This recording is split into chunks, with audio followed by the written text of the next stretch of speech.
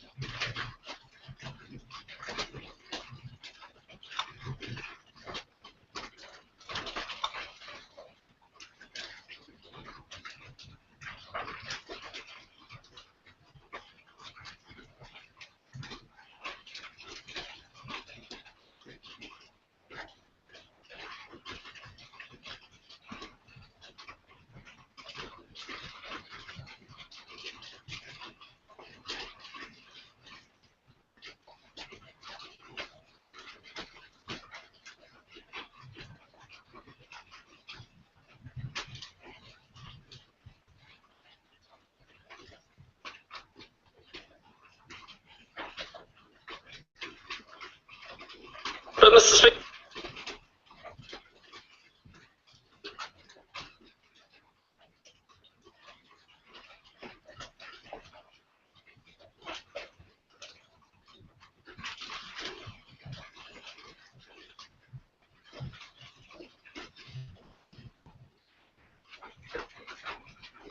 we live in a world where technology is heavily used now, where people do email, and actually from time to time people make mistakes. If the member is saying that this member of EQC, who I understand just reading the newspaper today, is a highly valued member, if the member is saying we should go and sack her, then that's a pretty high standard, and actually not one he held himself to account to. Point of order. That latter part of that answer was well off the question and actually was wrong in addition to that. I think the question has been very adequately addressed. Further supplement. To protect confidential information rather than dismissing it as he did yesterday when he said that, quote, all of us probably in our lives have sent an email by mistake. Well, Right Honourable Prime Minister. Speaker, we probably all have made mistakes. I mean, this member can't remember he's got a bank account offshore, but he's out there. Order. Supplementary question, David Shearer. What specific action will he take to give the public an assurance that their personal and private details are safe? Right Honourable Prime Minister. well, I'm tempted, Mr. Speaker, to say tell the Leader of the Opposition. He doesn't tell anyone about his private details. People will make mistakes. Last week, that member wanted to beg this Order, and that's not necessary to the answer today. What I can say is what I understand is that the person who emailed out that file did so in a way, not maliciously and not with the intent to embarrass other people, but they made a mistake. Last week, that member made a mistake. Order. Is this a point of order? It is. Point of order, right, Honourable Winston. Speaker, my point of order is, why are you allowing standing orders and Speaker's rulings to be flouted on this occasion 4 separate times when the Prime Minister concluded his answer with an unqualified attack on someone else in the House? Each time you did precisely nothing. No, that's on both occasions I rose to my feet and told the Prime Minister his answer was well and truly completed. Point of order, Honourable Trevor Miller. Mr. Speaker, I think the question then is what about the other 2 occasions? And if it's 3 strikes and we lose out, maybe the 4th time you could actually take some action? A further point of order from the right, Honourable Winston Peters. To complete what I was trying to say was that you cannot think that just by stopping him on 4 occasions that is an adequate response from the Speaker.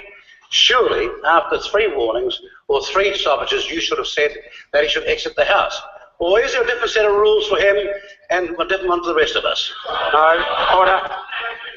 Right, Honourable Prime Minister, speaking to the point of order. I'm not going to litigate your ruling, Mr. Speaker, but the very point I was making was that this person made an honest mistake. That's my point. And that member claims he also made an honest mistake. Thank you. That's not a point of order either. Just order. I have a further point of order from Dr. Russell Norman. Is it a fresh point of order? It's seeking clarity on your ruling, sir. Are you ruling that the Prime Minister's answers were in order or not? I'm ruling. I have covered that point, I think, quite adequately for the rest of the House, but for the benefit of the member, the Prime Minister certainly addressed the questions that were asked to my satisfaction, but he added political points towards the end, I think, of 2, and if Mr. Peters says it was 4, it may have been more than 2 questions, that was certainly not helpful to the order of the House, as has been evidenced today. Supplementary question, Grant Robertson. What more evidence does he need that his government is failing on jobs than 200 people queuing for 7 jobs in South Auckland? Or the front page of the Nelson Mail that saw hundreds of people chasing a single job at Nelson Hospital? Or doesn't he think that his government's got a part to play in actually helping to create jobs, not just destroy them? Right, Honourable Prime Minister. Yeah, Mr. Speaker, well, it's not unusual when you have a lot of people chasing one job. My understanding is all 38 of the Labour caucus are chasing that job. Order. That is not a helpful answer to the order of the House. Point of order, Right Honourable Winston Peters. Mr. Speaker, by my reckoning, that is 6 times today. The Prime Minister, 5 in the question. Let me finish. All right? 5 times in the question, once in a point of order. Well, we're going to have a point of order system. Surely it applies to every MP. And your job is to defend the interests of minorities in this House.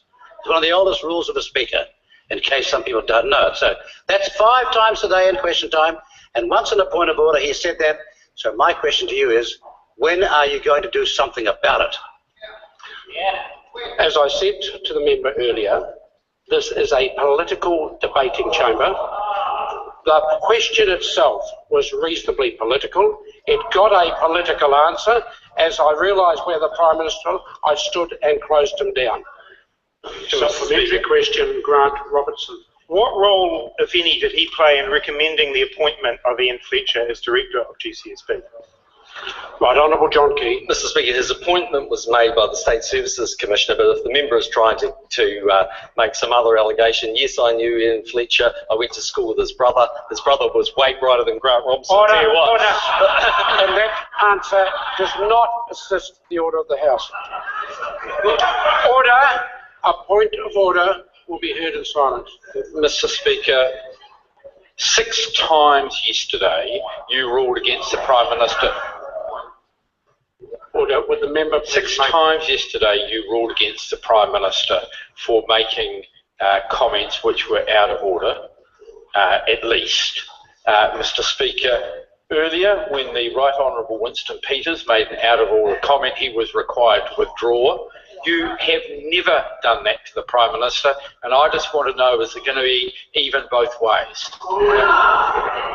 Speaking to the point of order, Right Honourable John Key. Speaker, I can't be expected to withdraw the Grant Robinson's not a surprise, Alistair Fletcher. Order. Listen.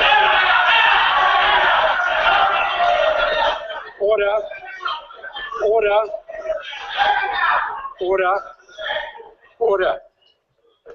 The Prime Minister addressed the question and then added a remark that was not helpful to the order of the House. I have moved immediately to stop him. I have now moved on. Does the member point of order, Honourable Trevor Mallard? Way, but I think the broad terms have produced over 1,000 tonnes of product. Multiple different markets with lots of different potential products. So these things are never simple for everybody, but we do have good systems. So I think that's part of the inquiry is to go away and after questions out our triple cases and what's happening on the whole over the dairy industry. So, Prime Minister, have you consulted with the opposition about the passage of this bill again? Yes, they have. In my sense, that's Labour. Yes. What about minor party? It's not going under urgency, though, is it? No, I don't so. I need to check that actually. Is there going to be an SOP? Yes, there will be an SOP for the prize book. And what's going to be in the SOP? I'll leave them spelled out for you, but there's a few bits and pieces. There's some technical points around, I think, the original legislation since the Minister and not Minister, so there's a number of things like that.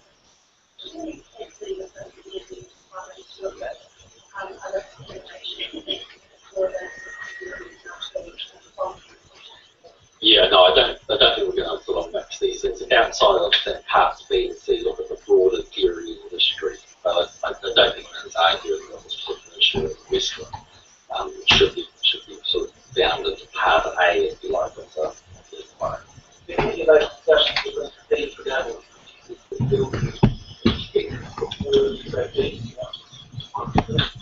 No, representations actually sort of reached out here, but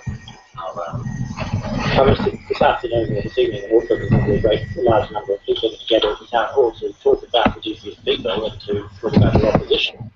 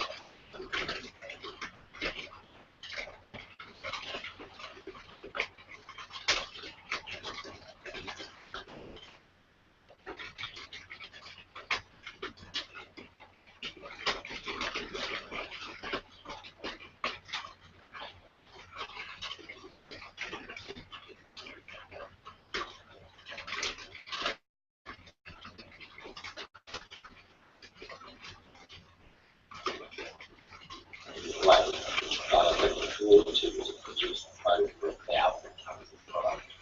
You know, multiple different markets with a lot of different potential products.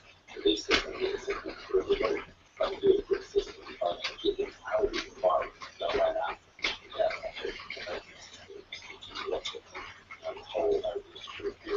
So, Prime Minister, have you consulted with the opposition about the message of this religion? Yes, they do. Demand census. That's it. So, what about mining trade? It's not going under urgency, though. No. Is there going to be an SOP?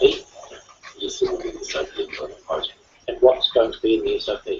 I'll leave it spelled out, but there's a few bits and pieces, there's some technical points around the original legislation system and story.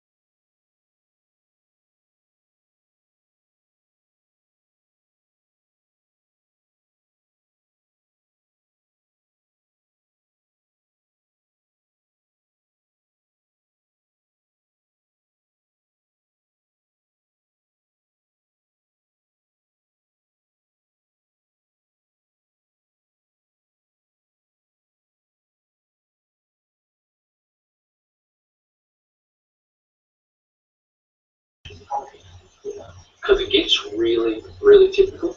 But essentially, the way to think through this.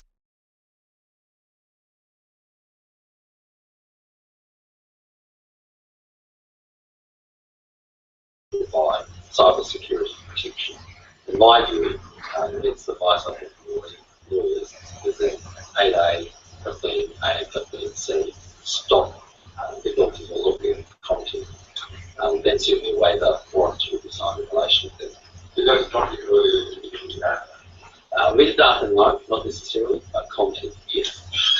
Depending on what definition you have of metadata within a content, it's extremely broad. It may not be in the context that you would think of metadata, it's really, really difficult. But essentially, the way to think through the very broad definition of metadata, again, look at metadata.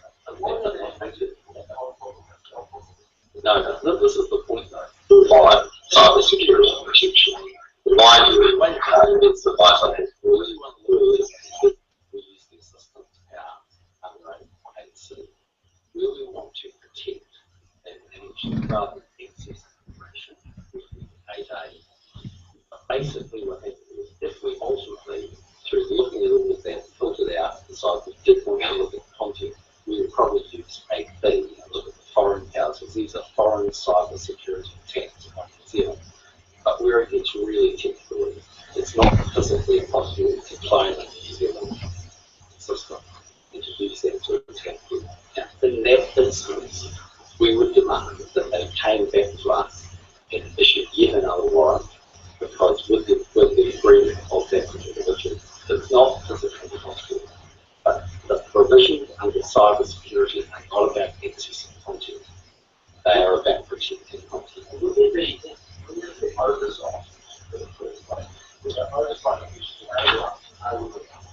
Correct, yes, because what happens is, as we've agreed, at the ISC, every year there will be a summary of the warrants that are signed, not an individual warrant, but a number of warrants in a category.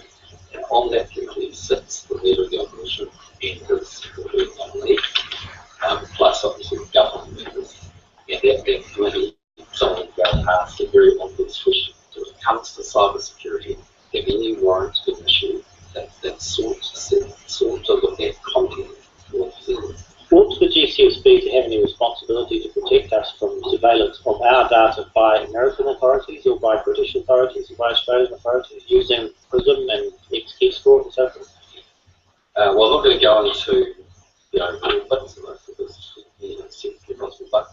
But what I'd say here is that we are trying to protect, and we have quite good reason to do that, foreign cyber attacks on New Zealand infrastructure.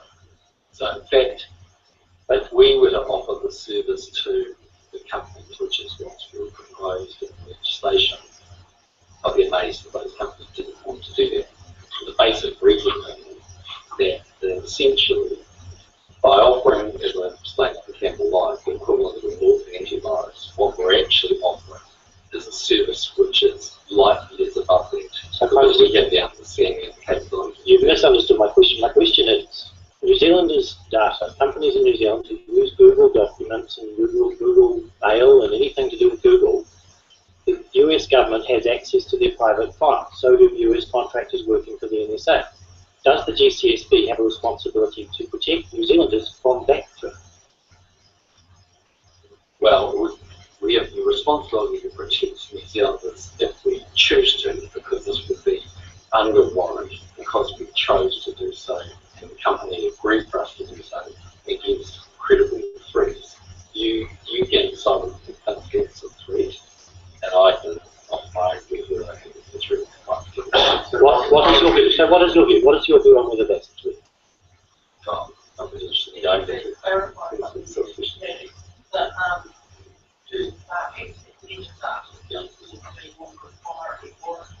Yeah, they require a warrant. So what happens is under the provisions of Section 8A for cyber security, that's warranted behaviour.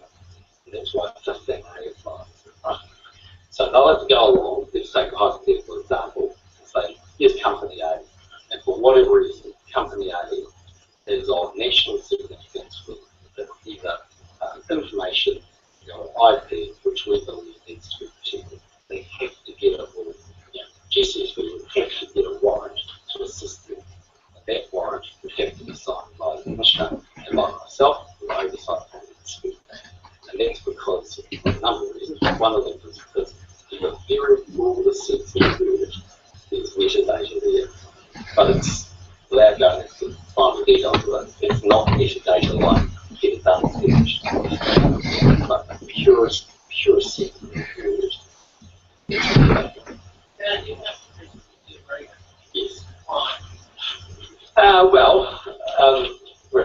We'll be at the sort of finishing flag, so I might as well take the opportunity I have to be there. So, as I said to you, because you asked me on a few occasions whether I'd be giving giving a particular speech on it. Now, I might as well take the opportunity because I'm here to read it in. Anyone could read it into the record, but yes, we will. And we'll be spelling out all the things that we've said because any judge, if this was ever tested in the court, will use the hands up in the reading speech to actually look at what the intent of Parliament was. And so I want to put on the record what my intentions are in relation to those warrants, what my belief is around the section of how the cybersecurity applies, and also our understanding of what the law is doing.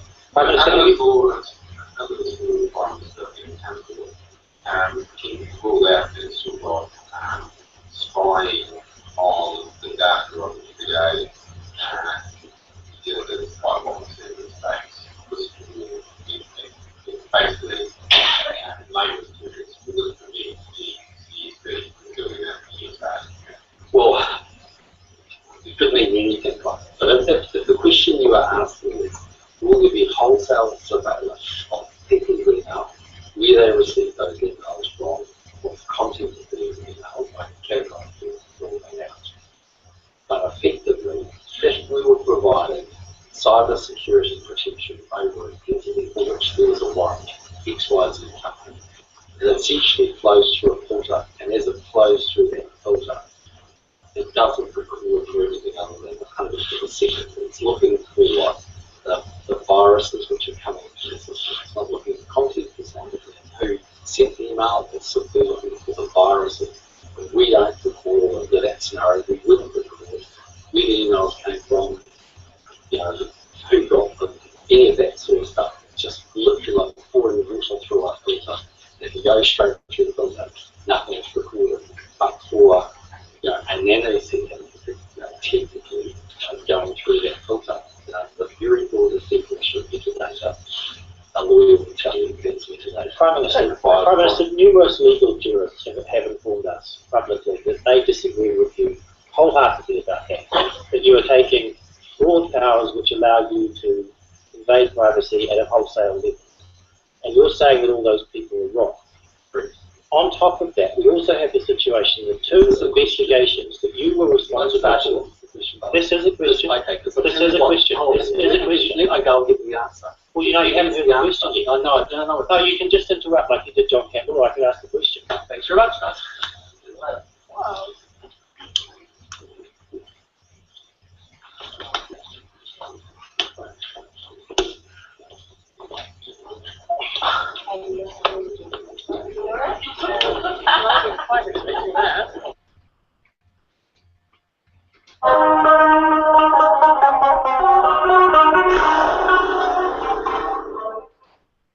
There has been a lot of talk about the Christchurch quakes, and many suspicions point towards a man-made disaster.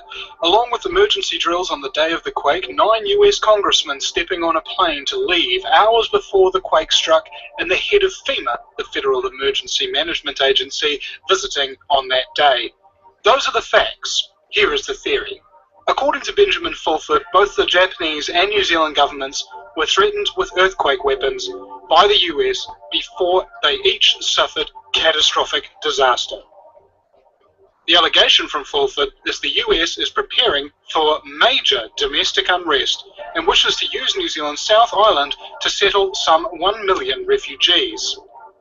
I have no idea if this is true, and I don't necessarily believe it. The following is an audio recording taken from a meeting with John Key. In this recording, he slips up twice, saying that Christchurch was a man-made disaster. The second thing is just the Christchurch quake. Can I just give you a little bit of a sense of what's happening there? So on the scale of focus, it's large. So just to give you a bit of perspective, it's probably about $20 to $25 million worth of rebuild cost. So as a man-made, as a natural disaster in a developed country, we cannot find a bigger example of something that's had a bigger impact on GDP. So the second thing it does is it buys reinsurance risk. So if there's a man-made, if there's a natural disaster like an earthquake, New Zealand is listed as third equal on Transparency International's Corruption Perception Index. In my experience, perception is often far from reality. Listen to how John Key reacts when asked, is New Zealand going to ratify the United Nations Convention Against Corruption? Which, by the way, we're one of the few countries yet to ratify it. I'm no UN lover, but we can all agree, corruption ain't worth loving. I'm just wondering, John Key, when the opportunity will come for New Zealand to ratify the Treaty Against Corruption? Against corruption? Is that the UN treaty? Yes. I haven't thought to it. Might be an idea too. I can say that I don't know we haven't got away with it. One bit of good news is New Zealand is generally seen, I think rightfully so, as one of the least corrupt societies. And I think actually that's true. In my experience that's true anyway. I've seen that, and I've worked in Asia and other parts of the world, and certainly corruption is a much more significant issue there. But if you've got anything you think we need to go deal with, we've done it well. But I wasn't aware New Zealand had an info. It's unusual we have it. Think for yourself and don't place belief on anything based on one video. Vincent Eastwood, Mr. News.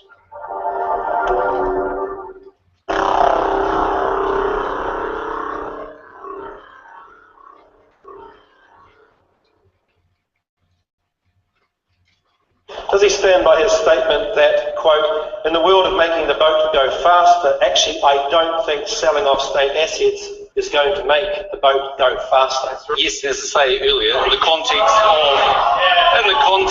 of what I said was, I personally don't think that's the issue that the current economy faces. Actually, the economy changed dramatically from there. Michael Woodhouse. Thank you, Mr. Speaker. To the Prime Minister, what reports has he seen on mixed ownership models in other countries? The Right Honourable Prime Minister. Mr. Speaker, I've seen a very interesting report about a country that has well and truly embraced the mixed ownership model. That country, wait for it, is Finland. The large energy company Fortune is 51% owned by the Finnish government and 49% owned by a mix of other investors, including Finnish mums and dads. And the national airline, well, it's 56% owned by the Finnish government and the balance owned by Finnish mums and dads and others. This is the same country that is repeatedly held up as a shining example of where New Zealand should be going by none other than David Shearer. Is it his view that the $150 million fee for selling state assets is very low?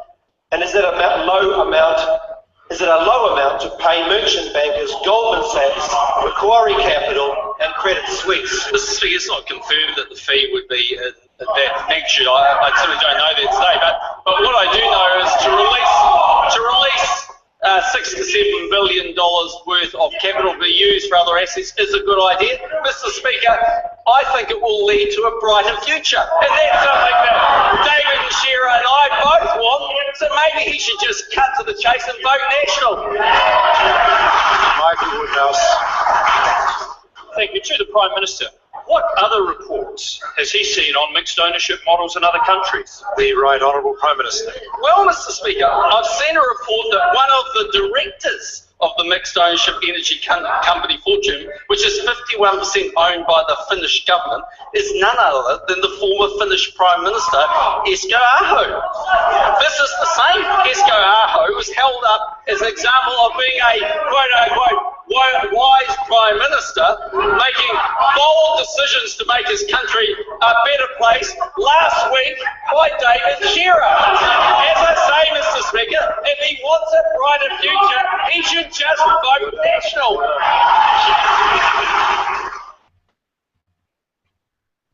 I'm delighted to have you here, Prime Minister. Welcome. Great to be here. Thanks very much. Excellent. When Rebecca Wright, our reporter, asked you on Saturday at the National Party conference to discuss this issue, you raised snapper quota. You were fairly contemptuous of Rebecca's question line. You said no one gives a damn, and you also said you probably wouldn't come on our show. What's changed since then? Well, firstly, I'm right, so nothing's changed about the snapper. We got 124 submissions on the GCSB bill and 30,000 on the snap. Secondly, why did I come on the show? Well, I said I probably wouldn't, but actually there's so much misinformation and so many things that the show's got wrong. Well, I felt a responsibility to come on and try and correct some of those. Well, it seems to me, and I've heard that there's been internal polling, that people didn't like your response to Rebecca Wright, and maybe this is damage control from you coming on tonight. Is that not the case, you're telling me? No, we polled, as we poll every week, and we polled Monday and Tuesdays, and our polling last night was the same as the week before and the week before and the week before, 49%. It's great to have you here. What have we got wrong? Well, you've got a number of things wrong. I mean, firstly, the question you're wandering into cafes and things around the country and basically put the proposition you're putting to people is that under the GCSB law, the government effectively through GCSB will be able to wholesale spy on New Zealanders. Factually, totally incorrect. Okay, so the warrant, like all warrants, it's the same as the warrants for SIS, have to be signed by the Commissioner of Security Warrants, which is a retired High Court judge. Appointed by who? By me, has been... who was the other person who signed the warrants? Okay, me, right. So you and a person that you have appointed. Okay, so let's say they are independent. Are you really seriously going to tell New Zealanders that the way the government is going to get around this is to corrupt a judge? Because that's a very serious allegation and not correct. Wait a minute, you're putting words in my mouth. Well, you just said who appoints them. Well, you do appoint it. That's a statement of facts. Can I just finish one last point of this? Okay. Because it's really important. This is why I'm on the show, actually, is to get the information out. You can say whatever you like, unfiltered, for days on end on your show. Right, so hold on. We've asked you on numerous times. Okay. Numerous. Okay. So take Kim.com. Okay, Kim.com was illegal under the old law, which is why I apologise, and it's illegal under the new law. Okay, so let me tell you what that means. It's meaningless. Okay. It is so broad. Okay, no, it's not meaningless. The lawyers absolutely understand that. It's in the departmental report. You know what happens under that? They cannot look at the content of anything in there. All they can do is protect you. So it's against malware or against a virus. You're going into a shop or you're going down the main street of New Zealand and you are saying, do you want to be spied on? If you come and ask me that question, the answer, John, is no. No, we're not. But you cannot do asking that people under they want to be spied Section on. I'll tell you what, let's play you some of the experts. Have you seen that? People say it's been rushed. That's what Sir Bruce is saying, what Jeffrey Palmer is saying. The Law Society. Okay, well, is it rushed? Okay, for a start off, legislation's been out there for some time. Secondly, we ran a public hearing. Thirdly, there is nothing that's come up in any of the 124 submissions that hasn't been answered off in the departmental report. There's great understanding if you read that report. I know. You are a brilliant politician. No, I'm not. Yes, you are. Well, and you do a wonderful job on the show tonight. But you did rather hope that this would sneak through under the radar. You haven't fronted. You weren't in the House for the committee stages. You weren't there for the second reading. You have been conspicuous by your absence. Okay. You had one silly committee day that you were there. I want to go through. Can I ask you? Can I just go through those just while we're here? Okay. So I want to ask you some quick questions to get yes and no answers. Absolutely. Absolutely. Okay.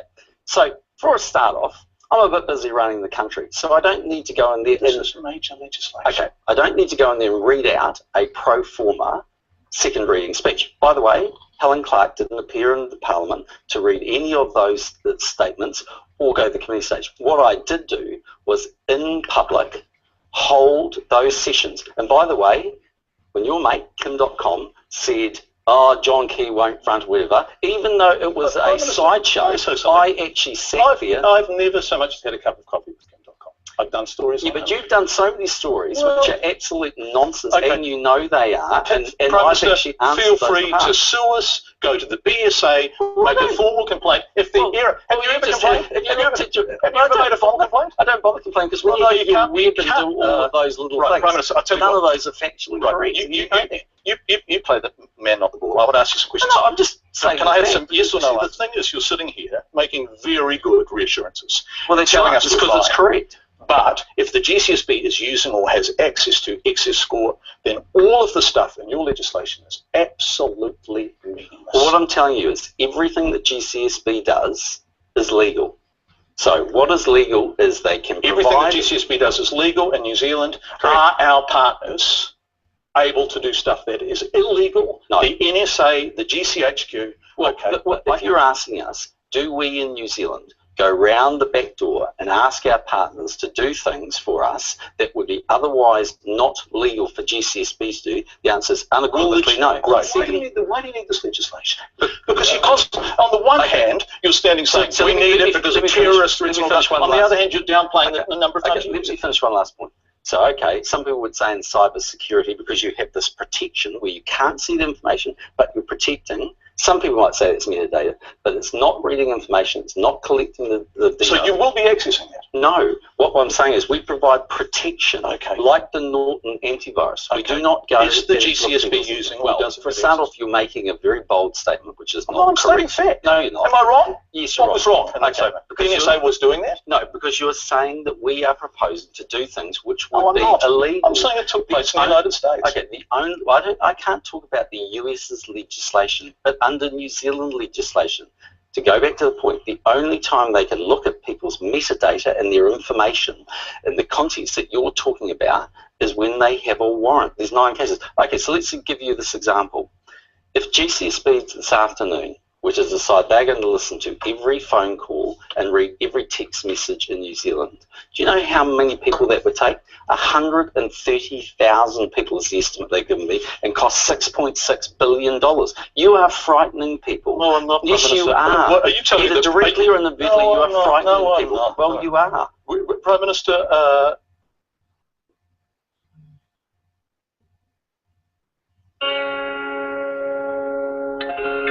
Not going to become attuned to making decisions at a very fast, instantaneous decision. Are you aware you're talking about millions, sometimes billions of dollars? Is it real money to you? Yes, it is actually. I think so, yes. No. So how good at his job is John Key? He's exceptional.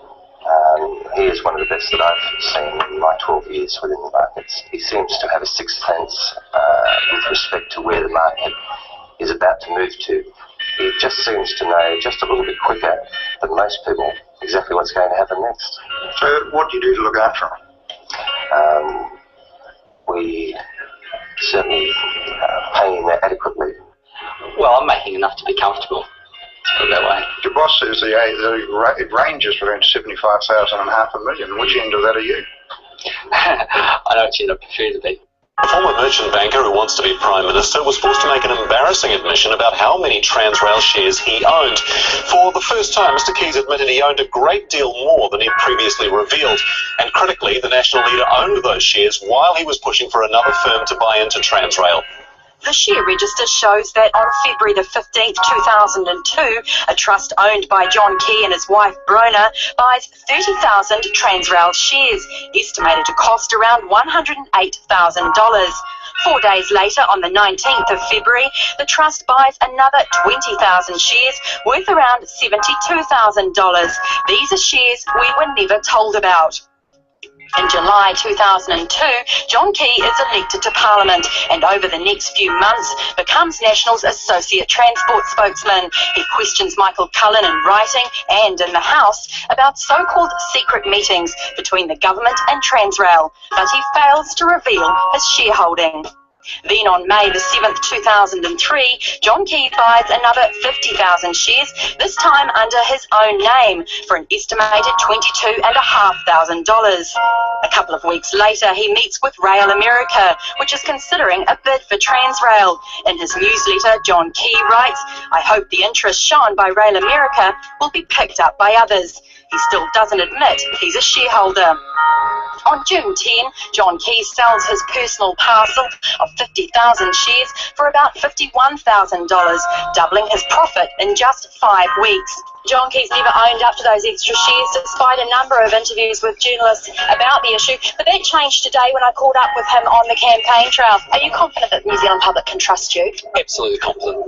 What about when it comes to trading in shares? How many shares exactly did you and your family own in Transrail? 50,000 at the maximum point. Sometimes 25,000, sometimes 50,000. Did you personally buy 50,000 Transrail shares in 2003 and sell them 5 weeks later? Look, actually, maybe 100,000 from memory, yes. sometimes 50,000, sometimes 100,000. Yep. Isn't that an issue you should be clear about? It was 100,000. Yeah, totally. You've only ever been honest about the fact that your family trust owned 30,000 shares. Why has it taken till now to front up about the extra shares? Well, no one's ever asked me the number I've owned. I've always declared I own the shares. I have owned them, and I sold them on the date that I said. I don't ever believe I've traded shares for my own personal benefit with information I've had from Parliament. You did benefit, though. You doubled your money on those particular shares. The Prime Minister is rejecting accusations of a conflict of interest in the handling of his investments. His denial of any wrongdoing comes after claims from the opposition that a blind trust set up by John Key isn't actually blind at all. The idea is if he doesn't know or control those investments, they won't influence the decisions he makes. I have no concept or knowledge of what's in there, and I stand by that statement 100%. When John Key became Prime Minister, he put his money into a blind trust called Allgate. Another company called Whitechapel was set up around that time, and that one is open for anyone to see.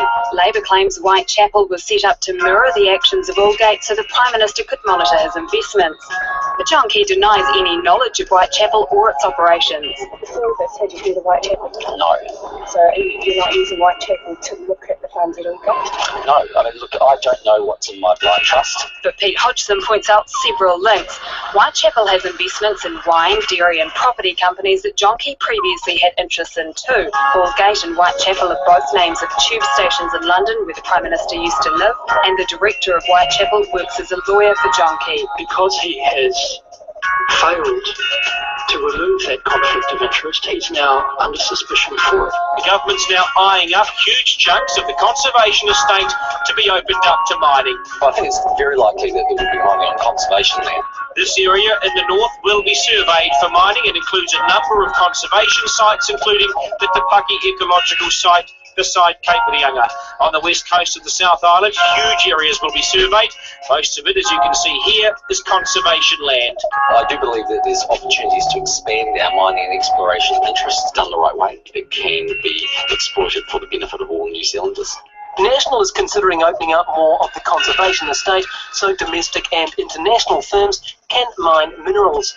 But does that place the Prime Minister in a difficult position given he owns shares in an Australian mining company? It's a very small Australian gold mine. I actually had a lot of shares in that company and I basically largely sold them. It was a remnant small amount. It's a tiny sort of thing. Mining's big business in Australia, and our Prime Minister was in on it, initially owning 1 million shares worth around $200,000 in a small gold exploration business that merged with a uranium mining company. Is that something that you, as a leader of a nuclear-free country, would be concerned about, or is this not something you've looked into? It's not something I've looked at since I bought it back in 2001 when I was in Australia, so... as I was a reasonable shareholder at the time.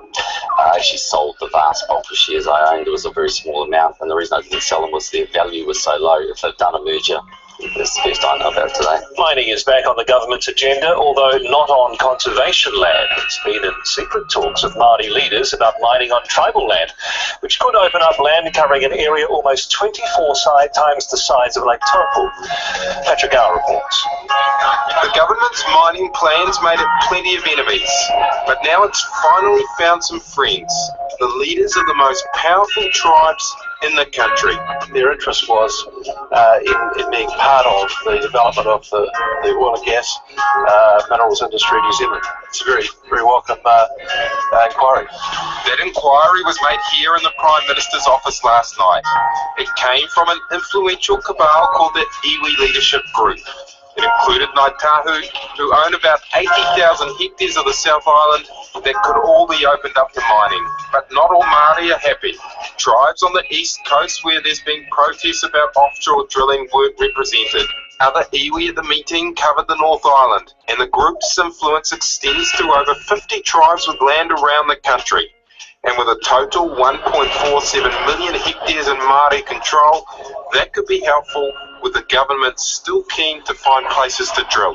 I don't ever believe I've traded shares for my own personal benefit with information I've had from Parliament.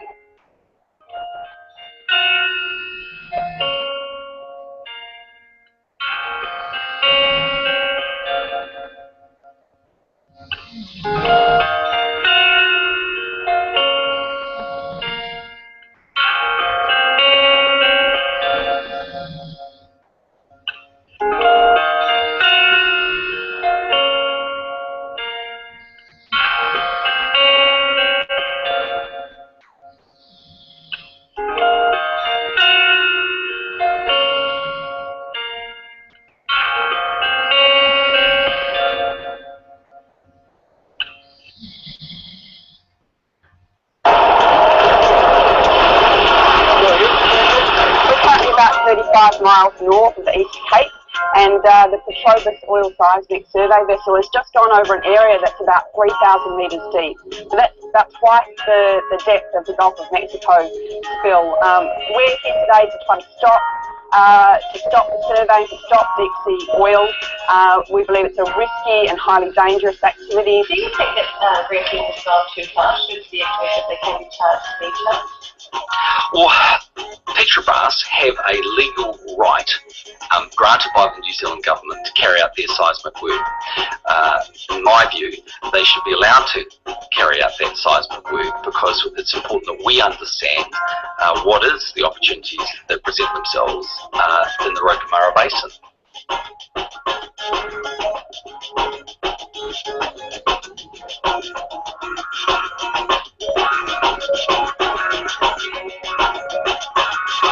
Petrobras have the legal right to carry out their seismic work.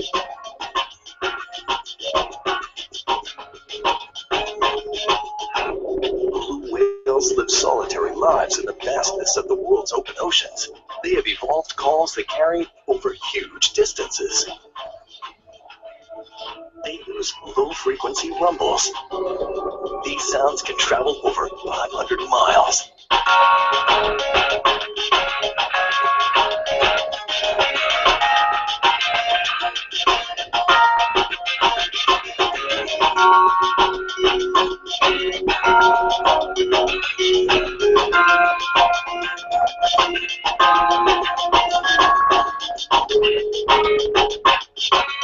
It's Mike Hosking, but the police and the Navy might well need to be brought in to get the protesters out at sea over the oil exploration business sorted. Petrobras, of course, have got the permit to look for oil off the coast of the East Cape. The sea is our life, our mother, our home. New Zealand. Aotearoa. Our people as one. We protect, we serve, We defend. we preserve. We are your best. Your bravest all. We are your Navy.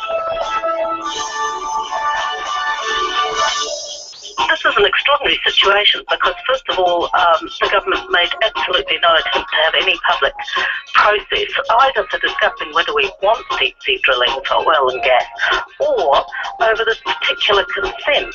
All of this has been done without any opportunity for public input or input by the local people. The environmental impacts, the pollution impacts, the impacts on the climate, none of those things have been considered. So we've had a non-cost benefit analysis that only looks at the financial flows to a foreign company, and it seems to me that John Key is completely out of order. We need some clean economic thinking rather than this relentless pursuit for the last few drops of oil that the government has on its agenda.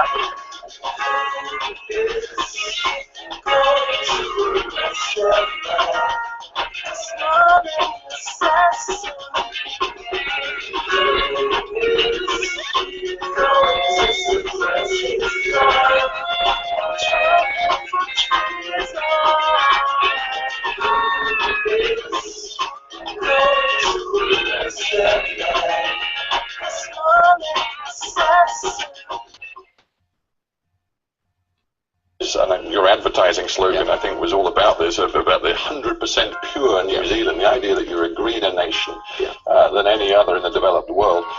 That already isn't true as your population does slowly rise, and it's going to get worse. It's polluted. 30 centimetres before your feet disappear.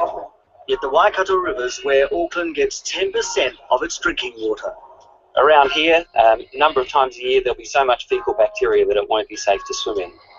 The water is filtered to make it drinkable, but the Greens say a better solution is to crack down on effluent from intensive farming.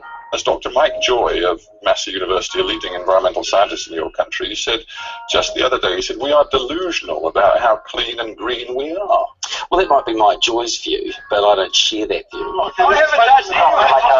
Anti-1080 demonstrators invading the restricted loading zone in an effort to try and stop a huge helicopter poisoning operation on the coast.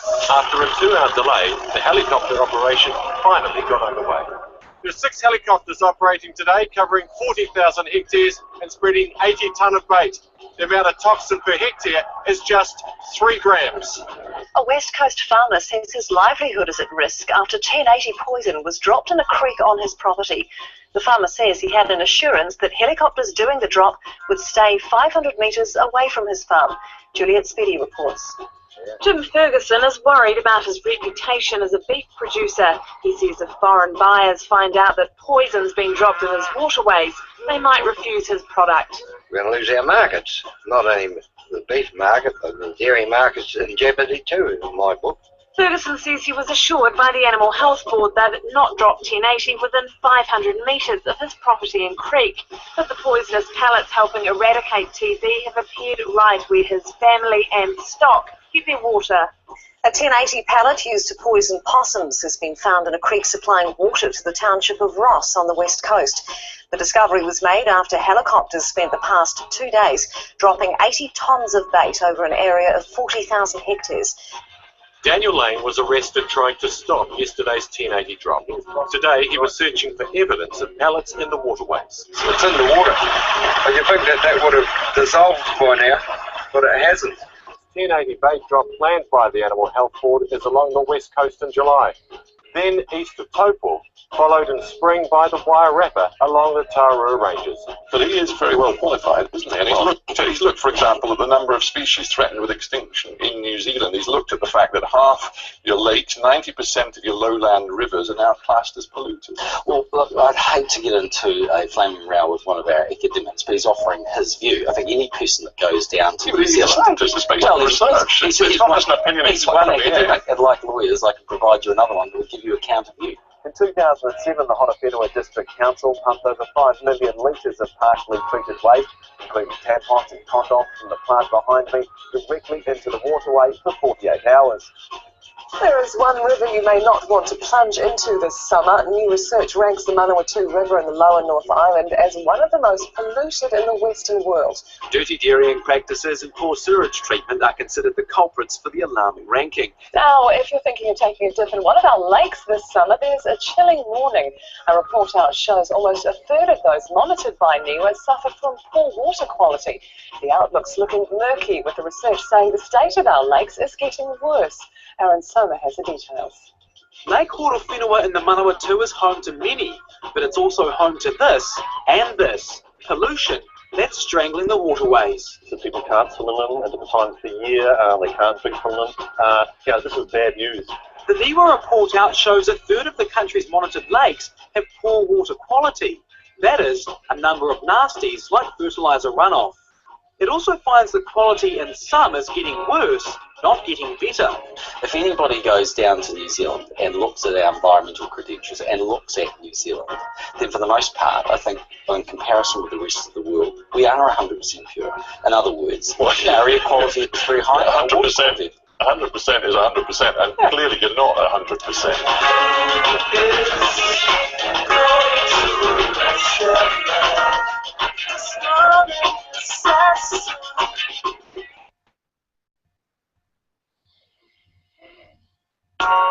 The government's now eyeing up huge chunks of the conservation estate to be opened up to mining. There could be $60 billion worth of precious minerals just waiting to be extracted from high-value conservation land. But mining companies may pay the Crown a mere 1% of that. Billions of dollars of precious minerals could be lurking under our treasured conservation estate. But are the returns from digging them up worth the potential damage to our landscape? Does that place the Prime Minister in a difficult position given he owns shares in an Australian mining company? We've taken a closer look at what we do get out of the mining industry. It seems the taxpayers' take's not that great. Who is going to rest their hands and who is going to address his plan? Express his hand. Who is going to arrest their hand? And who is going to address his plan? We're too busy with shake, rattle and roll. We forgot to throw the snake back in the hole. We were too busy with the wop, wop, wop. Forgot to put the top on the shoebox and lock it down rude with the bomb. Shoe wop, wop, the rattle and the ding. We need to stop the clock and turn the grammar jammer thing on. Hip hop, body rockin', doing the do. We need to flip flop this shoddy plot and ruin the coup. I shape this ink to try and make you think. Skating rink, shrinking lake, we could skate or sink. I start to take steps to change, the more sense it makes. Hard swift, the brain of all dense mistakes. A lie becomes inscribed when scrums are reenacted. Playing tribe against tribe, rights, guns and blankets. Government still finances our listening choices under a guise while silencing dissident voices in an attempt to shut me down and remove my rights. You will lose the fight because you will prove I'm right. People choose the lie because we suffer inside when we've got nothing to lose and we got nothing to hide. And USA. John Key is evil, but his act is nice. We're not free, we people are a sacrifice. With the shake, rattle and roll. We forgot to throw the snake back in the hole. We're too busy with the wop, wop, wop. Better go to put the top on the shoebox and lock it down bruised with the bomb. Shoe wop, wop, the rattle and the ding. We need to stop the clock and turn the grammar jammer thing on. Hip hop, body rockin', doing the do. We need to flip flop this shoddy plot and ruin the coup. They appoint a prime minister, a leader in chief, and to make the crime sinister. Seize freedom of speech, they feed on the weak and those eager to teach. Grind deeds, find weeds, and beleaguer the beach. A seizure of public lands reveals a gluttonous chase. Underhand deals, a cover up in the place. A scheming to control us and poison our lands. They've got black sand, coal dust, and all on their hands. Untapped resources and lush titanium sands. Unmapped shorelines and grand subterranean plans. The Australian banks and the hidden agenda. The alien scams and the prison pretenders. Oops, gone off topic. Where was I? Cheater, John Key investment banker, quasi-leader with corkscrew support crew. Flawed with shortcuts, take a walk through your altar before the port shop. With the shake, rattle and roll. We forgot to throw the snake back in the hole. We're too busy with the wop, wop, wop. Better go to put the top on the shoebox and lock it down bruised with the bomb. Shoe wop, wop, the rattle and the ding. We need to stop the clock and turn the grammar jammer thing on. Hip hop, body rockin', doing the do. We need to flip flop this shoddy plot and ruin the coup. I was hoping last time would be the last open cast line. I hope the start chimes throw the rope and cast lines, broken vast binds. They're like choking grass vines, the overpass wines from upper class lies, the masterminds with past times and half lies. A true real plan, their prizes minerals and surprise it out of New Zealand. And while we're focused on the earthquake, we're bureaucratic locusts. Prepare a first rate doing John Key is borrowing a multi-billion-dollar blank check translated, probably $1 trillion bank debt with interest. Every worker must pay back. Hello, slaves. You work to just pay tax. I just say facts. They bail us, they own us, and every generation on that failure is their owners. And your donkey, Kimberly sold you short. You didn't see it, cause you were too involved in sport. We were too busy with the shake, rattle and roll. We forgot to throw the snake back in the hole. We were too busy with the wop, wop, wop. Better go to put the top on the shoebox and lock it down bruised with the bomb. Shoe wop, wop, the rattle and the ding. We need to stop the clock and turn the grammar jammer thing on. Hip hop, body rockin', doing the do. We need to flip flop this shoddy plot and ruin the coup. It's going to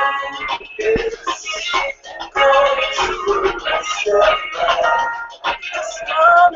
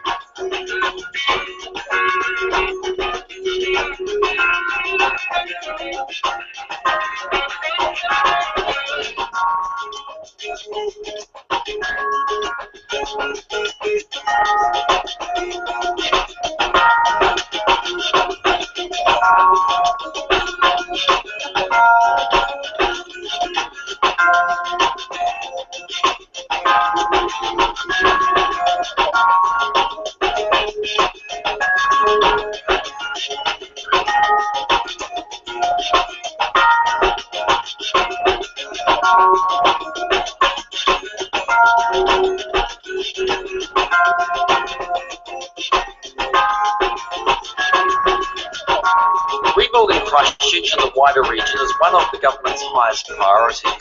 Billions of dollars will be spent here, and central government will be accountable to taxpayers for that money. We as a city respect all of the taxpayers of New Zealand who will be part of supporting this vital process. Put simply, these are extraordinary powers for extraordinary times.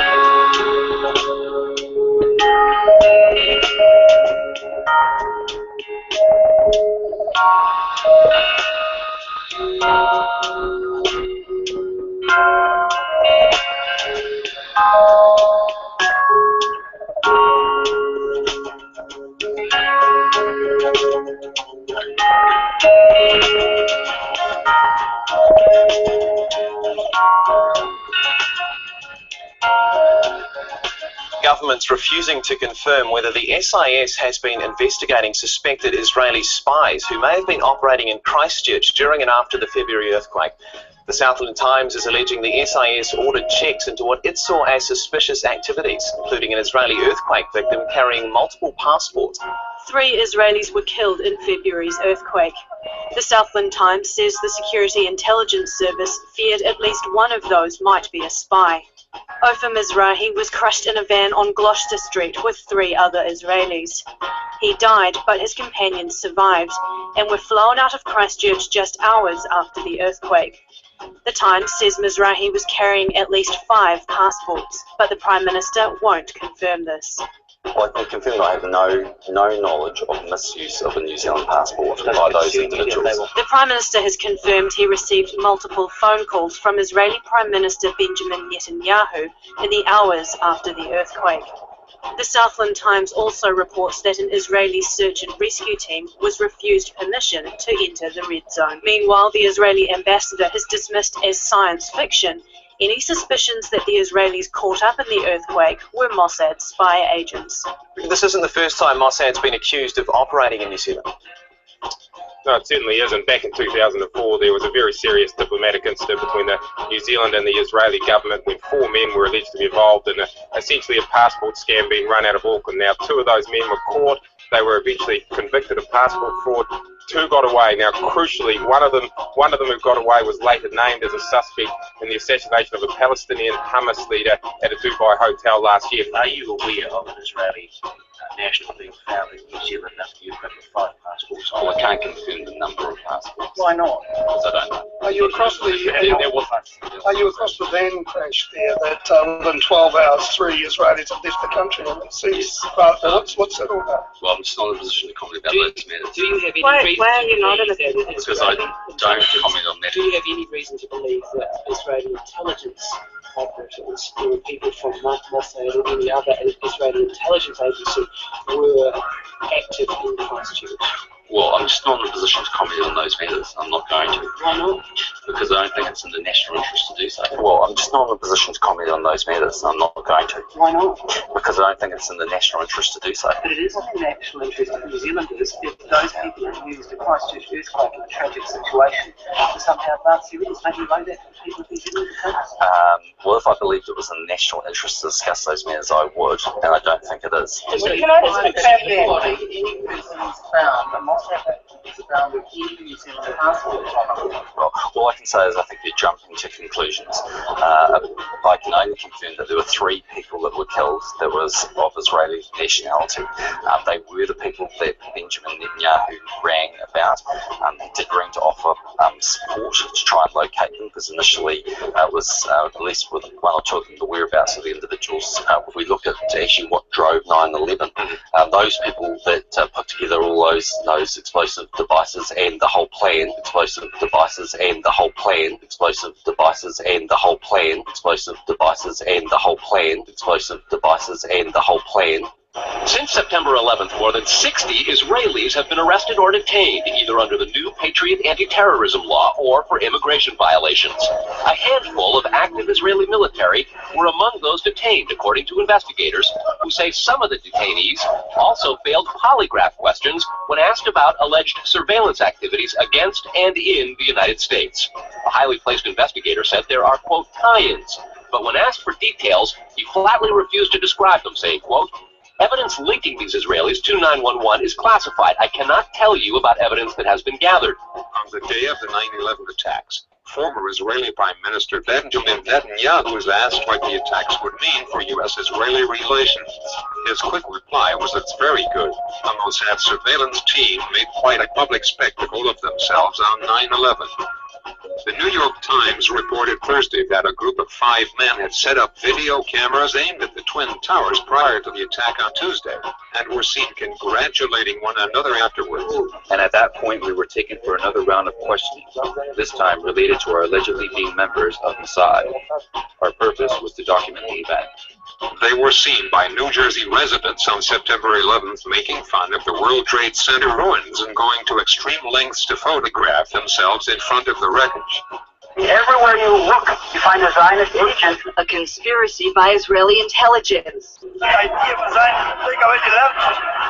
From the Palestinians to the Arabs, they're starting the whole fighting.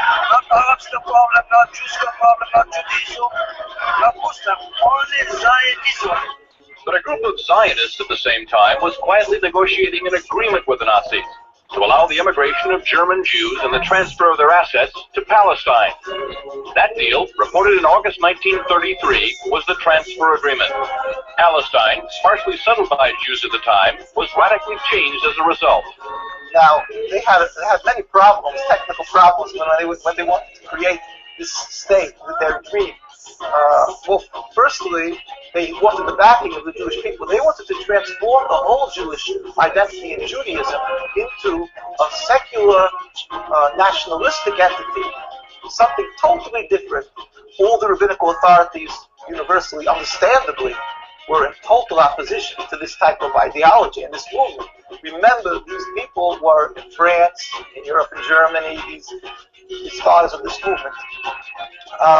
So therefore, the ones who knew them well were the rabbis in Europe. So they were the first to put up the alarm about these people, even before they came up with the concept of going to Palestine. Judaism is spirituality, a religion of compassion to emulate God. Zionism has been created 100 years ago by atheists, people who have a horse religion, who wanted to transform Judaism from religion to nationality. German Jewish settlement of Palestine was, for a time, official Nazi policy. These photos of Jewish life in Palestine, along with a lengthy text, appeared in 1934 in the Berlin paper Der Angriff. The publisher, Hitler's propaganda minister, Joseph Goebbels. A Nazi Visits Palestine was the title of the multi-part series. A medal was struck by Goebbels in commemoration. On one side, the swastika. On the other, the Star of David. Well, I'm just not in a position to comment on those matters. I'm not going to. Why not? Because I don't think it's in the national interest to do so.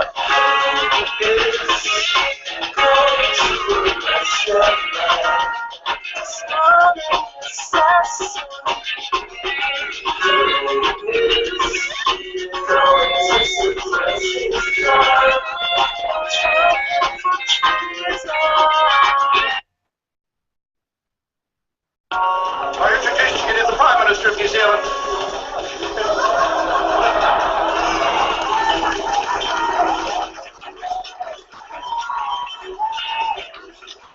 Please welcome Prime Minister John Key. 1981. Were you for or against the Springbok tour? Oh, I can't even remember. 1981. Was it 20? I don't really know. I don't really have a strong feeling of it at the time, so yeah, it's such a long time ago. Where were you? Well, I was in New Zealand, I was in New Zealand. I probably would have been my first year at university because I'm just trying to work it out. I would have been 20 then. It was the hot topic at universities in 1981. Yeah, it was. was. You would have been at university in '81, right? You were at university. Where did you stand on the Springbok tour? Look, I've been asked that question quite a lot. I mean, frankly, I didn't have a really strong view on the tour. I certainly didn't go to the games. Just the start. Ladies and gentlemen, please welcome the Prime Minister of New Zealand, the Right Honourable John Key, and the Chairman of the International Rugby Board, Bernard Lapasse.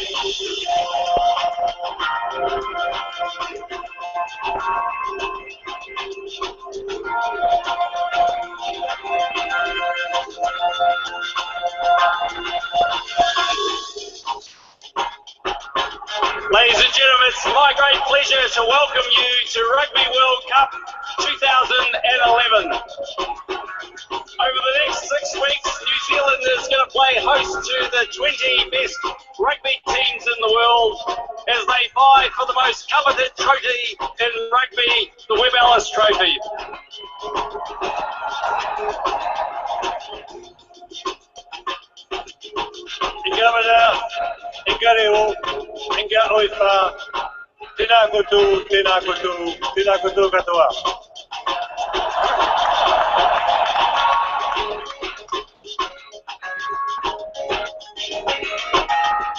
Shot one, take one.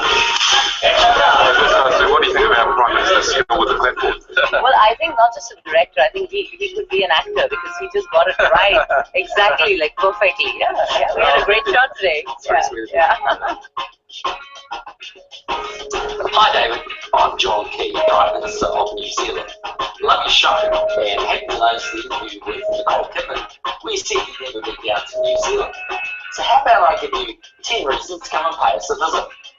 Number 10, we have some of the best canned ham south of the equator.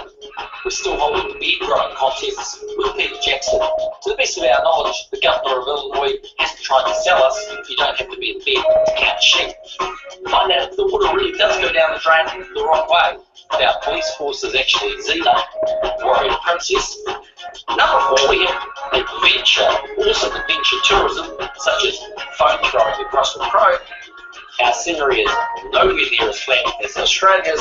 We're the only country in the world who can still take a flight to the Concords. And the number 1 reason why, David, you should come down to New Zealand, hip hopping with the hoppers. So come on down, pay us a visit. I'll buy you lunch. There's a gentleman here from New Zealand, a typical New Zealander from off the street. Not just a typical New Zealander from off the street. Listen to this. Here to present tonight's top 10 list, please welcome New Zealand Prime Minister John Key, ladies and gentlemen.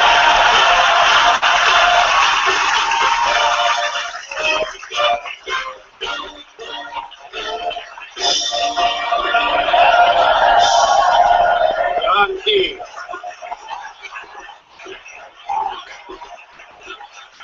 Listen to this. For the last 6 years, New Zealand has been ranked as one of the 5 best destinations in the world by Condé Nast Traveler magazine. That's a 5 best destinations. That's what I'm saying, so. Beautiful.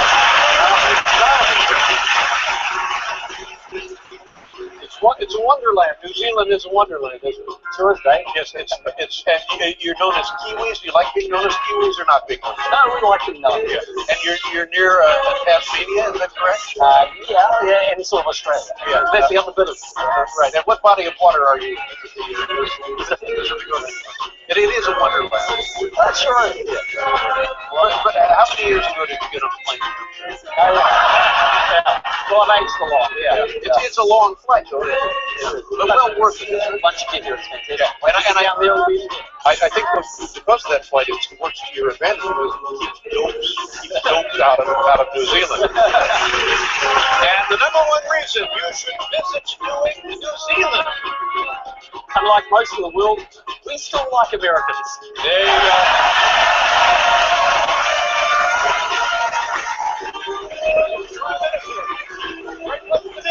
It's been revealed Prime Minister John Key's appearance on the David Letterman show 2 years ago came about because a public relations company was paid to lobby the show. John Key read out the top 10 reasons for visiting New Zealand, at the time describing the opportunity as gold. But he was only invited on because Tourism New Zealand paid an American PR company a $10,000 retainer to raise New Zealand's profile. In my view, it promoted New Zealand, but there wasn't a payment made to Letterman, there wasn't a payment made to get us on the show. These people worked permanently for us, they paid every month. He also admitted he made a joke audition tape, but is unaware whether it was sent to the Letterman show.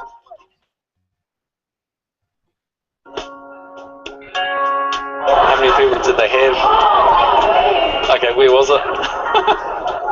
Oh, okay. No, wasn't aware of it. Just over 2 hours' time, the first steps of a major hikoi from Cape Reinga to Parliament will be taken. At issue is the government's plan to sell down state assets. We just don't want our country sold to or controlled by foreign companies. He hikoi hei whakahe I te hokonga o ngā rawa o Aotearoa ki ngā ringaringa o tā wāhi.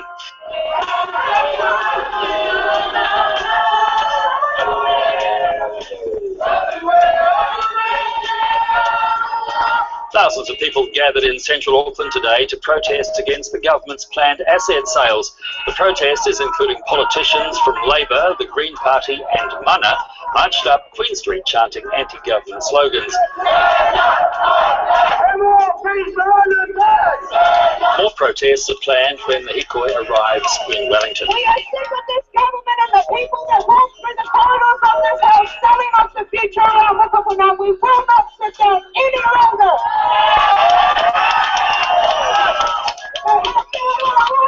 This is the time for the uprising because we are the people fighting for this land. Māori are being called to march against what's being labelled the sell-off of Aotearoa. Asset sales and foreign land ownership are at the heart of the hikoi, which will set off from Cape Reinga on Tuesday, heading for Parliament. We don't support what's going on in mining or on offshore drilling because the policy is against the people's interest and it's massively in favour of a minority and overseas interests. A hikoi protesting against government plans for a partial sale of state assets is set to head to Parliament shortly. Well, I guess what we wanted to do is to make this issue so politically toxic to the national government that they're going to have to walk away from it. You know, it's, the opposition parties don't have the numbers to stop it, so we bounced it out of the Parliament into the court of public opinion, and so the citizens can stand up and have their say and demand that the government take action. Protesters are vowing to keep fighting against asset sales after zeroing in on the people in power. But Prime Minister John Key is refusing to back down as the hikoi reached Wellington 11 days after leaving Cape Reinga. There are a range of different groups participating in this hikoi, protesting a number of different issues. Members of the Mana Party, Greenpeace activists and iwi members are all here. They've all united under one message, under one name, and that is the Aotearoa Not For Sale hikoi. They came in their thousands, clogging up the streets. Led by the young, their message was clear. We must look after our mountains, our rivers, our assets, because without those things we cease to exist as an identity. An identity they fear could end up in foreign hands. This is what they're opposing, the government's proposal to partially sell off state-owned assets, including 4 power companies and a sell-down in the stake in New Zealand. Other issues include deep-sea oil drilling, mining, and the sale of the Crayford farms. These assets belong to all of us, John Key. They're not yours to sell. This is not about the politics. This is not about the parties. This is about the people. Aotearoa is not for sale. Tell John Key to go to hell.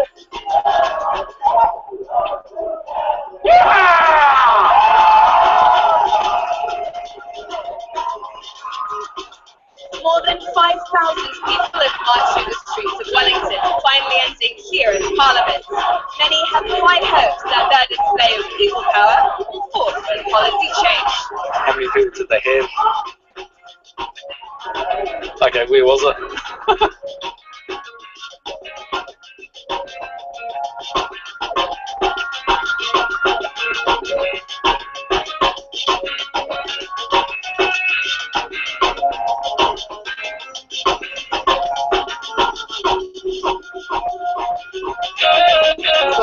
Oh, okay. No, wasn't aware of it. Don't matter what colour you are or who you vote for. Our country is being sold out from under us. And unless we stand together to oppose it, we're going to lose it all. Going to arrest that man. Starving assassin. Who is going to suppress his plan and try him for treason?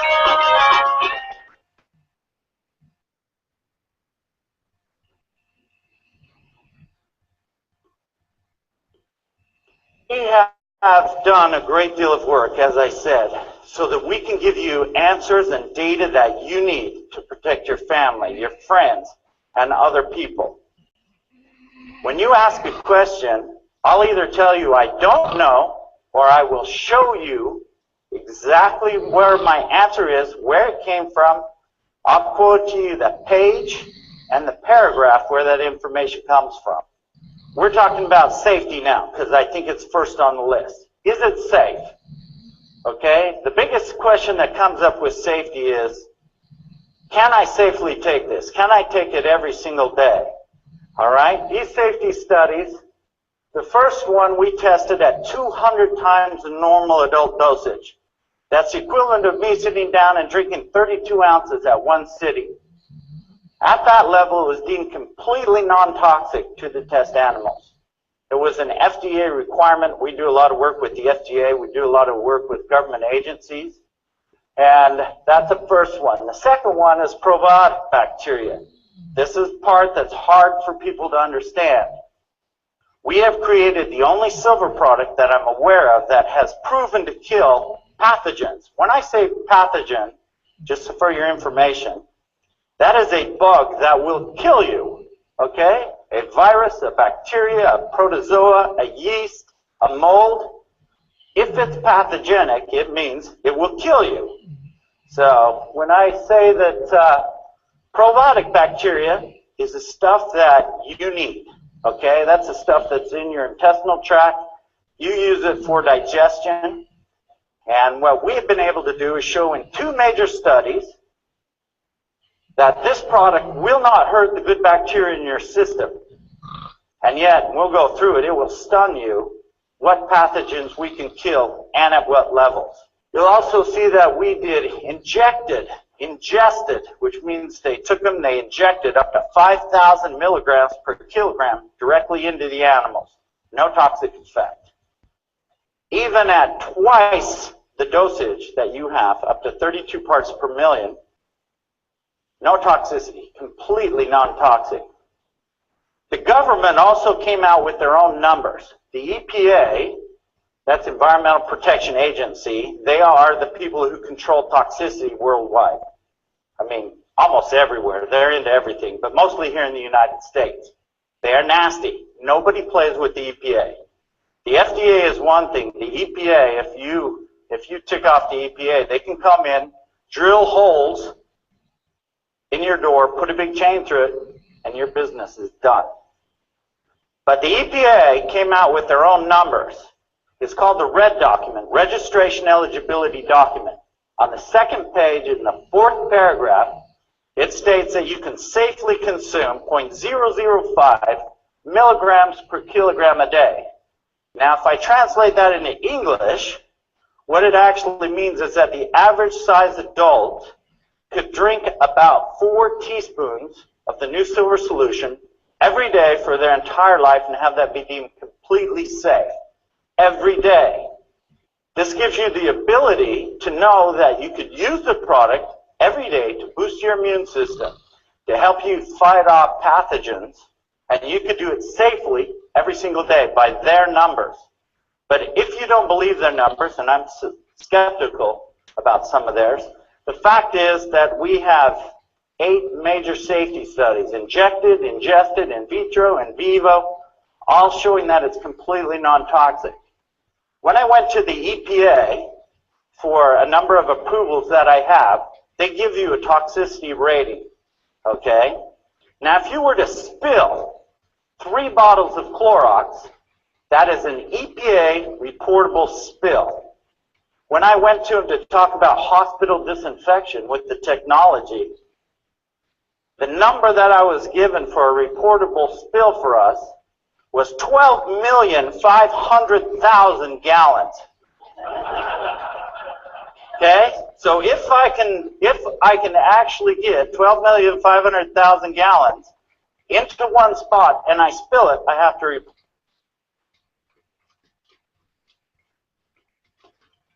The next question that comes up is, what makes you think by internal usage this product can do any good? Okay? Nobody has ever proved that using a silver product internally could do anything at all. You'll see that argument everywhere. This is a 124-person study, 4 different hospitals in Africa. We didn't go to them, they asked us. You'll notice on there as you go down, they use it for things like eye infections, ear infections, urinary tract infections, sore throats, abdominal pain and diarrhea, bronchitis, vaginal yeast infections, sexually transmitted diseases like gonorrhea. They had viral infections, upper respiratory tract infections. They used the product at about an ounce a day. At that level, all 124 of those people were in full recovery in an average of less than a week. Okay? We proved that internal usage of the product could in fact help your body to recover and recover very quickly. Malaria is the second leading cause of death on the planet. I touched on that. We've done 54 cases. That's why they asked us to go in and testify before Congress. Nobody can cure malaria. Okay? The pharmaceutical products that are out there are so nasty that they're almost as bad as having malaria just to try them. At a level of using an ounce a day in 2 divided doses, we were able to wipe out the protozoa from the bloodstream in an average of 3.43 days.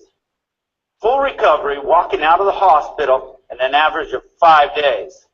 Nobody can do that. Okay? We can. Now what we're going to do is go through a little bit of testing. You need to know what kind of information is behind this product. And this is actually probably half of the studies I have. And you have to think of this not just as a product, but as a technology. It's not a product, it's a new technology. And that technology can help you. Yeast testing. Yeast is a huge problem. The first one, University of California, Davis, they found that it would completely inhibit the growth of yeast. Second one, huge study against a whole bunch of vaginal pathogens, including yeast. Veritas Biopharma, Candida. Candida is a major cause of diaper rash for children, a major cause of women's vaginal yeast infections. Okay? I just finished a series of tests. It'll be at the end, where we're going to get full EPA approval with a 10-minute kill time. All right? What we have is we have a lot of different groups. We don't use one lab. You can't use one lab. We use a top lab in every area. When you see it, you'll notice that when we did SARS, we went to the government NIH lab. When we did anthrax, we went to Illinois Institute of Technology because they were the best. When we did food disinfection, we went to Kansas State because they're the #1. When we did yeast, we went to the University of California, Davis because they're #1. Nobody can argue with our numbers because 1, they're all independent, and 2, we go to the top sources. When you start looking at these, the first one, Brigham Young University, they found that it was more effective than one antibiotic from each of the 5 major groups of antibiotics. I have to tell you, I'm not down on antibiotics. I think they have their place. Doctors will be the first one to tell you, do not use antibiotics as a first line of defense. The problem is they become resistant. So what do? You have nothing. We as parents have nothing if we don't use it. How many people go into their doctor and say, look, doc, I want something now. My kid is sick. He's got a viral infection. Doesn't do anything, but he gives you one because you demand it. Okay? Next time he's sick with a bacterial infection, it might not work because you just caused resistance. What we're saying is that you now have a first line of defense. You use it first. And we'll get to it later. You can actually use it in combination with those antibiotics to make it more effective. MRSA, number 3, is actually the number 1 killing pathogen in hospitals in the U.S. Question is, can you kill it? The answer is yes. We can do it. We can do it easily. Pseudomonas aeruginosa, Staph aureus, Salmonella choleraeus. In test number 4 and 5, we are talking about 1,740 individual tests.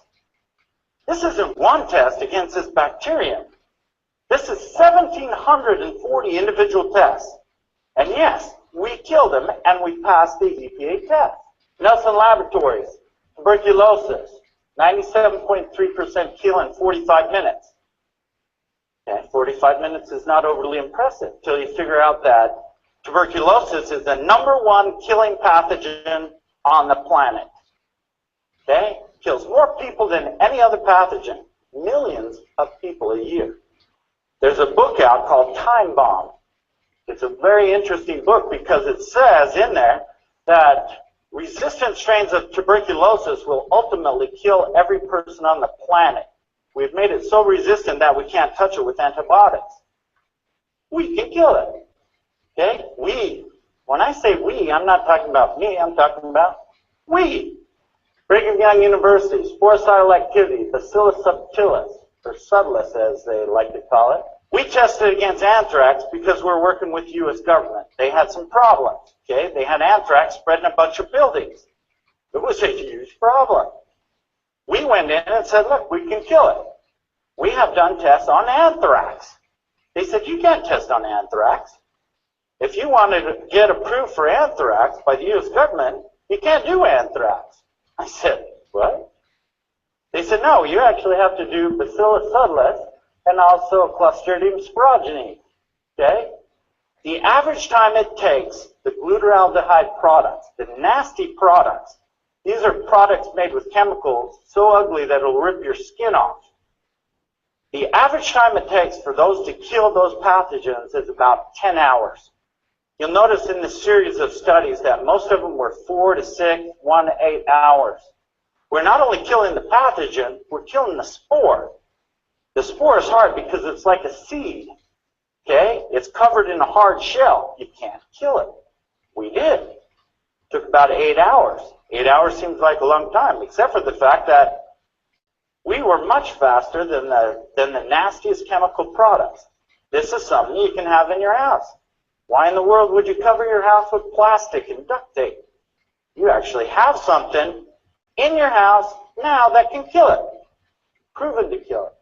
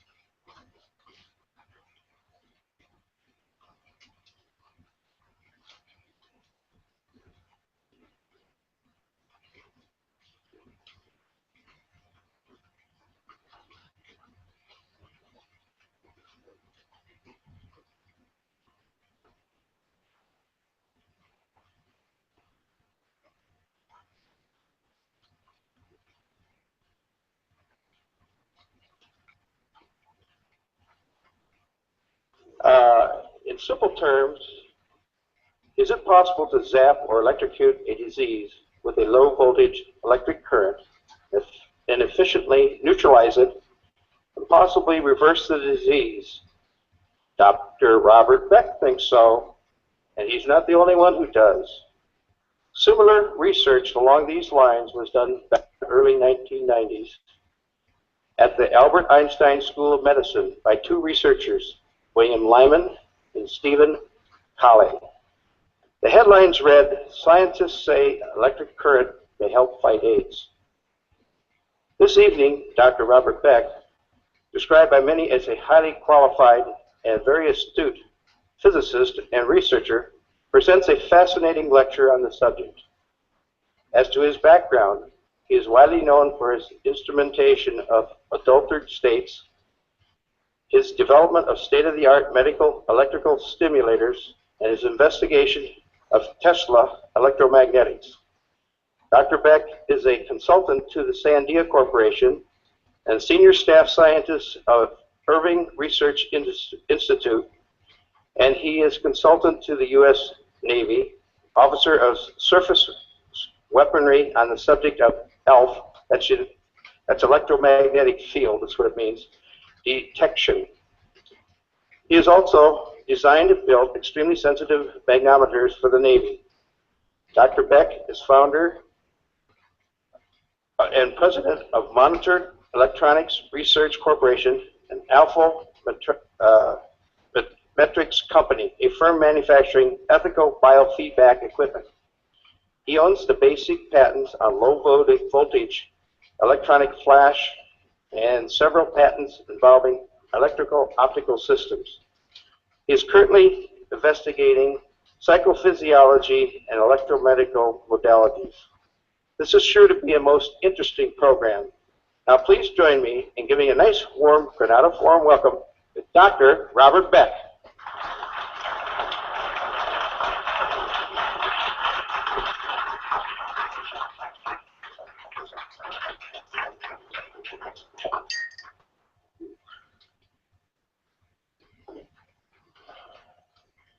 If 5 years ago anyone had said that I would be standing before a group or any group telling you that there had been a breakthrough in medicine that's probably the most significant thing made in this century, I would have said this is con, this is snake oil, this is preposterous. But for the last 5 years, I've spent my own money, no government grants, no research funds, no university funds, in investigating a thing which literally has proven to be the most remarkable thing for all diseases that I have ever heard of personally. And I've been in this field for about 40 years. Are there any medical doctors here tonight? Chiropractors? Health professionals? 1, 2, 3, 4. The reason I'm asking this is that I have a stack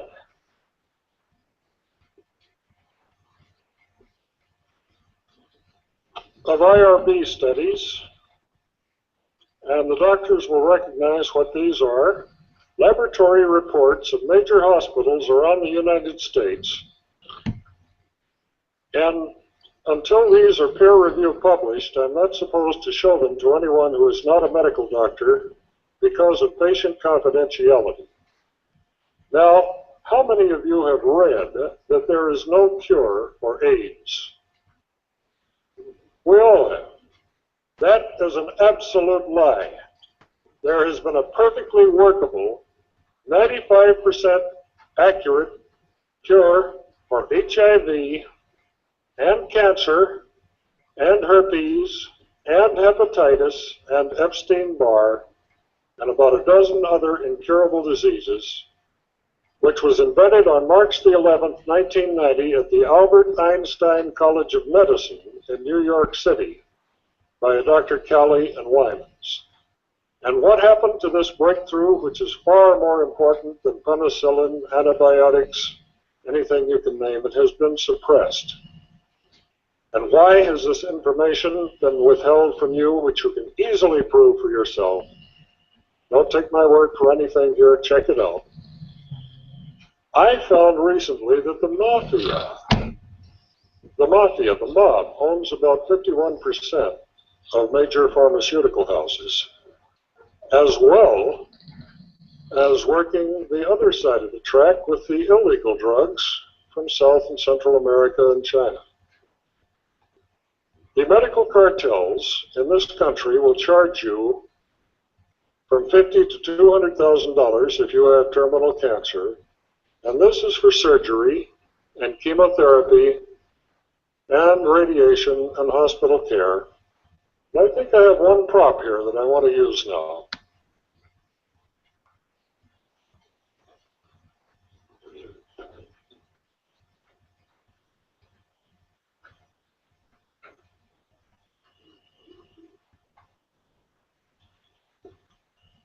Somebody stole it Sunday, but I usually hold up a package of Wrigley's Spearmint chewing gum. That packet of chewing gum cost me a nickel when I was a young man.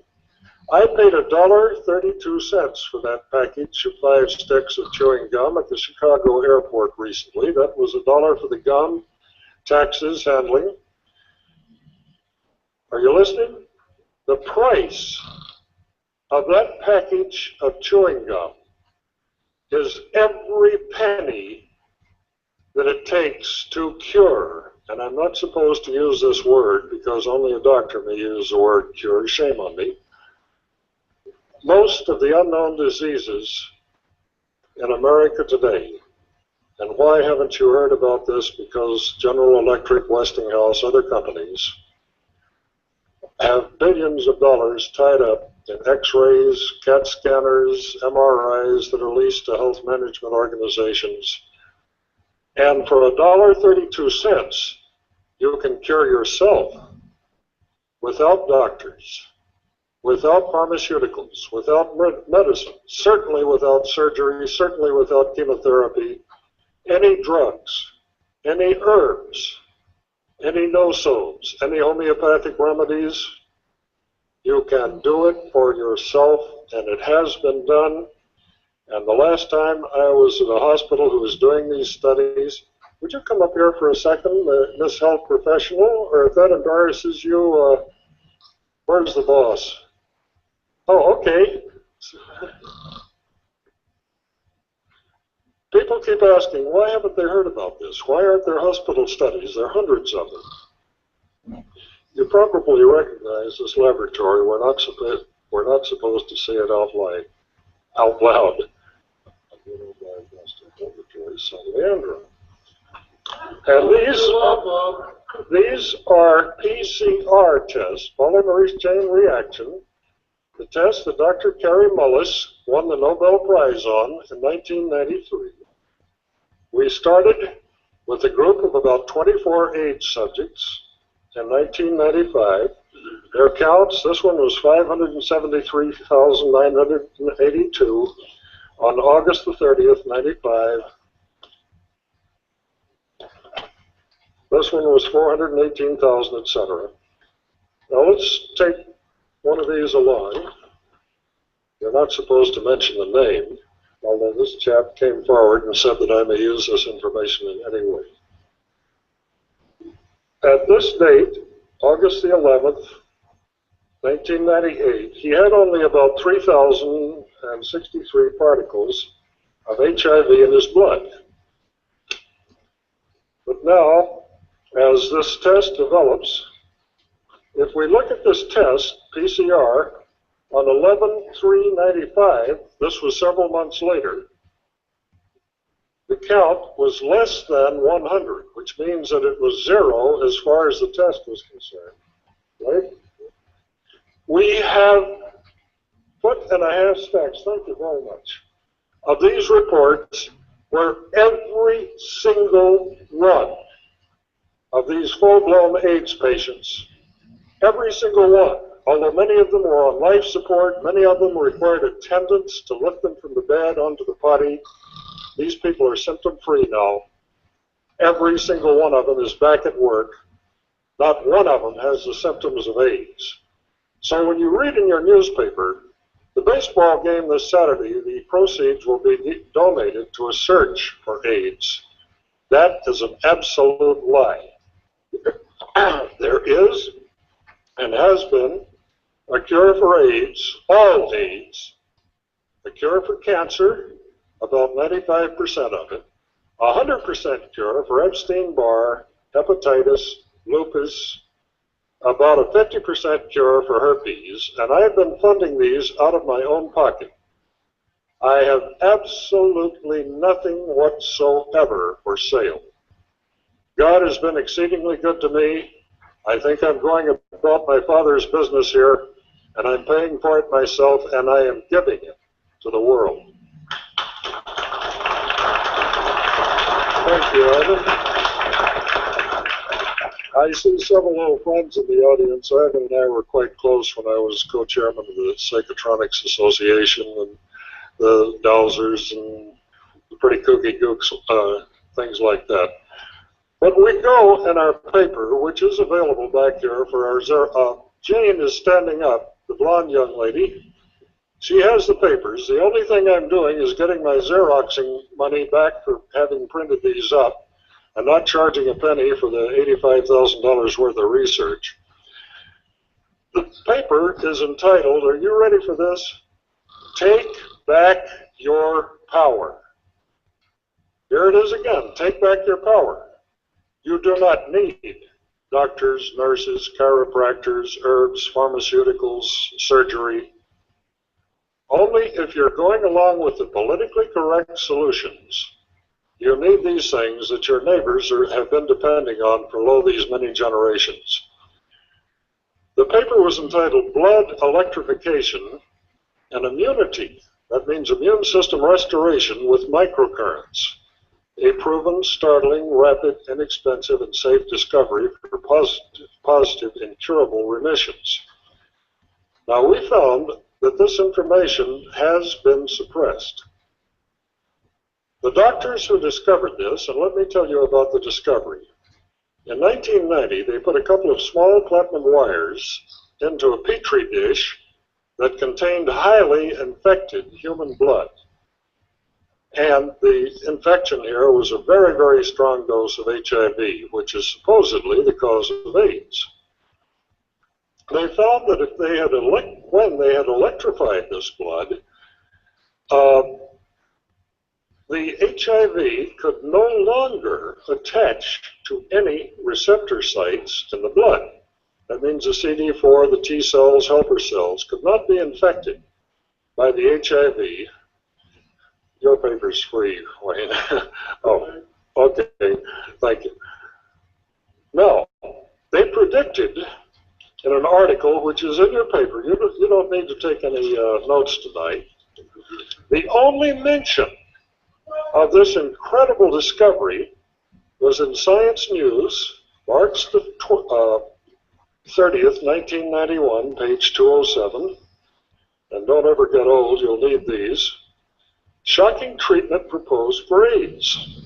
And it tells about how these two doctors had given a paper on this process. William D. Lyman and his colleagues, the research team at Albert Einstein, their experiments described March 14th in Washington, D.C. at the first international symposium on combination therapies showed that the shocked viruses lost the ability to make an enzyme crucial for their reproduction and could no longer cause the white cells to clump together, two key signs of viral infection. The only papers which I was able to find that got into the American press were Science News, March 30th, 1991, an article in Longevity magazine, and these are fully reprinted in your papers, electrocuting the AIDS virus. But what happened in the Longevity article, which was December 1992, page 14, Dr. Cully said, it will be 15 years before this process is ready for human experimentation. We have been doing it sub rosa with patient consent for over 5 years here, and we have the test results to prove it. And every time I lecture, about a dozen people came up. We had 800 people in one room on Saturday, and say, Bob, this is an 80-year-old attorney. He's on my tape. You can hear him tell you this in his own voice. I was sent home to die. My cancer had metastasized all through my lymph system. I was told to go home and make my will. I, at the most, had about 2 or 3 weeks to live. Were any of you there when this man grabbed the microphone and gives? Usually there are 2 or 3 people who heard this gentleman. He's 80 years old and an attorney. He said, I went home and I made my will, and I saw your article in some magazine. I think it was 73s. It's been republished in dozens of magazines. He said, I did it. I am now free of all cancer. My biopsies are clean. My CAT scans are clean. I went back to work, and having been an attorney, I had to work 16 hours for a few months to catch up for all the time that I was in intensive care. Now I'm jogging 3 miles a day, and there were tears running down his face. We've had women who have had lupus for about 10 years, barely able to make it from the couch in front of the television to the bedroom to the potty. They're back at the malls now, spending their husband's money, walking around, being able to hold jobs full time. Do any of you know Linda Wright, who comes to our Delsers meeting? She brought in a clean blood test one day and said, my doctor had to send this to 2 different labs. He's never seen a person with clean blood after that person has had lupus. Have been tracked for about several years. We have dozens of these people, and not one of these people went to the doctor for the cure, except the people that are on this IRB, Institutional Review Board study, at a hospital in Huntington Beach and Newport Beach, California. Now the point is, in my humble opinion, and we can put anything against this because we know it's true at this time. When I first started this, I thought this is kind of interesting. I've looked into 500 things that never worked.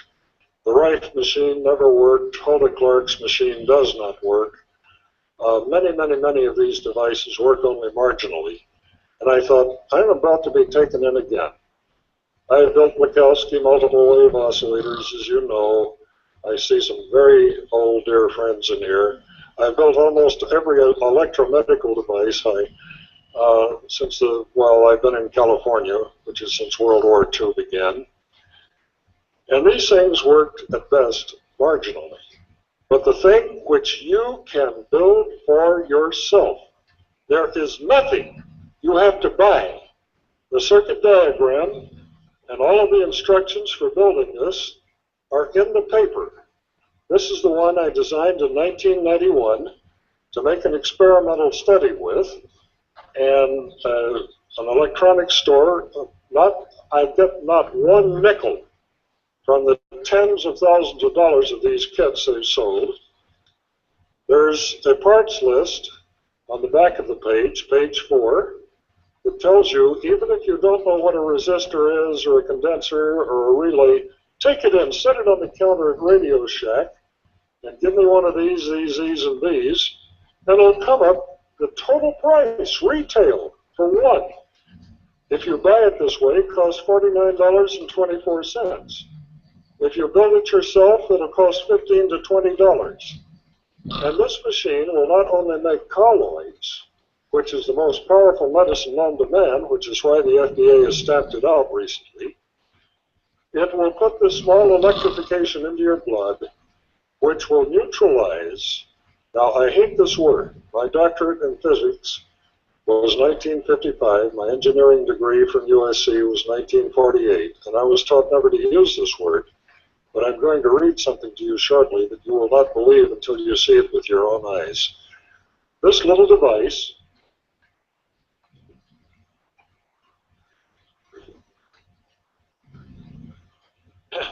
and no, I did not build this. I do not sell them.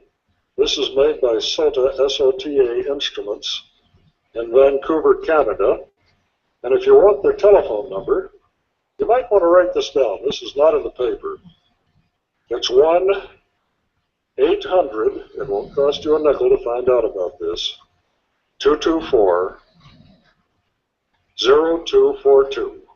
One more time. And no, I do not get a nickel of this company's proceeds. 1-800-224-0242. And why is this device on the market today? Russ read my article in PACE, that's a Canadian publication, PACE, Planetary Association for Clean Energy, Andrew McCroskey.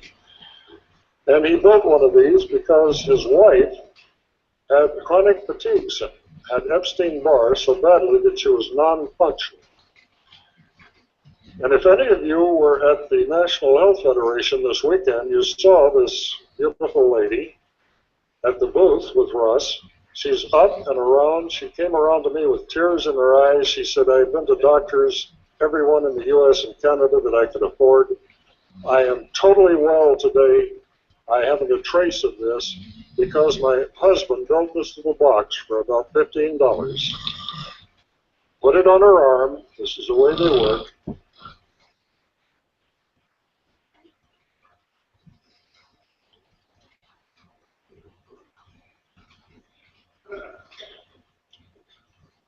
And a couple of electrodes connect this to the pulse points, the pressure points on your wrist.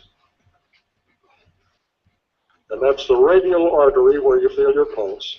I'll look this up later if there's time and show you exactly what you do.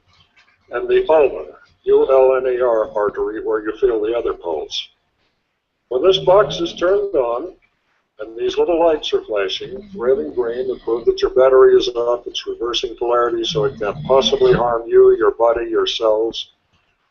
It puts a small electrification into the body that, according to the 14 U.S. patents, these are legal government documents,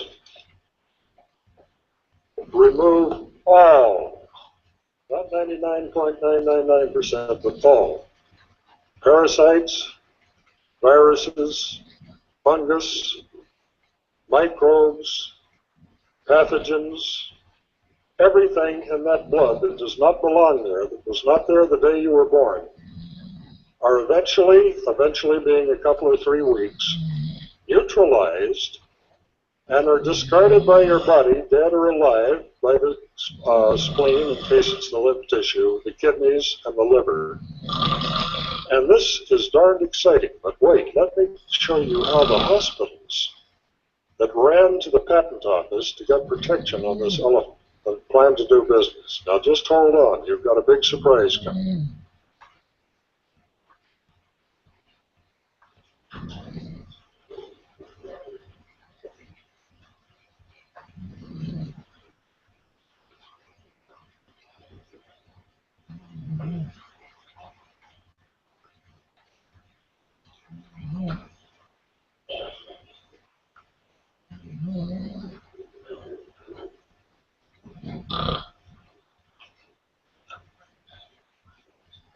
I theoretically set these things out before I started. I don't know where they are.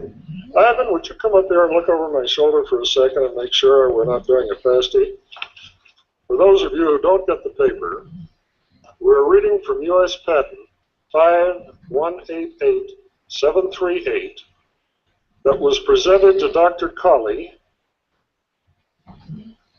on February the 23rd, 1993.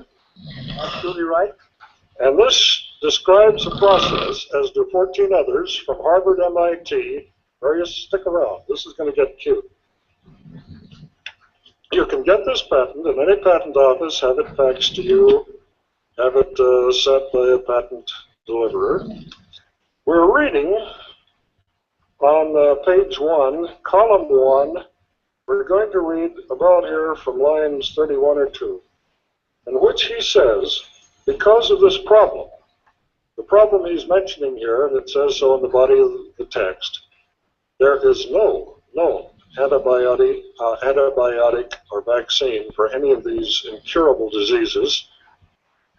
Because of this problem, the present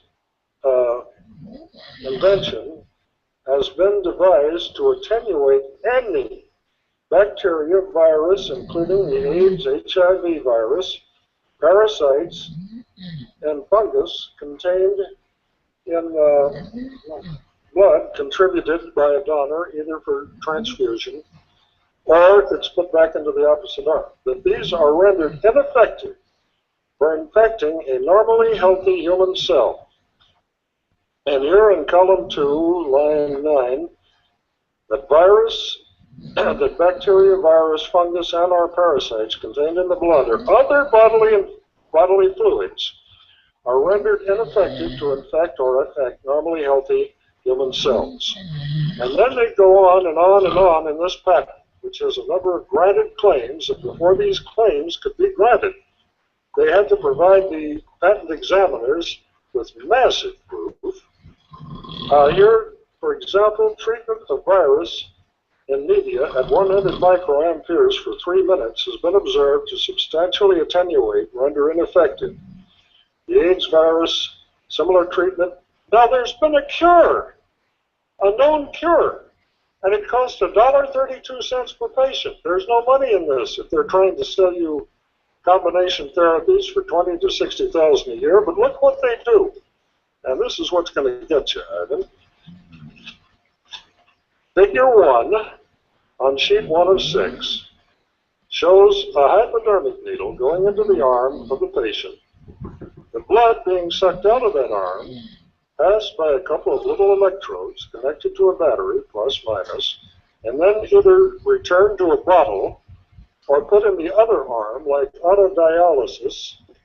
In other words, they take the blood out, neutralize it, drive out all of the pathogens. Now that's going to take you months of sitting in a chair with these things stuck in your arm like chelation. Or, let's see what they do here. In figure 8, and going on to sheet 4, they have designed a number of little bitty electrode arrays that contain a lithium battery, and this shows one of these implanted in the brachial artery of the arm. They cut the arm open surgically, implant this little battery array. The batteries last a month or two. They then cut the arm open and take this out, plant this little device, and here's a picture of it. And we're still in patent 5188738, a legal U.S. document. And this is going to cost you $20,000 or $30,000. Look like the real McCoy? That's the real thing. Thanks, Ivan. This and 13 other patents, because they decided to divide up the elephant here, like General Sarnoff, Dave Sarnoff did when he got the RCA patents, the Armstrong and the others back in the 1920s, is going to cost you a lot of money.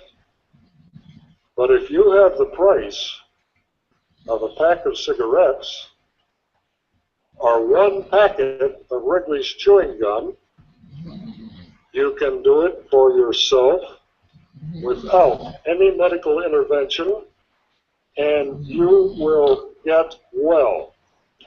The latest circuit is on the second page 10, the very back of this paper, and I really suggest that you get this paper because it has a lot of work, it has a lot of information, it has the exact precise locations that we have found best in many years of research for placing the electrodes to get the maximum current into the blood.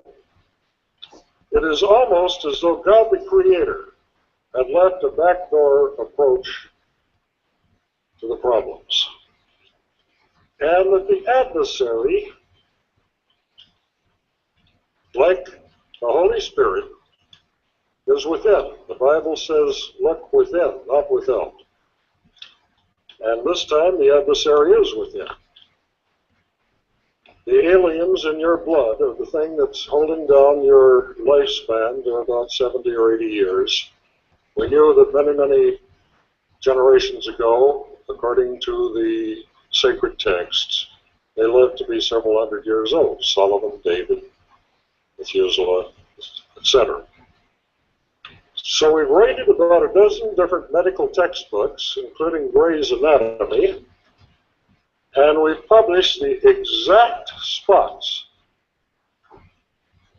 of where you can access the lymph tissue where these germs are going to be hibernating after you're totally well and get a clean bill of health. In about 3 to 5 years, you will reinfect yourself because many of these viruses are latent. They're germinating.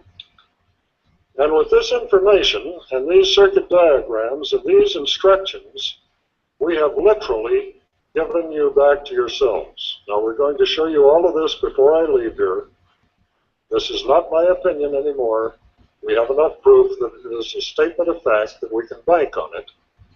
If you are too lazy, too stupid, too electronically impaired, or too frightened to build your own, there are 40 known companies, and probably 100 that I know nothing about, that are building these things full time.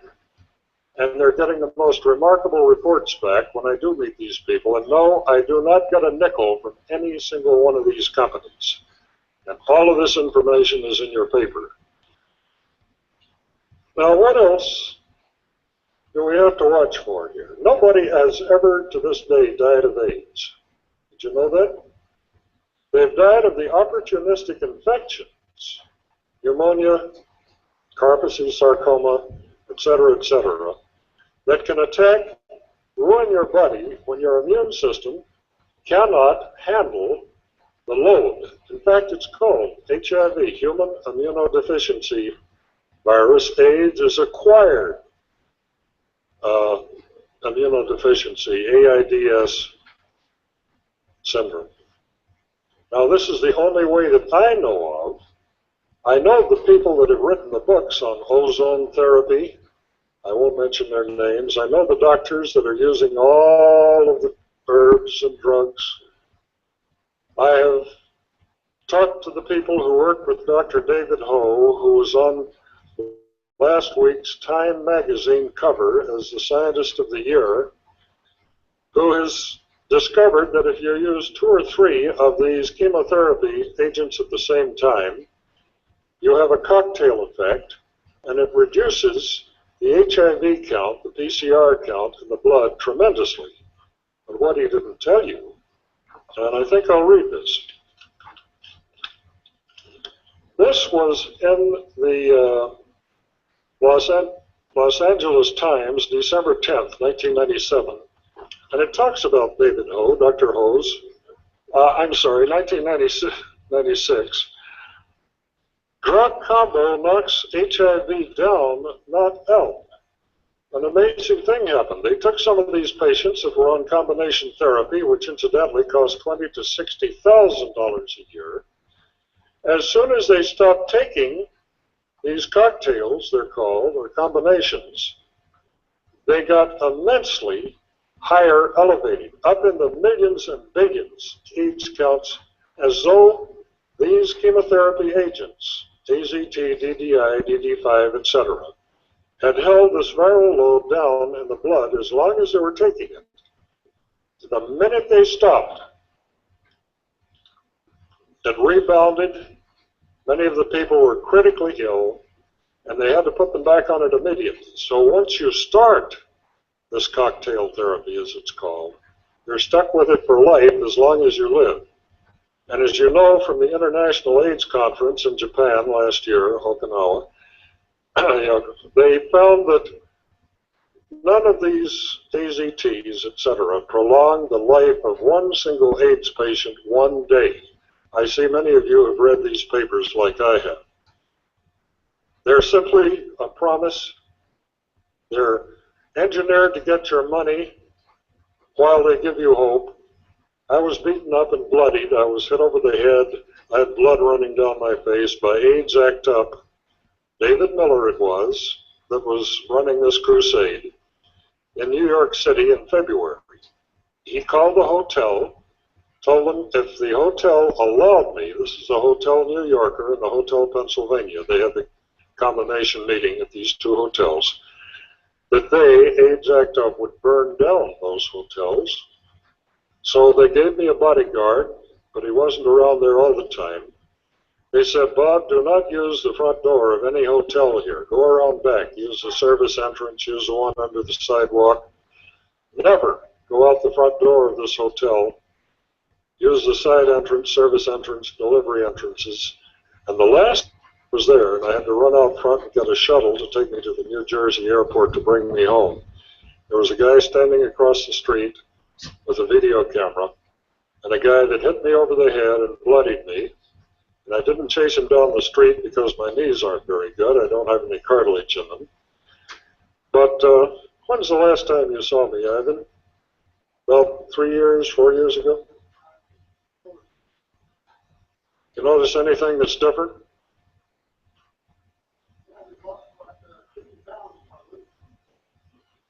I lost 130 pounds. I weighed 290, and I have pictures of me to prove it.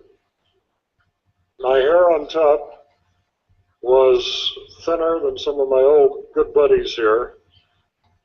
I had a nice little fat fringe around the outside. As soon as I got rid of the adversaries, the aliens in my blood. My immune system took over.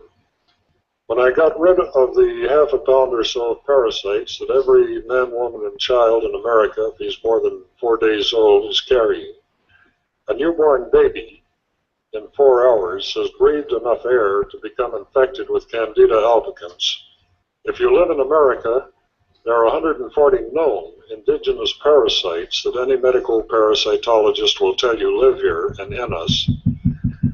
If you live in Africa or the tropics, there are 500 identified, known, and maybe half again that many that are unknown. When we got these parasites out of my body, I did, wearing this thing on my wrist, an amazing thing happened. I began losing weight like crazy. I thought, my God, have I got stomach cancer? Am I wasting away with something? No, I was in better shape than I was before I started. The parasites, this is a theory, about 30% of the parasites that live in human beings, and these can range from 14 feet long if they're a tapeworm down to microscopic size, which is why they have to use microscopes to do the stool analysis if you go in for a check. These parasites were setting my appetite. If you'll think about this for a minute, stay with me. It is not what you eat or how much you eat that has anything whatsoever to do with your weight. It is how much of what you eat you store as fat, because the parasites have changed the P51, the leptin, and about 5 or 6 known neurotransmitters from the hypothalamus, the apostat, to feed them tomorrow. Many of these parasites have coexisted with mammals, apes, elephants for 20 million years.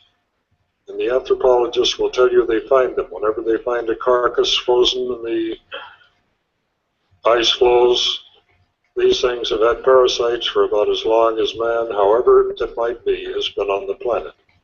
These parasites have learned to use you as a meal and not kill you, because then they're going to die themselves, like Ebola.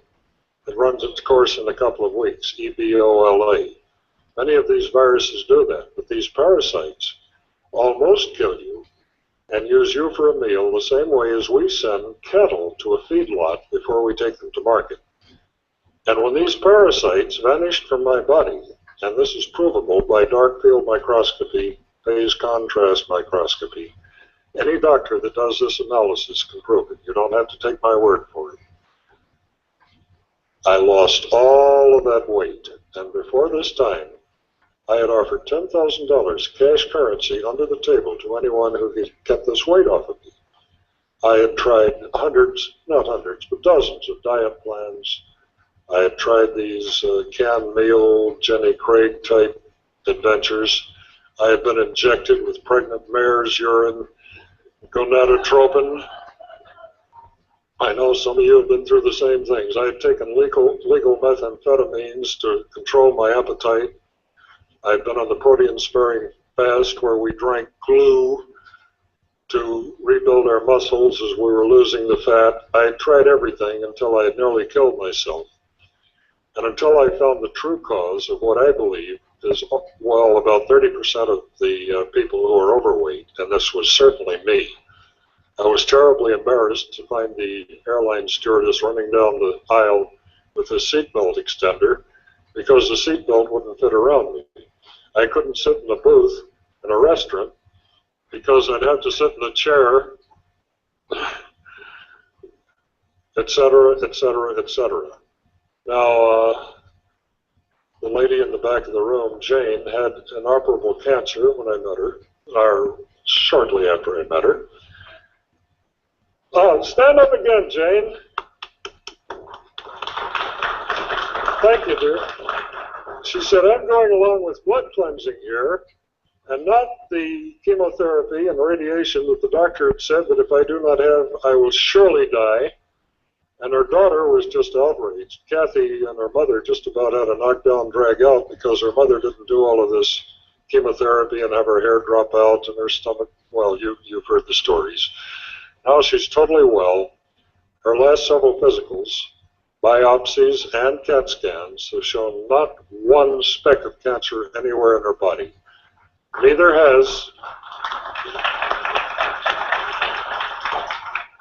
have dozens and dozens of terminal cancer patients. We always have some at every talk that I do. Is there anyone in here who has tried this device and found that he's now clean of cancer or herpes or anything? Okay. You'll be hearing about this in the future. My attorneys have told me to stay off of all talk shows except the underground. Has anyone heard me on Roy Tuckman, KPFK? 1, 2, 3, 4. For the people listening to the tape, that's about 12 people in the room. Roy lets me tell it like it is. Roy Tuckman, God bless him. He's enriched my life on giving me the details of the man-made viruses, the New World Order. I wouldn't have known about these things because I didn't read these books until Roy perked my interest. So even if he looks a little liberal to you, maybe he's doing a marvelous job in getting the people given back to themselves. Now, why does this work for cancer? We started out working with viral and microbe and parasitic diseases. When oncologists in the East began reporting many cancer cures, we had to have a telephone conference between about 4 or 5 of us. Now, what's really happening here?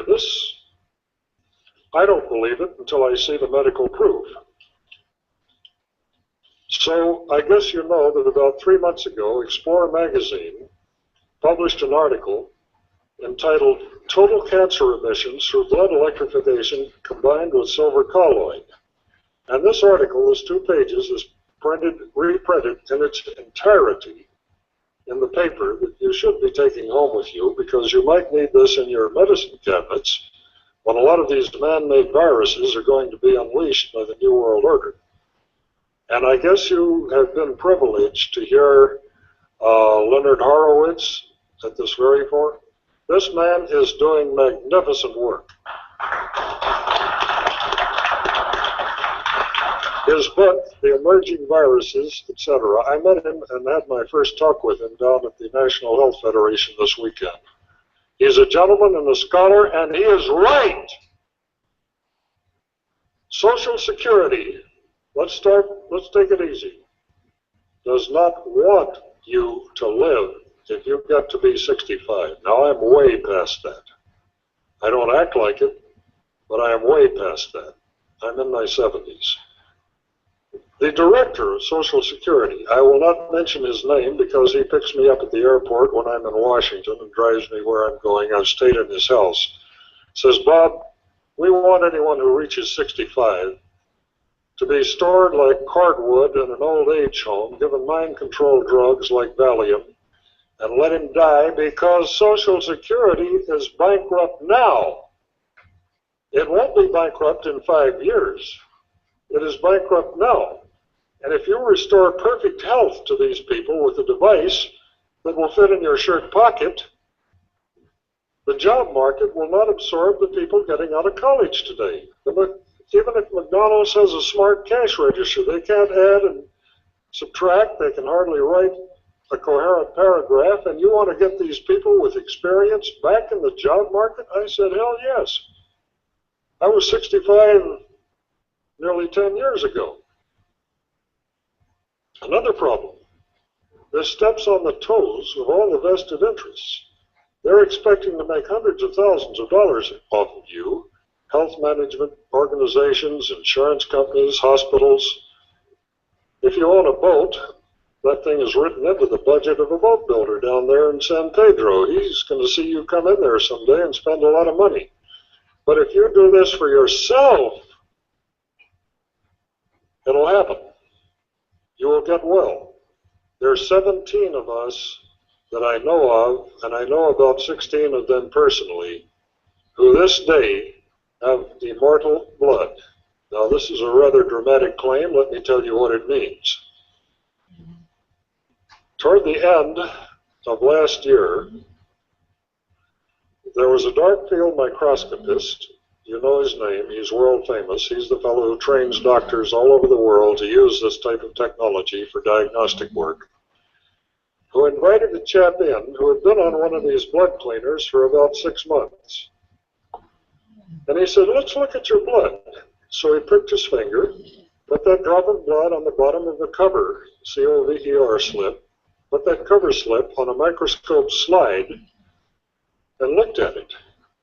And he said, you don't have any background clutter in your blood.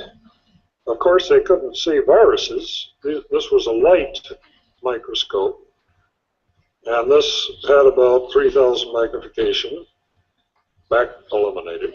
He said, just a minute, I must have done something wrong. So he stuck another finger, stuck another one. Then he went to the earlobe, made a slide, and said, what have you been doing?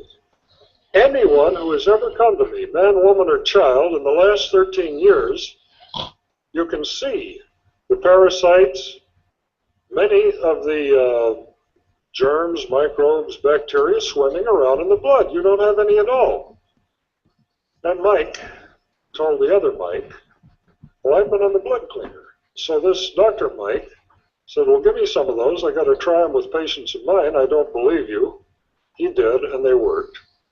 Now, in Colorado, blood is considered toxic waste, hazardous waste. It must be picked up and disposed of and incinerated by registered toxic waste disposal people.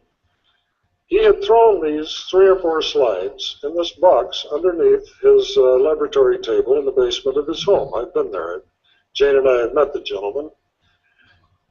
He looked down at this box about 27 days after he'd drawn the blood. He wrote the date that he drew it, the name of the subject on the slide. Put these slides on his microscope. That blood was still alive.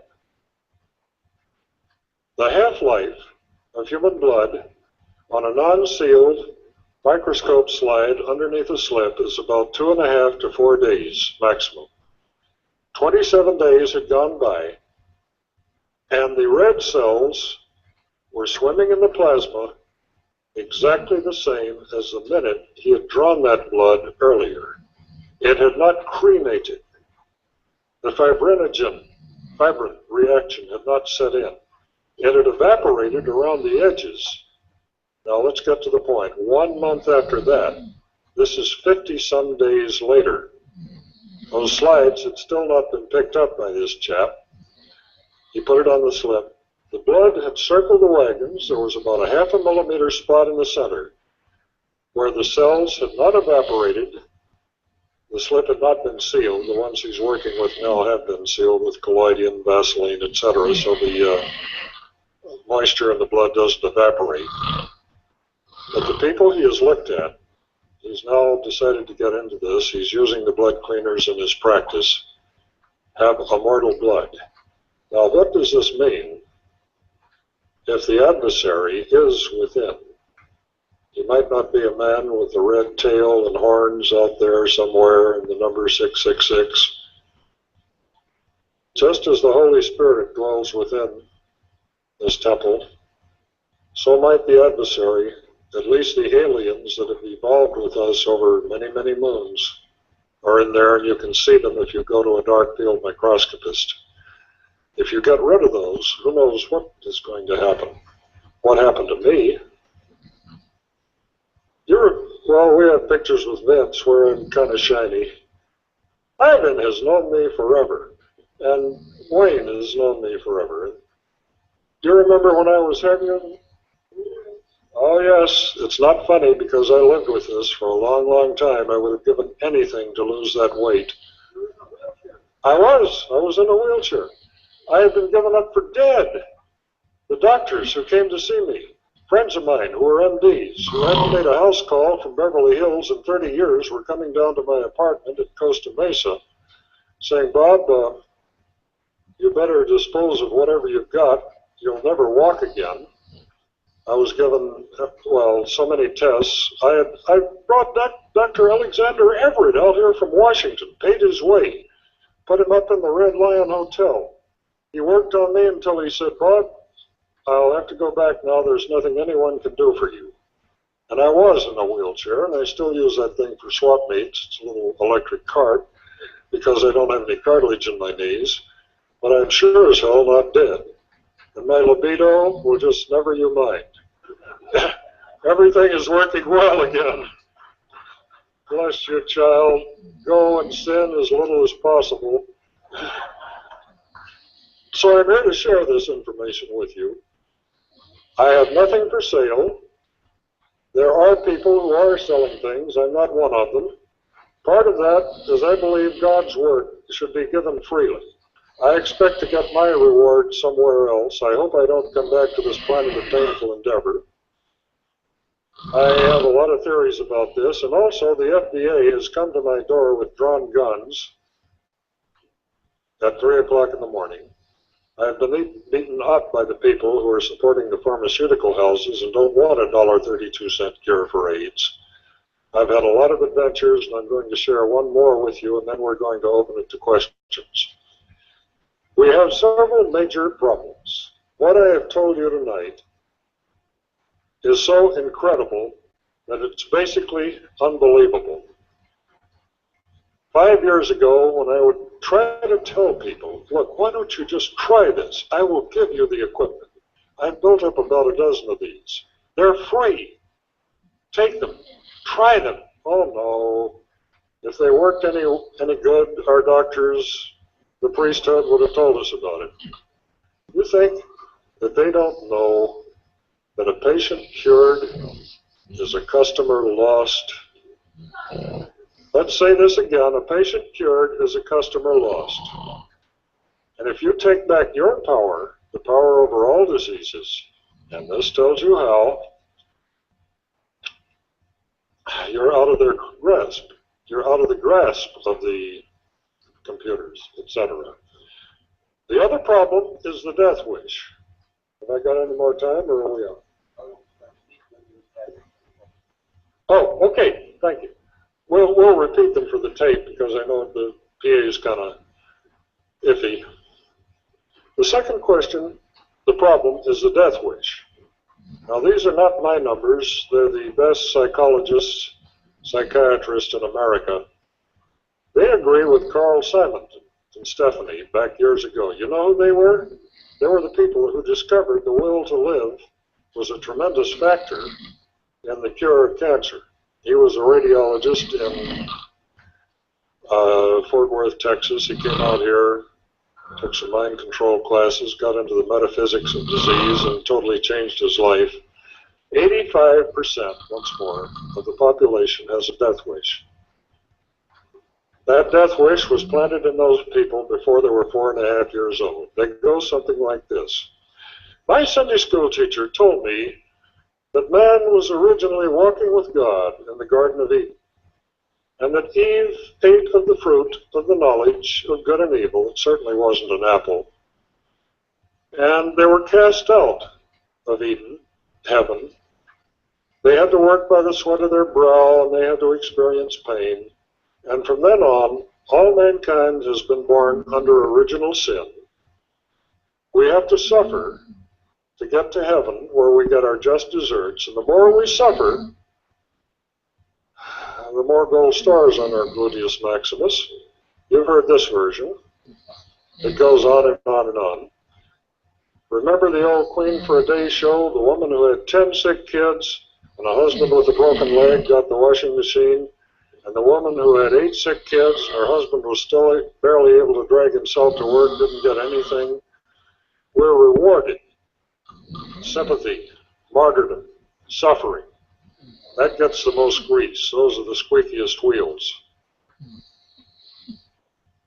In 1963, I published on a device called the Lakowski Multiple Wave Oscillator. Wayne knows about it.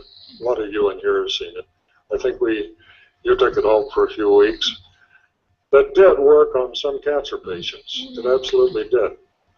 One very famous cancer patient was running a TV show at that time. At midnight, he drove his car on the Normandy entrance the wrong way onto the Hollywood freeway, and he killed 4 other people when he was in a headlong collision with the car coming in the opposite direction. And that was on my conscience, because I did not realize that once we took his crutch away from Bill, he had to commit suicide. Here's a man another man, hypothetical, who's lying in bed, getting the best of care, his insurance is running out. George, what could you be getting out of having cancer? No, nothing. Well, what about your next door neighbor who died 6 months? Oh my goodness, he was getting close to 60. He knew the company was going to retire him. And good grief, if he'd gone back to work, he'd have to compete with all those younger engineers who are just out of college. And, wow, his wife is bringing him chicken soup now. The kids are being polite. They're not screaming around him. In other words, these secondary gains create a phenomenon known as defeat the healer. We've had people on our IRB studies. I have a briefcase loaded with these things, have cured cancer and AIDS patients who have dropped these machines in the washing machine accidentally out of their shirt pocket, who've let the dog chew them up, let the kids play with them. These are Freudian subjective ways of defeat the healer. We have had people deliberately not comply, which means you put this thing on your wrist after you have detoxed about 2 hours a day, 120 minutes a day, for about 3 weeks. You'll go back and surprise your doctor, but don't tell him what you've done because I want to stay out of jail. The FDA will never approve this device, but if there's anyone in here who wants to play with this and get immensely better, we have a couple of guidelines that our legal department wishes to share with you. Again, we're on the bottom of page 4 of your paper. We're reading from the Code of Federal Regulations, not city, not county, not state, federal regulations. Book 21, Article 807.65, Subparts D, Exemptions, Paragraph D and F. Now, I bet there are health professionals in here who've never come across this, so listen up. Excludes and exempts from regulation licensed practitioners, including physicians, dentists, and optometrists, who manufacture or otherwise alter devices solely for use in their practice. Now, if you take one wire off this printed circuit board and then solder it back, what have you done to it? You've altered it. Well, listen up here. This is getting old hat, but how many of you people have looked at a menu in the last month to see what your restaurant was serving? Come on, let's see it. I hereby pronounce you researchers. Listen up, researchers. We're now in paragraph F, Code of Federal Regulations 21807.65. Excludes and exempts from FDA regulation persons who manufacture, prepare, propagate, compound, or process devices solely for use in research. Aren't you trying to see if this isn't going to grow hair back on your head? You're researchers. Research, teaching, or analysis, and do not introduce such devices into commercial distribution. And this and the freedom of speech, my First Amendment rights, are the only reasons that I'm able to stand in front of you today and give you this information that I feel must be the most valuable information you've heard in this lifetime. Because if you do want your family to live, if you do want your children, your friends to be healthy, not sickly and weak, do this. It does work. This is not my opinion. It was not my invention. It was invented by a medical doctor at Albert Einstein College of Medicine. I am just the guy that's pulled it out of obscurity, tried to get it to you, although people have gone into libraries with razor blades and cut this paper that was presented at the Joint Conference on Combination Therapies. They've cut these out of the journals, out of the proceedings. Ed Evans, whom you know, when he was still alive, and I searched 32,000 computer papers, CompuServe, the other networks, using the descriptors electrification, electroporation, blood, AIDS, HIV.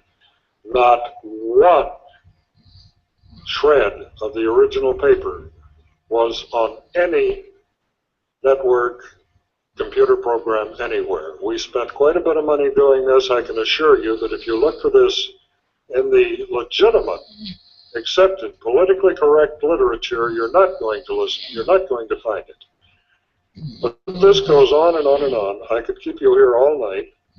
I could train you how to do this, but all of the information you will ever need is in your paper. We even tell you the problems, the death wish. We tell you under no circumstances whatsoever, while you are doing this for about 3 weeks, touch anything that has any garlic whatsoever. Garlic oil, garlic salt, garlic butter in your salad dressing or food, because garlic, when it gets into the blood, is a deadly poison. Did you know this? You can drink rattlesnake venom and it won't hurt you. But don't get that rattlesnake venom into a wound or a cut or an ulcer. You will die if you don't have an antivenom. Garlic has a compound called sulfone, S-U-L-F-O-N-E, hydroxyl, which passes the blood-brain barrier. That means if you rub a clove of garlic on the sole of your foot, in about 2 minutes you'll smell it on your wrist. You know this. It carries past the corpus callosum, poisons both brain hemispheres. I discovered this in the 1970s when I was personally the largest manufacturer of ethical EEG, electroencephalographic biofeedback equipment in the United States. And people would come back to a class, doctors that we were training to use this, and be clinically dead on the EEG machine. We found that they had a little garlic in their salad. It totally dissociates the left and right hemisphere. You can see this by running your electrodes frontal, up here by the third eye, to the occipital, just over this little bump on the back of your head. You want to put your money up? You'll lose. We had this investigated at a Northern California medical college. They found that garlic killed tens of thousands of brain cells, even in the small amount you got in a salad dressing. But it doesn't matter. You've got billions of trillions of cells in your brain, and people with the brain the size of a walnut, microcephalies, hydrocephalies, etc., can be mathematical geniuses, musicians, and what have you. Now, this is the most politically incorrect thing I can tell you. Most people think garlic is a health food. It isn't. The people I've gotten off of garlic because we've shown them that bullets used to be rubbed in garlic in World War I and II. They didn't have to kill anyone by hitting him in the heart. If he was just nicked, he would die. When I bought a blowgun from Jim Solomon up at the Global Sciences in Denver, he took me out in the hall and said, "Bob, if you want to kill somebody, just get a clove of garlic. Push the point of your dart gun, your blowgun projectile into that, and he will die very rapidly." The CIA is trained to use this, trained to use oleander leaves, which are an alkaloid. 6 leaves will kill a human being. Trained to use water infusions of nicotine, which is another deadly poison of the blood. So we have published a list, which we don't have here tonight, of things you do not take. Beta-carotene is one of these. Vitamin A is deadly poison if the dosage is elevated. And what I'm doing here, for those of you who are researchers or health professionals, yelling, castor oil is a poison. I'm reading a paper called Electroporation. Thank you. A general phenomena for manipulating cells and tissues. This work was discovered just before 1993 by Dr. M.D. James C. Weaver, Harvard MIT Division of Health Sciences and Technology, Massachusetts Institute of Technology, Cambridge, 02139. And I'm reading from the Journal of Cellular Biochemistry, book 51, page 426 to 435, 1993. And they describe in this paper, and we have a librarian here who would like to make copies of this for anyone who wants it, who doesn't believe it, who'd like to see it with his own eyes. Chairman, you want to do this? Charge him whatever the Xerox, please. I want to give you this. because it describes the fact, as you can see in the summary, that if I take one aspirin tablet, I'm okay usually. If I take 20 to 30 aspirin tablets in the same gulp, I'm in trouble. When you put electricity into the blood and you have a polarity shift, this is called electroporation. And it's fully described in the paper, fully. There won't be any question in your mind after you read it. Those 20 or 30 aspirin that I would take because I've run this electrification might kill me. There's a doctor here in Van Nuys who calls himself an OMD who killed 2 patients, Frank Gillespie and a woman whom I may or may not have met, because he was prescribing Chinese herbs for them because they had AIDS. And he did not realize that if they were doing blood electrification, they did not need the herbs, and the herbs might become poisonous. And this is fully delineated in the paper. I see several of them around the room. Feel free to share them if you choose. The other no-no is do not use this if you're wearing a demand-type heart pacer. The electrical signal that's going through your blood, surging through your blood, can cause the heart pacer to beat at a different rate. Normally it's triggered by the very weak EKG, electrocardiograph, ECG signals. And if this, which goes at 4 hertz per second, interrupts that, you can be in trouble. If you're wearing a heart pacer, don't do it. If you're taking any garlic, don't do it. If you're on pharmaceuticals that the doctor says you have to have for high blood pressure, diabetes, micronese, diatribe, procardia, any of these things, don't do it until you're off of these medications, and then you'll get better than you can imagine getting. My blood pressure when I started this was 219 as an average over 190. My blood pressure was 219 over 190. I could not leave a doctor's office before he put a procardia under my tongue. He didn't want me to die on his doorstep or have a stroke. My blood pressure today is about 130 or 140 over a low of around 70 to 75.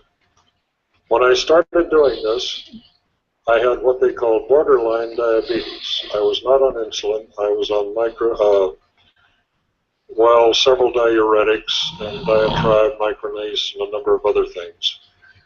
My blood sugar ranged every day, even with careful diet, from about 425 to 475. After I had done this for about 3 weeks, I stopped using my blood glucose meter. My blood pressure, my blood sugar is down around 150. Well, that used to be considered normal. Now they consider 100 below normal. But I haven't taken my blood sugar in 6 months. I feel great. My hair, after using a magnetic impulse device, the follicles were restored. I spray my head with a misting bottle, not a spray bottle, which I got at a beauty parlor for about $1.50, with silver colloids. And I'm going to show you how you can make your own, because our wonderful, benevolent Food and Drug Administration has recently outlawed colloid as injunctions against 27 people who are making this medicine that has been around since the day of ancient Rome. So we're going to have to make our own. I think I'm going to have to cut this short. We can talk forever, but I want to show you something.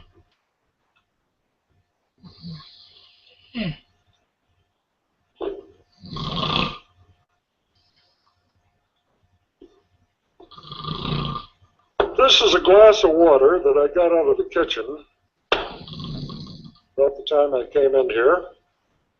This is a laser light. Cost $29 at Fry's Electronics. I'm going to make sure this does not get in your eyes, so don't worry, you can look at this. This is a glass of water. Has some bubbles on the inside. I'm going to shine this laser light through the glass. Keep it above your eye level so it can't possibly harm you. And you notice that the water is fairly clear. You don't see a lot of stuff. You see a little debris floating around in this water.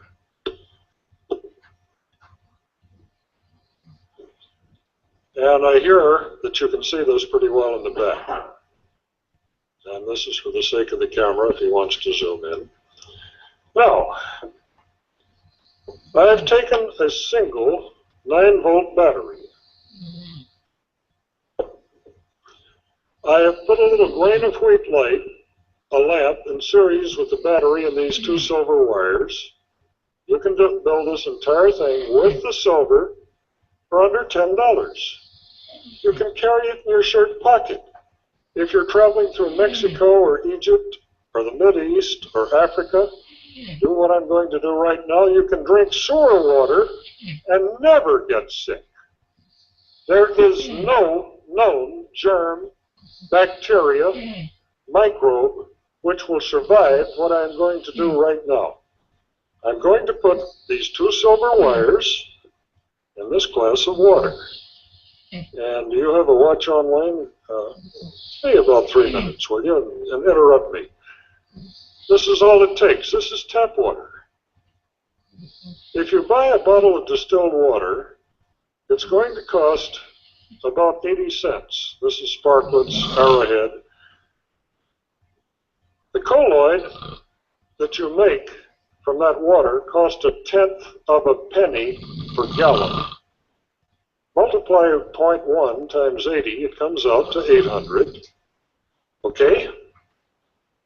The water costs 800 times more than the most powerful medicine known to man, silver colloid. And in our paper, the last half of the paper is about exactly how you make it, exactly how you use it, hundreds of uses, from spraying your swamp filters in your cooling system to putting a little of it in the rinse water. You'll never carry infection on your clothes. Animals who have been given colloid will not drink drinking water. We have people who have thoroughbred cats that were spending half of their lives at the vets with runny eyes, runny nose, infections.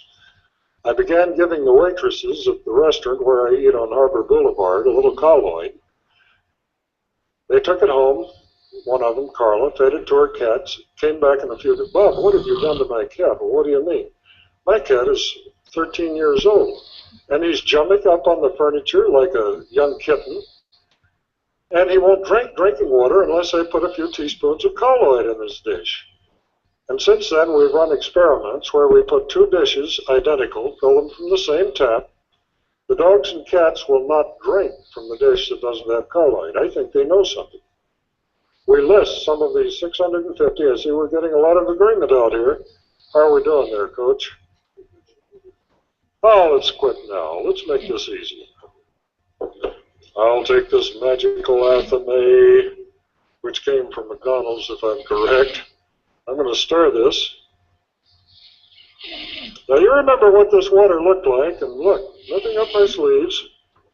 Now, look at this.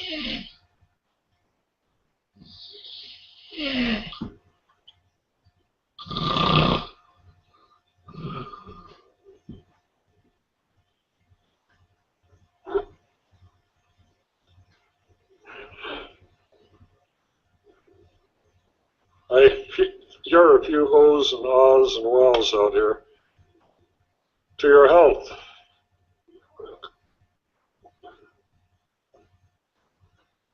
I drank 2 or 3 glasses of this a day. My head hasn't fallen off.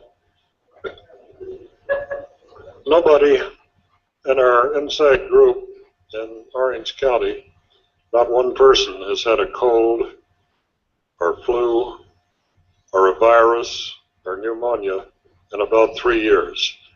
And one lady we know had a cold beginning. She put this blood cleaner on and drank a little colloid. It was gone in about an hour and a half. How about the cure for the common cold? Do you ever think you'd look to see this? Okay. Here we are. Hello? This is called a laser.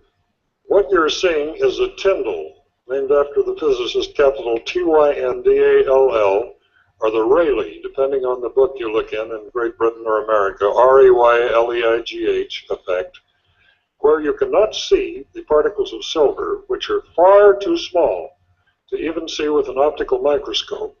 And when I take this colloid, as I have done, to a laboratory that analyzes the particle size with an electron scanning microscope and the parts per million by spectroscopic analysis of a given concentration.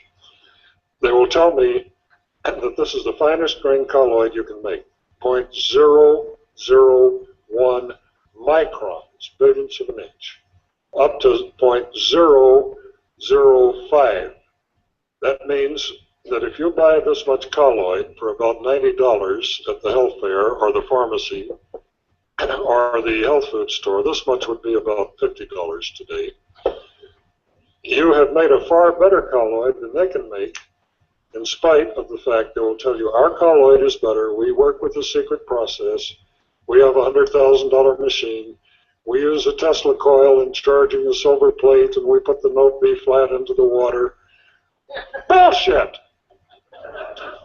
This is the best colloid. If you want to make it golden, yellow, instead of white, you use distilled water, boil the water, get it up to about 212 Fahrenheit, and as it cools off, you put the battery and the electrodes in it. By the way, all of these blood electrifiers now not only electrify the blood, but they produce colloid as well, because we do two things to raise the dead, like Lazarus. We get the adversaries out of his blood with mild electrification, 50 to 100 microamperes. The frequency is 3.92 hertz. That's half of the Schumann resonance, 7.83. We found this is best. I've worked with this for 5 years. I am so healthy now I can't stand myself. I've been called to wish me Happy New Year, and I started laying my trip on it. But I am, and I can show you my medical records to prove it. And I've got photographs of me when I was fatter than hell and nearly bald. And the colloids prevent secondary infections from attacking your body while you're getting well. This takes about 3 weeks, that's all. You're well. The third thing we do is a magnetic pulsar. And how much time do we have legally here, Coach? Okay, I'm going to go ahead with this because these are things you probably haven't seen before unless you've caught the Whole Life Expo. I like it.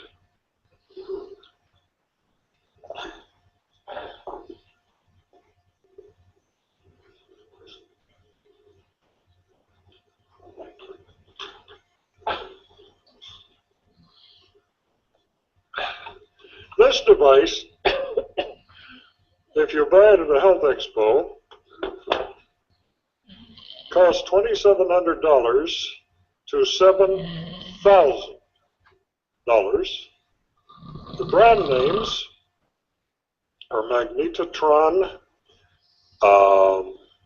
There are about a dozen devices that allegedly put a time-varying magnetic field into your body to heal disease. Another device was called the Diapulse. I thought, how can people do their own device for under $25 and have it about 500 times better than one that costs $7,000? This device is a Vivitar model 1900 strobe light, speed gun. Goes in a camera. 1, 2, 3. I've pasted a piece of paper over the flash tube so it doesn't hurt your eyes. This coil costs about $1 if you wind it yourself on an old VHS farm, and we tell you exactly how many turns, 130 turns of number 14 to 16. It's on page 6. Everything I know about this I put in this paper. I'm giving you your life back for the price of the Xerox. This coil is connected with a piece of lap cord in series with the flash tube.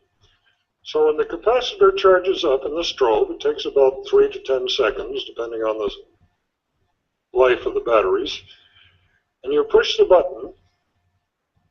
Normally, all of the watt seconds or joules of energy that are stored in the capacitor go through the flash lamp, makes a flash, and you can take the picture and freeze the action. if you take one of the electrode wires off of one side of the flash tube, put this coil in series with it, that entire 17.5 to 35 watt seconds, 1/2 CV squared, where C is in microfarads, V is in kilovolts, goes through the coil. And what have we got here? An occult field, OCCULT. The Webster's Dictionary definition of occult until the last 75 years means hidden, like occluded blood in the urine. Occult means hidden. I can't hear it. I can't smell it. I can't taste it. I can't feel it. What makes me think something is happening in this coil that's going to cure the germs that are hiding in your lymph, your adenoids, your gonads? This is a washer. I got it down at Pep Boys. It's called a fender washer. Now, if you'll stand up and back, you might be able to see this magic. Well, let's get it a little higher.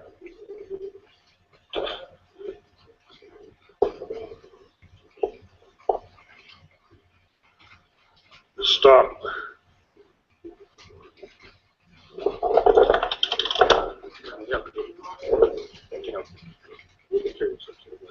Well, the lines of flux with a magnetic field, like the alternator in your automobile, if your engine is stalled and the alternator is not rotating in the magnetic field, not 1 millivolt comes out of that alternator or generator or magneto or dynamo.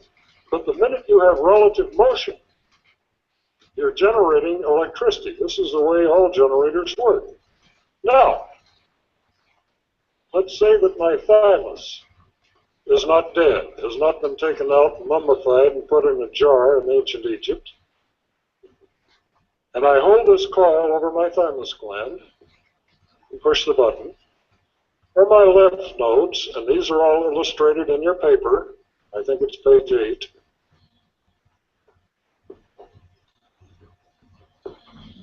Under my arms. What have I done? Every time I push this button, I have generated a 19,000 gauss, 19 kilogauss field that has a duration of about 10 to 100 micro millionths of a second. I have a time-varying field. Every cell, every fiber, every nerve, every bone, every muscle in my body is a conductor, as long as it has any salt water in it. I am a conductor as long as I'm alive, and I'm not a mummy. When you cut that conductor with time-varying magnetic flux, you generate a back EMF, just as we did in this washer, and you get about 1 milliampere, 1,000th of an ampere of current to a 4-inch depth through everything that's alive in your body.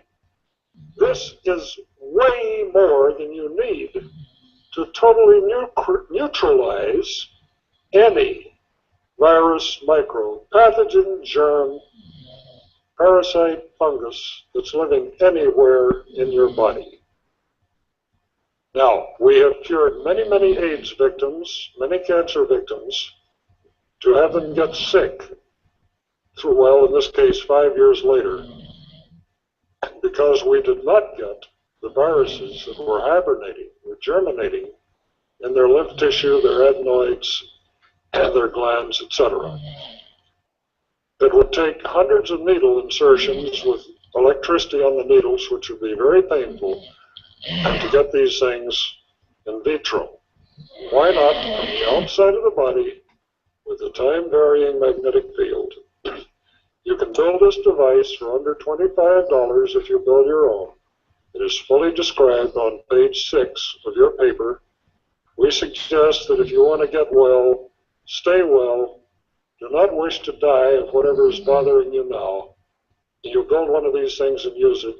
And again, if you're too ignorant, too lazy, too stupid, too electronically impaired, have 2 broken arms, can't read or write the English language, and want to buy one, They cost about $150 from the 30 or so companies that are building these full-time and running as fast as they can to stay out of the way of the Food and Drug Administration, because this works. Now here it comes again, boys and girls. Take back your power. You have heard tonight of the most effective way, and I stand before you telling you I am not selling you anything. I am giving this information away. We have mailed hundreds of these papers absolutely free, and I have paid the postage. Tonight, I'm trying to get my money back for the Xeroxing, so they cost $5. Before they run out, this is the most valuable information, and you have a question, Ivan. How about the attitude? Why you're giving it away? I'm scared shitless of the Food and Drug Administration. If I sold anything, I'd probably go to jail. Okay, well, let's leave that for a little bit later. I've got to ruminate on this now. We're going to throw this open to questions. We can tell you about all the children that were born with AIDS that are well now. We can tell you about, and so we'll turn it over to our host, moderator. Okay, for all questions, you need to go in the back where the audio recorder is, and so we can get it on tape. We have another mic back there, so would you just form a line, and we'll have our speakers stay right here and answer the questions. Can't wait till it's ready. Now, before we start the questions, I'd like Jane to come up here. She's been cured of cancer, and she has something to say. Jane, did you hear me? I don't know if you're absorbed in a conversation back there. She's on her way.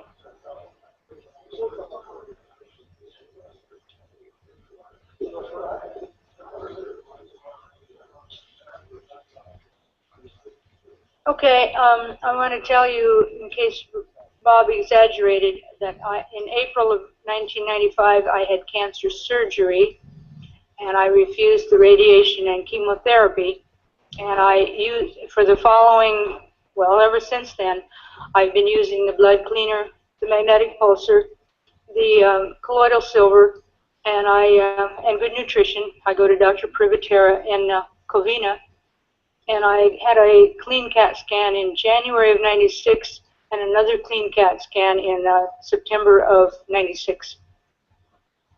Any more? Anything else you want to know? Oh, I had uterine cancer. Little difficult to move back up from that. There's just too much of it, so it was a good idea to take it out with surgery. Okay? Any questions? Go ahead with the first question. This is for Dr. Beck. Oh. Dr. Beck, you've said something that has really astounded me. I knock out a cold within hours with garlic and echinacea, podiarco tea, etc. I take 25,000 of beta-carotene a day. That has kept my immune system so strong I hardly ever get a cold. And I drink Willard water with the castor oil, and I've never felt better in the last 6 years. Now, are you taking these things? And if you are saying that, I'll believe you, but just I want to hear it. Should I stop taking those things? I have. I can't advise. If I gave medical advice, it's a felony in California, and I can't use the word cure. But if you're an organic gardener and want to kill everything, and you don't want to use DDT, use garlic. You know that. It's a deadly poison for any parasite, any mites, any bugs. They won't come near it. And the human beings we've gotten off of garlic, Dr. Andreas Marks, M-A-R-X, homeopathic physician, and many, many others have gotten people off garlic. They no longer have the low-grade headaches, the confusion, the fatigue in the afternoon. They kiss the ground this doctor walks on. Because you will find that garlic is a poison. It has been known. They do not allow garlic in any ashrams, temples in the East. The Church of Scientology even forbids garlic to be taken on any of the ships or the organizations.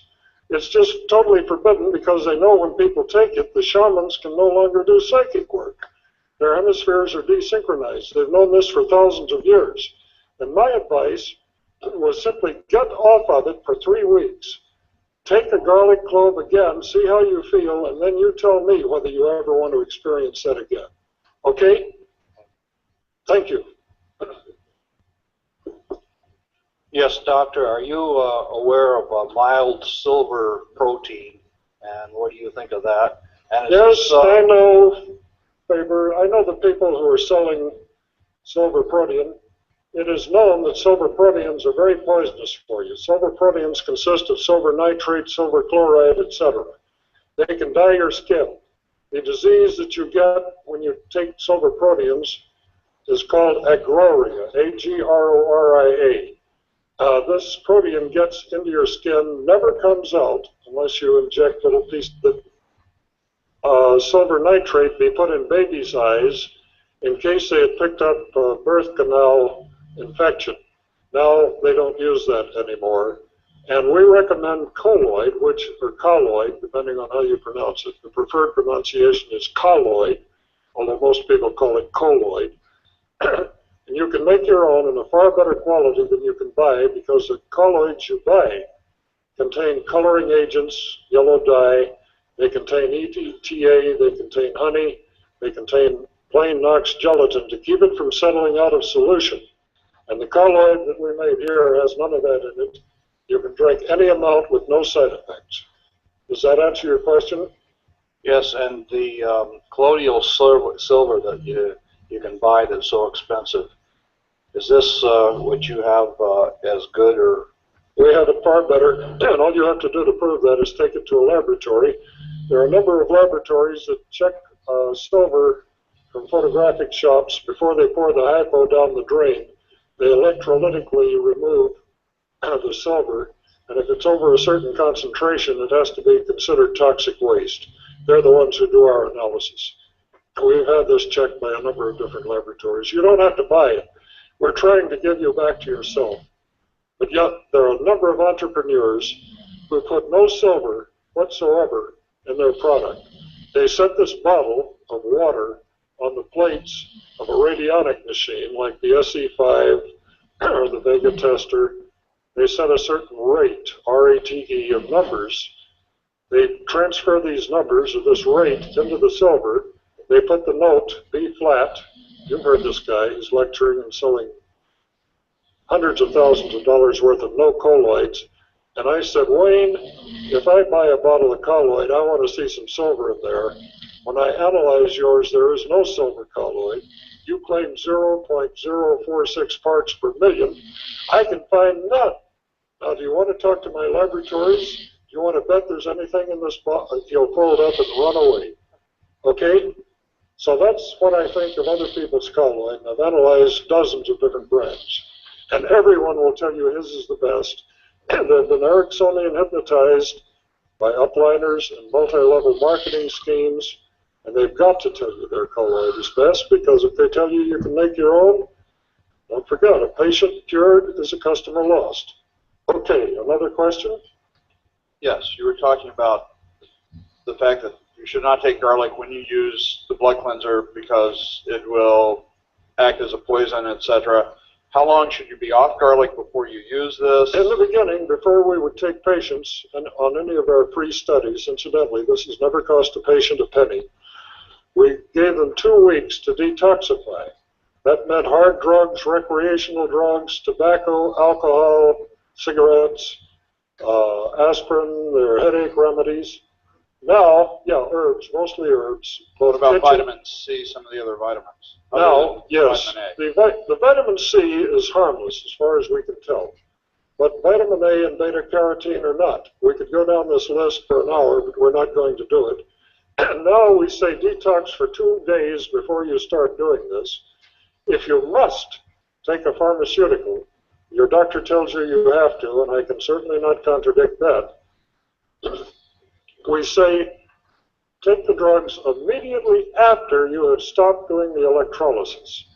If you do the electrolysis from 12 till 2 p.m. in the day, take your medicine at 2:10, because the electrolysis, the minute it stops, the minute the little windows in your cells close down again, and are not transparent to the poisons in your blood plasma. Then wait 24 hours or whatever medication you've taken to get on the exponential curve as low as possible, and this is in your paper. But that's a very good question. Thank you for it. Okay, now in addition to garlic, do you have any advice regarding other things such as onions, leeks, other... These are forbidden to people who are shamans, etc., because they have observed for centuries that when they take anything in this family, they're no longer psychic, but they think they are. They think they're channels. They think they're getting the word from the spirits, and they're not. And a day or two after they've eaten these things, they can do it again, which is why they're forbidden in most practices. But how does it affect the actual use of the device? We want to keep you alive. We made our protocols to do the least damage to the sickest person who's likely to use it. We say it might not kill you. A friend of mine who could handle a pitcher of beer on the way home every day had one glass of beer in North Hollywood. He went to the car and wired up and was starting early before the football game started. He drove about a block before he was so drunk he couldn't drive his car, pulled off into a Ralph's parking lot, slept for 3 hours before he could drive home. That one glass of beer looked like 30. He could handle one glass, he couldn't handle 30 glasses of beer. It's that simple. If you'll read the paper, which I've left with our esteemed host, you'll see why that is. You can make copies of this at Kinko's for about $0.05 a page. And there's your medical reference from Harvard, MIT, etc. And there's your answer. Okay, so your basic advice would be to avoid garlic, leeks, onions, anything from that family. I eat them when I know that I'm not going to be blood. I love the taste of them, but I know what they do to my brain waves. And to prove that, get on anybody's encephalograph, a Hewlett-Packard, a Grass, a Beckman instrument, and look at it for yourself. You will be horrified. But normally you don't know this. You have enough consciousness to walk you through sleepwalking, and you'll still be able to fly an airplane or drive a car. Okay? Thank you. You bet. Thank you. Dr. Bartlett, what is the effect of this electromagnetic field on beneficial bacteria in the gastrointestinal tract? This comes up. We used to say, take your acidophilus, take your lactobacillus, your many things, to replant these about twice a month. And some people have been playing with the colloids, say the colloids never get that far. They don't get into the intestine, so they don't kill the friendlies. I particularly prefer the Continental brand liquid acidophilus. I prefer this to the tablets, capsules, solid form, and I do this about twice a month whether I need it or not. I think it's a good idea to replant the friendly bacteria too. I know that when you take antibiotics like penicillin and the Cipro, ampicillin, you have to do this. Otherwise you'll get diarrhea and disturbances. Very good question. Thank you. Well, I wanted to get something straight. I'm on Adalat. I think that's somewhat like Procardi or nifedipine. Did you say that you should stop taking those, or say if you took this electronic treatment, say you start on the electronic treatment, you should stop taking the Adalat or nifedipine or Procardi? I said that, yes, sir. Okay, next question. All right. If you must take these, try doing the blood cleaning about 10 minutes.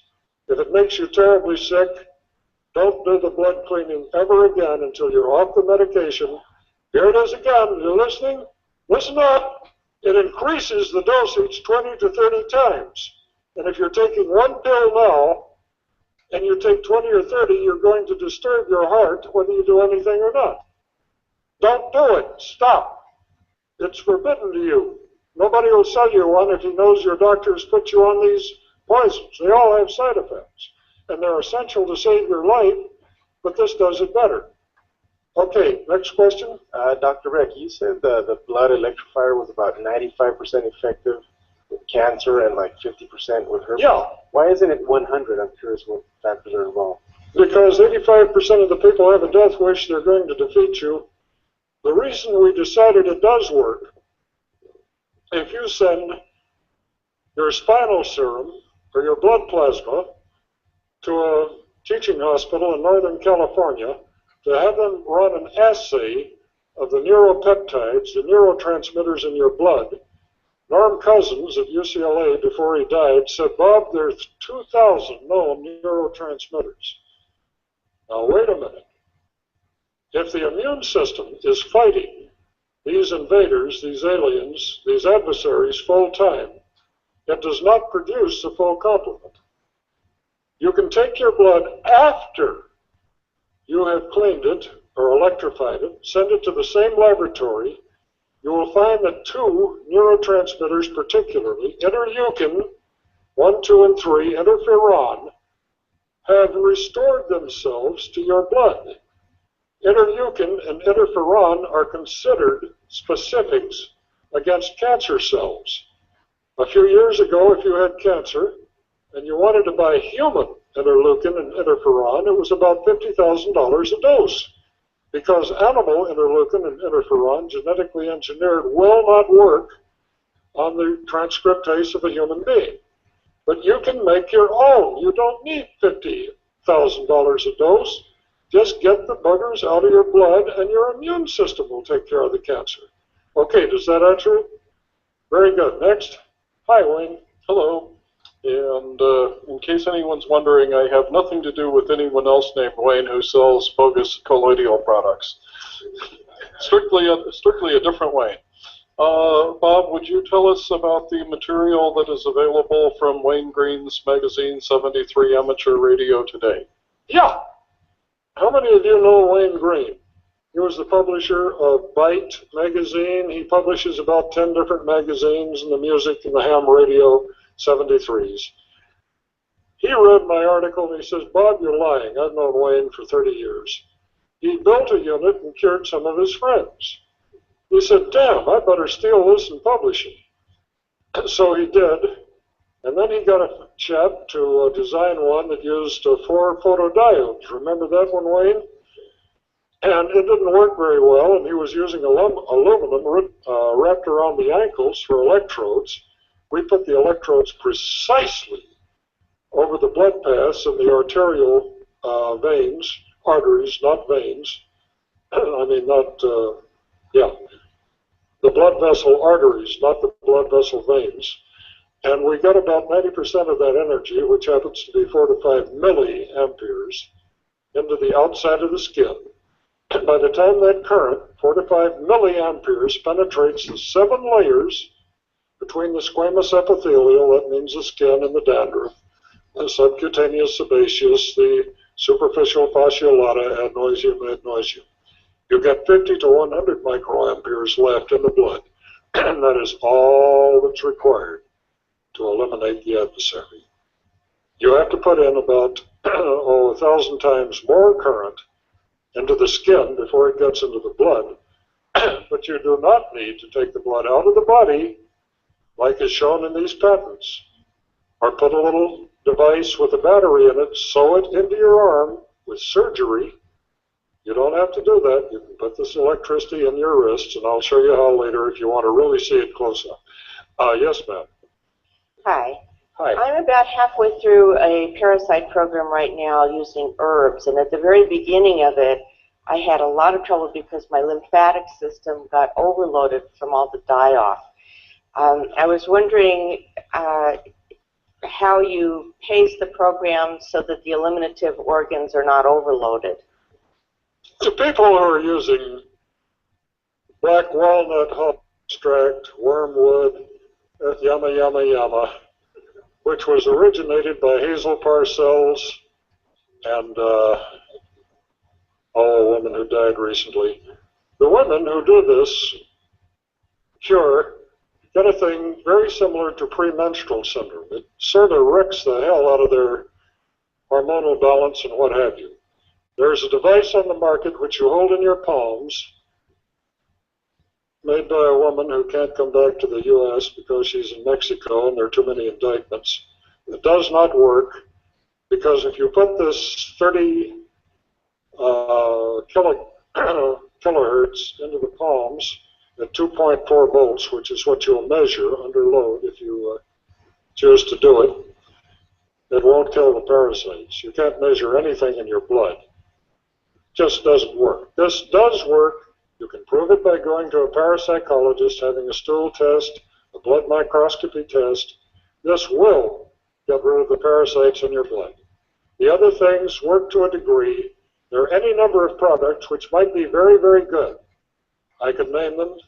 One of them is the 4-letter word that goes with 2 other products. But this will do it. Well, the thing you have to worry about here is the die-off rate, Herxheimer's syndrome, H-E-R-X, capital H-E-R-X. The way we get around this is if you're in a terminal condition, we start off at 20 minutes a day, not 2 hours, a tenth of the time that you would normally take. You drink a tremendous amount of water and liquids to flush your system. If you get a rash on your legs, all the symptoms of too rapid detoxification, you stop, go back down, try it 10 minutes a day, and then build up. We're opening a clinic offshore because we're tired of the FDA. Here we're having the best parasitologists and doctors that money can buy that are going to oversee these people detoxing. We're going to use heat like hot tubs. We plan on using the Petrovsky 6000C to pump the lymph system. We're using the Ed photon ray, which is like the only thing that Royal Rife made that actually worked, the ray tube. We're using a number of things to speed the parting gust. We'll have lymph massage, many, many things that will make this Herxheimer's syndrome practically vanish. They're being monitored to within an inch of their lives, and if they show the slightest bit of distress, they stop right then and there and start over. One chap we call Vesuvio, after the volcano, because when he started on this, he got some soft kind of cysts under his scalp. One day they broke, and this yellow-green pus started running down his face. He ran, got a towel, wrapped it around his head like a turban, went screaming to the telephone. I saw him. I went over and saw him. We called him Vesuvio after the volcano. We said, Andy, wouldn't you rather have this stuff out of your body than in where it's been for 8 years that we know about? This was when you were first diagnosed with AIDS. Oh, yeah. So he ran back home, started drinking his water faithfully, taking his colloids. He's perfectly fine today, perfectly symptom-free. He had 435,000 HIV particles in his blood. We have his report here. PCR test. Today he has less than 100. He's considered seroconverted and clean. We have hundreds of these. Okay, another question? Yes, I have several. I have several questions for you. How does this differ from Dr. Brzezinski's treatment in Texas? I believe in what he's doing. I think he has a valid... I have sent money to him. I've sent letters of encouragement. This does it electronically. He does his with his own brand of chemicals. And there's a vast difference. This cost $1.32 per cure. I don't know what he's charging down there, but I wish him luck. I think the FDA ought to get off his back. The only reason he's being persecuted is he's curing people. And that's a sin in our free society. I was also wondering if you could tell me why your process accelerates the efficiency of anything else you take. It's very similar to DMSO, dimethyl sulfoxide, and it accelerates everything, makes it stronger. Yeah. Why does it do that in your process? I suggest you get a copy of the paper. It would take me 4 hours to explain to doctors why that is. In here? Yeah, it's in my paper, the references, and our host has a copy of the paper itself that you can see with your own eyes that was done at MIT. I have a quick question about dentistry. I'm not a dentist, but in the NHF convention, there were several dentists there who were saying that one of the unsolved problems of dentistry was in root canals because the roots are dead and the dentin tubules contain bacteria or pathogens which normal cleansing procedures do not kill because there is no blood circulation. I was wondering if possibly your magnetic pulsar would tend to kill these. Yes, it does, and I can't specifically answer medical questions because it's a felony in California. they really want to put me in jail. So I believe that theory to be true, hypothetically. Okay? Thank you. Thank you. Doctor, first of all, I want to thank you for your time and your efforts, and may God bless you too. I want to just take the time. Well, thank you, sir. The colloidal silver, how long ostensibly should one take it, and how much a day to maintain health? If you take colloidal silver instead of silver protein, we have not found an upper dose. I've been drinking about a quart of this a day for 3 years, and I feel just fine. But I don't recommend that you do anything that your intuition doesn't like. I would say take a minimum of 4 ounces of 3 to 5 parts per million of homemade silver colloid without preservatives in the water a day, and this will keep you from any secondary infections, colds, etc., etc., etc. And this will back up the fact that you're getting rid of a lot of toxins from your blood. I think the 3 have to work together: the magnetic pulsar, the colloids, and the blood cleaning, and we describe each one of these fully in the paper, so you do not have to buy anything from anybody or any store or any multi-level promoter, okay? Now, after this question, I'm going to tell you something that you don't want to hear. Yes, go ahead. Please, I have a question. If one uses your machine, should he still cleanse his colon, and should he also cleanse his liver? You know, there is a procedure to cleanse the liver with the olive oil. I'm not following what you're saying, sir. My question is, would you still suggest to cleanse the colon and the liver? So that machine does not substitute those cleanses. I'm sorry, sir. I'm not following but about 30% of this. Could you hand the microphone to the gentleman? Let him explain. He wants to know if you should use colon cleansers in conjunction with the machine. It would probably speed up, the colon cleansers would probably speed up the detoxification. We have a lot of people who try to combine this with colonic therapy, with lymph massage, with radiation, with heat, with Petrovsky muscle stimulation to pump the lymph. It is not necessary, but it could not hurt. That's my opinion on it. Thank you, sir. Rich, we're out. Yeah. What about liver cleansing? Liver. Well, the old homeopathic remedy is olive oil and lemon juice, but there are a number of liver cleansers. I think these are definitely helpful. Now, give me a second here. This headline was from the Orange County Register, December 10th, 96. Untreatable flu strain hits hard locally. And you've read that the Class A flu strain is amenable to known antibiotics.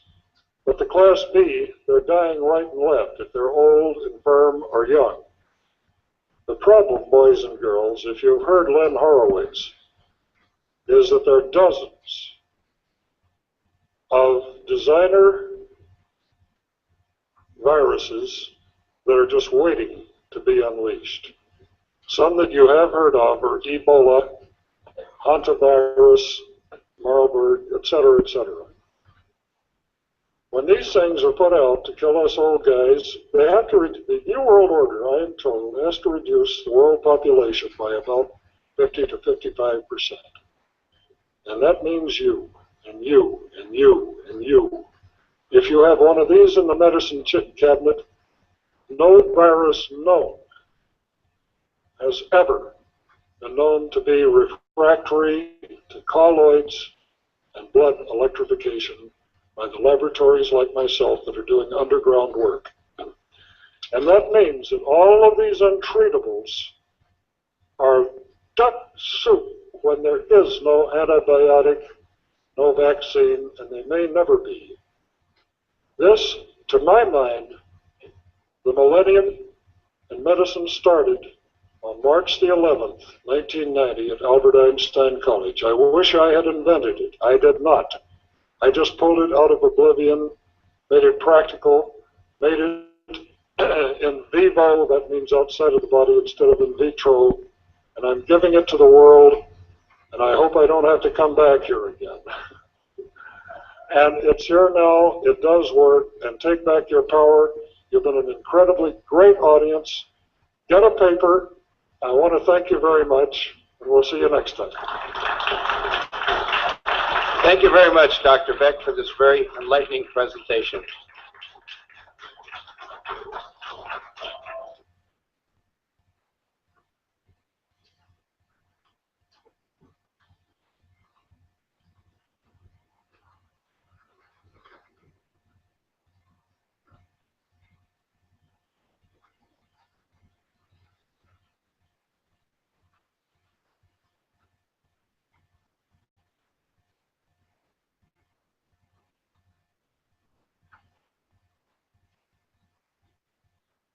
Yeah, okay. Well, luckily you won't have to listen to me talk for very long, so. I just want to welcome everybody to the bookstore. If this is your first time here, I noticed there's a few new faces, and I'm always delighted to see people who I don't know their first names. And I don't take offense to all the people that I know by first name, but it's great to see new guests here at the bookstore. And if you'd like, we have an email list at the counter where you can sign your email down, and we'll try to shoot you an email once a week about some of the upcoming events here at the store, so you can get an idea of some of the great events that we'll have here. But we'll probably never have one quite like this. We're very honored tonight to have Dr. Andrew Wakefield with us, and he's going to give you a rundown of what he's been studying and researching for a number of years, and what he's faced as a result of that research. So it's great to find that there's so many people interested in medicine that runs counter to what the popular media and the medical industrial complex would have us believe. And so it's great to find so many people that want to come out and listen to somebody who we all really do owe a great debt of gratitude to for all of his years of research. So it's great to have so many people come out tonight.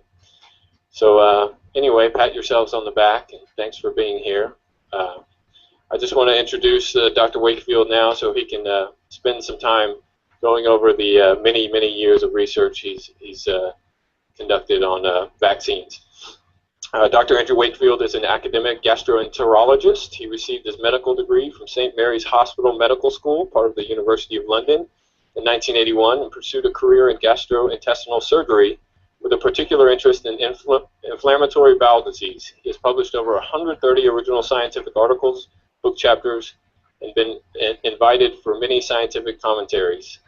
One of the most prominent, of course, we all know is Dr. Wakefield's Lancet Medical Journal, a controversial paper that linked the MMR, measles, mumps, and rubella vaccine to autism. So you'll hear a lot about that tonight. But anyway, I hope you all really appreciate that we have somebody in Austin who's dedicated his career to really researching the truth. And I think we all need to thank him for being here with us to share tonight. So anyway, without further ado, Dr. Andrew Wakefield.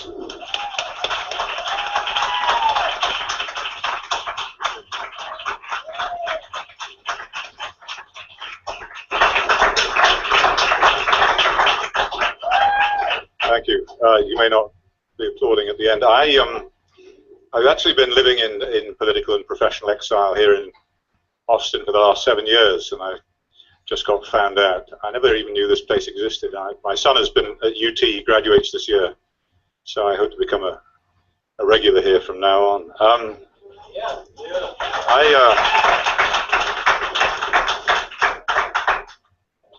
Just to sort of set the scene, I'm an entirely traditional mainstream physician, and it's really a story about how to take a modestly and moderately successful career and flush it down the toilet. And when you go against policy and you threaten profit in medicine, that's what tends to happen. And it's really a story about this paper, a paper that we published in The Lancet in 1998. This is a humble case series.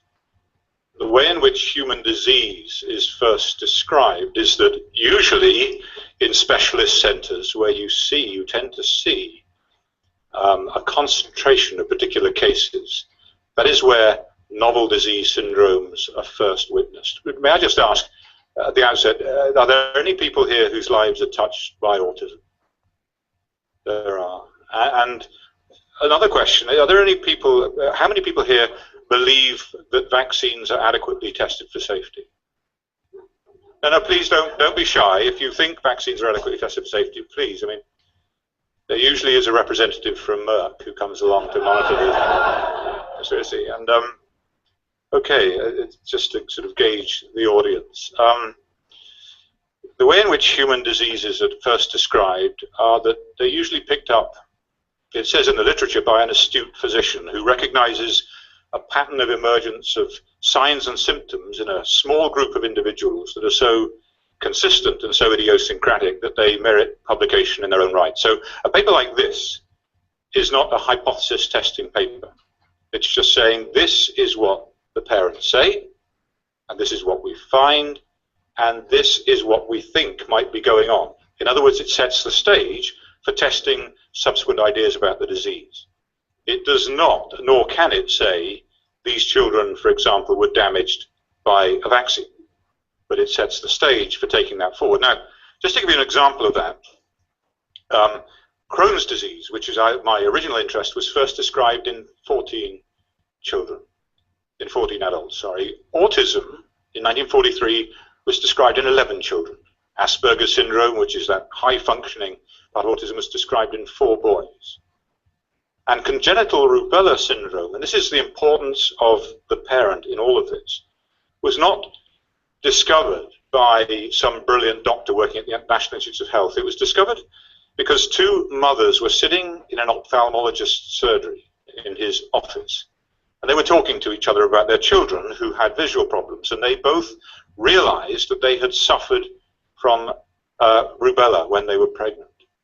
And they reported this to the doctor, and the doctor picked up on it, and that was the beginning of the discovery of congenital rubella syndrome and of rubella vaccination. That's where it began. So medicine begins and ends with the patient's narrative. That is absolutely crucial, and that has been lost in this modern world of public health medicine, where the greater truth excludes the lesser. The greater good argument tends to prevail. Well, I don't believe in that argument.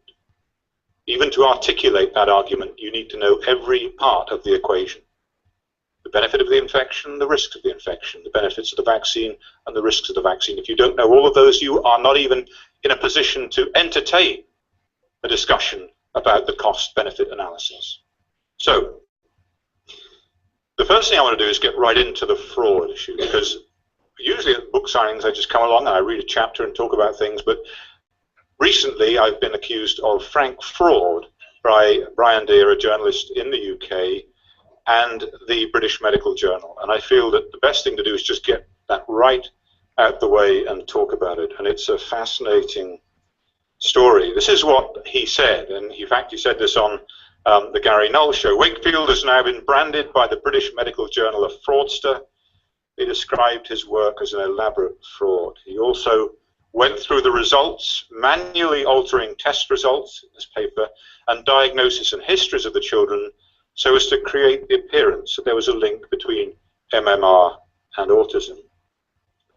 And the first thing, therefore, I want to talk about are the medical records. So here he is accusing me of going through the medical records and taking the information and changing it manually to include it in the paper. Now, just to set the scene for Brian Deere, who is something of an enigmatic character, the first time that he ever got involved in autism, he went to interview the mother, in fact, mother of the second child to be investigated in this paper. A very smart mother, a very articulate mother, who in fact was the first woman to phone me about her child on May the 17th, 1995.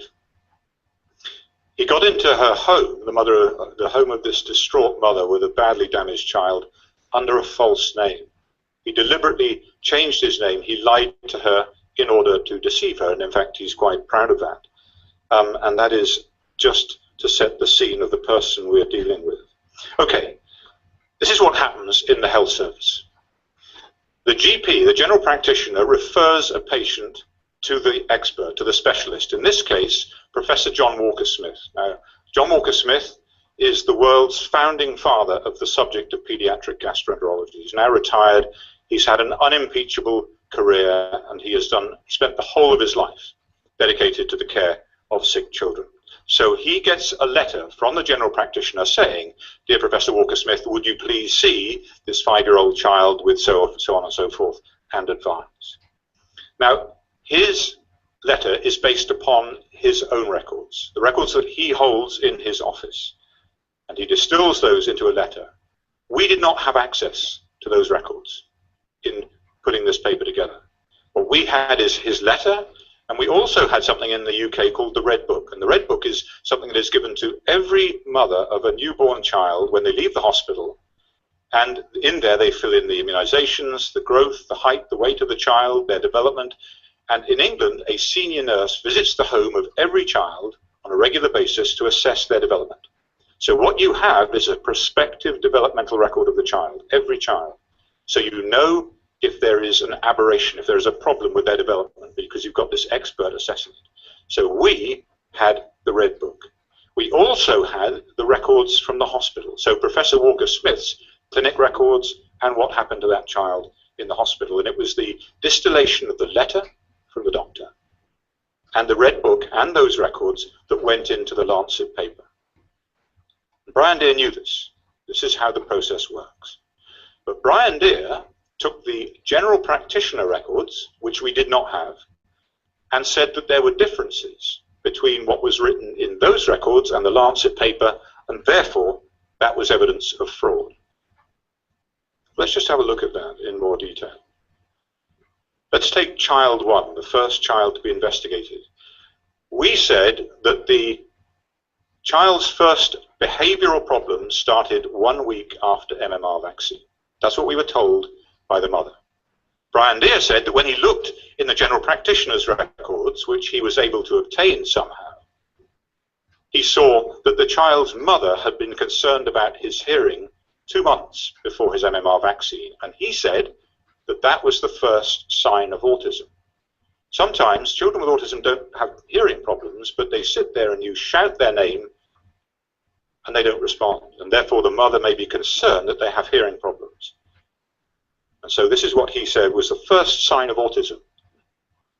What we were told is that the first behavioral symptoms started with delirium for 3 days, 1 week after the MMR vaccine, and that is what we put into the Lancet paper. Now, some years later, when the General Medical Council struck us off, we had access to the general practitioner's records for the first time. And when I got those records, I went through them. And what it said in those records is mother concerned about hearing, discharge from left ear. What do you think that meant? An ear infection. Absolutely. This child had an ear infection. The mother was concerned about his hearing because he had an ear infection. So Brian Deere took those records, he took the bit he wanted, he discarded the bit he didn't want, and that is fraud.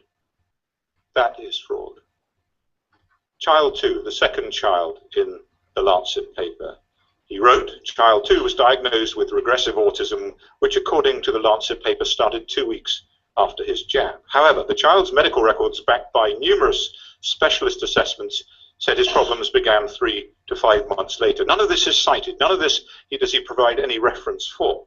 The clinical records that we have, the child's psychiatrist at the Royal Free, Dr. Mark Borulowitz, wrote, started head banging about 2 weeks after the MMR vaccine and hasn't looked right since. And in his discharge summary, had his MMR immunization, and 2 weeks following this started head banging behavior and screaming through the night. And these are characteristic features of autism, and that is what we reported. So what about the disease, the intestinal disease? Because what we did in this study, in this simple study, was to describe for the first time what appeared to be a novel inflammatory bowel disease in these children. Now, the parents had been going to the doctors saying, firstly, I'm worried about my child's development. They were absolutely fine. They had social skills, they were learning, they had words, they had language, and then they lost it after the vaccine. The doctor would say, no, they're just a boy. They're confused. They're just, you thought they were speaking, but they were just grunting and making noises. I had one where the child was saying helicopter. Helicopter is an extraordinarily complex word. A week after his MMR vaccine, he was saying copter. And a week after that, he was saying k. And a week after that, he said nothing, and he didn't speak again. So this is the kind of story that we heard. And the other thing is the parents would say, doctor, my child's having terrible diarrhea, he's banging his head, I'm sure he's in pain, there's something wrong with his tummy. The doctor would say, no, no, he's autistic, he's bound to have these problems. You see, that made absolutely no sense to us at all as gastroenterologists. See, these children were sick until proven otherwise. And what we discovered is they have a bowel disease. But Brian Deere didn't think so.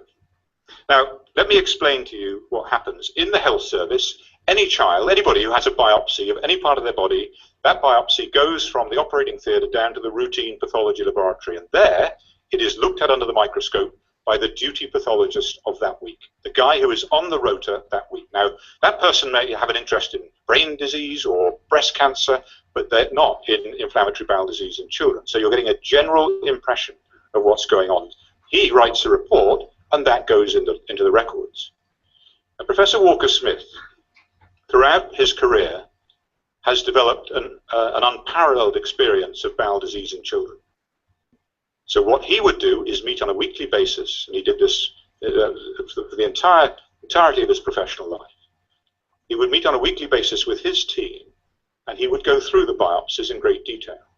He would bring his experience to bear on the diagnosis. And what he noted is that the pathologist, the routine pathologist, was missing disease in these children. And so not content with his own diagnosis, Professor Walker-Smith then went to the senior bowel pathologist in the hospital, Professor Dillon, and he asked him to blindly review the biopsies. What that means is that Dr. Dillon has all the biopsies in front of him. He does not know the diagnosis. He doesn't know the symptoms. He doesn't know the outcome. He knows nothing about the children. All he has are the biopsies, and he scores them on a standard scoring sheet. And this is the kind of scoring sheet that he scores them on. And this is research. This is something that I was involved in. Now, really, in a nutshell, what this shows is various degrees of inflammation, none, mild, moderate, severe, and a final score, 1, 2, 0, 1, 2, or 3, and then various features down that side of inflammation, acute inflammation. It doesn't worry about the details, but this is a systematic way of scoring the biopsies and doing it in a way that is reproducible. And it is the result of that process, that diligent process, that went into the Lancet paper. Brian Deere knew all of that. And Professor Walker-Smith, in his testimony before the General Medical Council, said this was nothing to do with me. This was his initiative, Dr. Dillon, the expert, systematic analysis that was blinded, the highest level of scientific rigor, and it was that result that was entered into the paper. Brian Deere took the routine reports and said they were different from what was in the paper, and that was evidence of fraud. What he omitted is this whole process of due diligence, which is the reason why tertiary referral centers of excellence exist. That's why they're there, is to do this kind of thing so that we do not miss disease. And yet Brian Deere went from there to there and said it was fraud. The other thing that he did, it was said that we did not have ethical approval for that process, for the analysis of the biopsies. One of the charges that was sustained against us is that we didn't have ethical approval. Now, Brian Deere obtained documents right at the beginning of his investigation from the hospital. And he took those documents and he submitted them in his complaint to our regulatory body, the General Medical Council in the UK. Or did he? No, he didn't. He kept some documents to the side. And what he kept to the side were the key documents that disclosed the fact that we did have ethical approval for that study, and here it is. 16295, ethical approval for study of biopsies that was awarded in 1995, 1 year before we ever saw these children. And this was withheld. This vital evidence was deliberately withheld, I believe, by Mr. Deere from the General Medical Council because it ran counter to his argument. And every child's records presented to the GMC of those 12 children, there was a consent form signed by the parents that was relevant to that ethical approval. In other words, you've got hard evidence that there is a consent form in the notes for that research project and no other consent form at all for any other project. And yet they found us guilty of doing this without ethical approval. It's an extraordinary situation. Brian Deere did not reserve his ire for me or for my colleagues. This is what he said on the blogs about parents of children with autism. The festering nastiness, the creepy repetitiveness, the Weasley deceitful obsessiveness, all signal pathology to me. And they wonder why their children have problems with their brains. So this is the kind of person who portrays himself as the guardian of children with this disorder. So what has happened in the last 15 years? Where have we come from? Where are we now? This, when I first got into it, was the status quo. This is what people believed about autism, that it was a psychiatric disorder. You may know that this started as being the mother's fault. Until relatively recently, this was the refrigerator mother.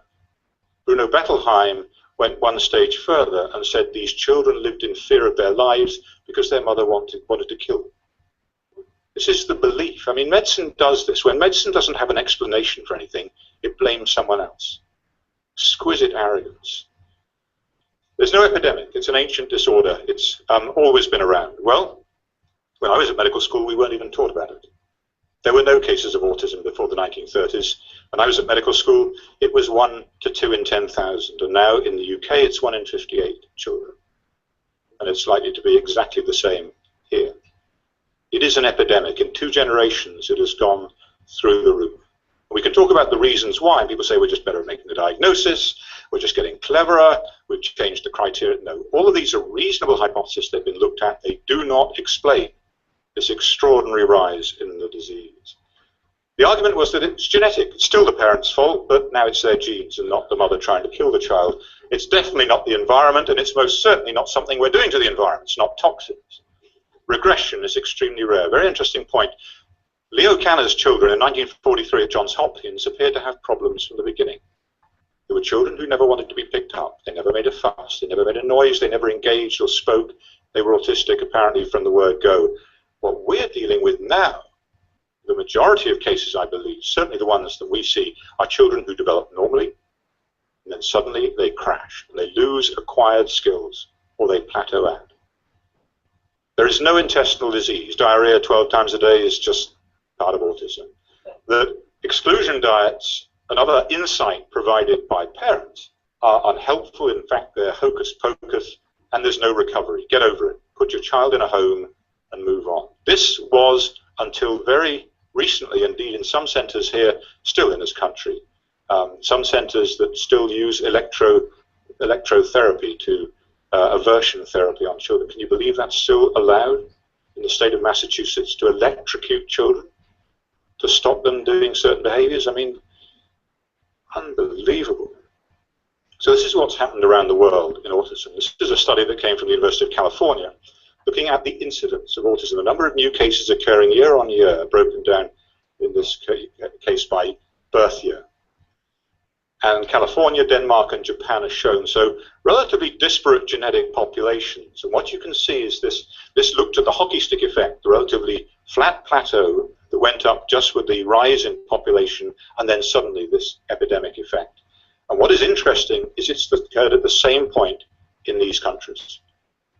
In children born in such a narrow range as 1988 and 89, there was this sudden inflection, and it took off in these different countries. This is very, very important because it says this is environmental. This must be environmental. You don't have genetic epidemics. The human gene evolves over thousands and thousands of years. You do not have genetic epidemics. This is an environmental factor, and it seems to be common, a common denominator to these different countries. In just 2 years, it changed. And that gives you a very, very useful pointer as to what may have changed in the environment in those countries at that point. And this is the worldwide figures. And you can see this is an extraordinary change in the rate of this disease. People say we're just getting better at making the diagnosis. Well, when I was at the Royal Free, the cleaning woman used to make the diagnosis of autism. You cannot miss these children. And in 1994, the diagnostic criteria changed, but it was a corrective narrowing of the criteria. It wasn't a broadening of the criteria, it was called a corrective narrowing. So something in the environment happened first to children born at the end of the 80s. And that, I think, is a very important clue. So, genetics. Billions of dollars invested in genetics, academically of interest, a reasonable starting point, but nothing has been consistent or reproducible. For the great majority of people, 97% plus, there is no evidence that this is a genetic disorder. And there is no genetic epidemic, as I've said. So we're slowly working through these, not environmental. It must be environmental. And the mainstream opinion now that's emerging is not only that it's environmental, this is mainstream view, it's time to start looking for the environmental culprits that's led to this dramatic increase. And Dr. Landrigan from Mount Sinai Hospital, the likelihood is high that many of the materials, that's the toxins in the environment, have the potential to cause injury to the developing brain and to produce neurodevelopmental disorders, possibly autism among them. And he described this as a massive toxicological experiment with our children. This is a talk that he gave to the Institute of Medicine in Washington. So what we have going on at the moment is a massive toxicological experiment. So regression is extremely rare. As I said, no regression actually becomes the main phenotype of this disease that we see now. Exclusion diets were until recently, until the last 10 years, something that mainstream medicine didn't want to have anything to do with. And yet parents said time and time again, when I put my child on a gluten-free diet or a casein-free diet, cow's milk products, they get dramatically better. We heard this story time and time again, and when they put them on a casein-free diet, cow's milk, dairy product-free, the first thing that changed is their sleep. The children started sleeping. And this was so consistent, and then they put them on a gluten-free diet, the children started speaking and recovering. Now, gastroenterologists see this. We see this with celiac disease, a primary bowel disease associated with gluten intolerance. You go on a gluten-free diet, and if you're a kid, then your grades at school improve, your depression lifts, you sleep. This has been known to gastroenterologists for a long, long time. This gut-brain link is not something that is alien to gastroenterologists. To psychiatrists and psychologists, it was much more of a challenge. This is a disease that's up here. Please don't, threaten the status quo. This is my disease, my territory. Possibly not. And recovery. Well, just to reassure you now that there is recovery to a greater or lesser extent. Children can get a lot better. We noticed that when we treated the bowel disease that I'll talk about in a moment, in the UK, with standard medication that we would use for Crohn's or colitis, anti-inflammatory medication, then not only did the bowel disease get better, but the children started speaking, smiling, laughing, sleeping. We may not have cured their autism, but it made a huge difference to their quality of life, and it made it much easier to teach them. And when you could teach them with special techniques, then they got the best of everything. And no intestinal disease are never replicated. So the word in the media that keeps being repeated, apart from Dr. Wakefield discredited, is that none of this work has ever been replicated. This is the kind of child that we dealt with. And this is a little boy from the UK who couldn't get the care he needed in the UK and came to Dr. Krigsman, my colleague in New York. Now, it doesn't take a rocket scientist to tell that this child is sick. He has no muscle mass, he's wasted, he has a grossly distended abdomen, which you can see here in profile. He looks like a child from a famine zone from West Africa. And yet the person who's under investigation in this family is who? The mother, by Child Protective Services, because clearly she's starving her child. And yet behind him is his sister. And you can see that his sister is perfectly well nourished. The mother is not starving this child. This is another child that came to us. This little boy was in such pain from his abdomen that he would beat his head against a wall in order to render himself unconscious to get away from that pain.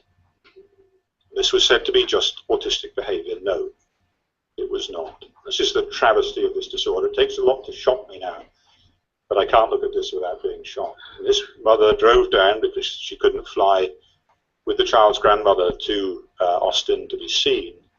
And again, he was so distraught on the way that they had to stop at a hospital. In the emergency room, you can imagine what happened. The first thing was, this is child abuse. No, it wasn't. And in fact, fortunately, the doctor in the emergency room recognized the child's autistic behavior and realized that this was not, in fact, child abuse, and sent them down to us in Texas. This little boy would lean on the furniture for hours a day in this position. The doctors would say, that's just autism. Kids with autism do that. It's just inappropriate behavior. No, it isn't. It's entirely appropriate. Why? Because this child has abdominal pain.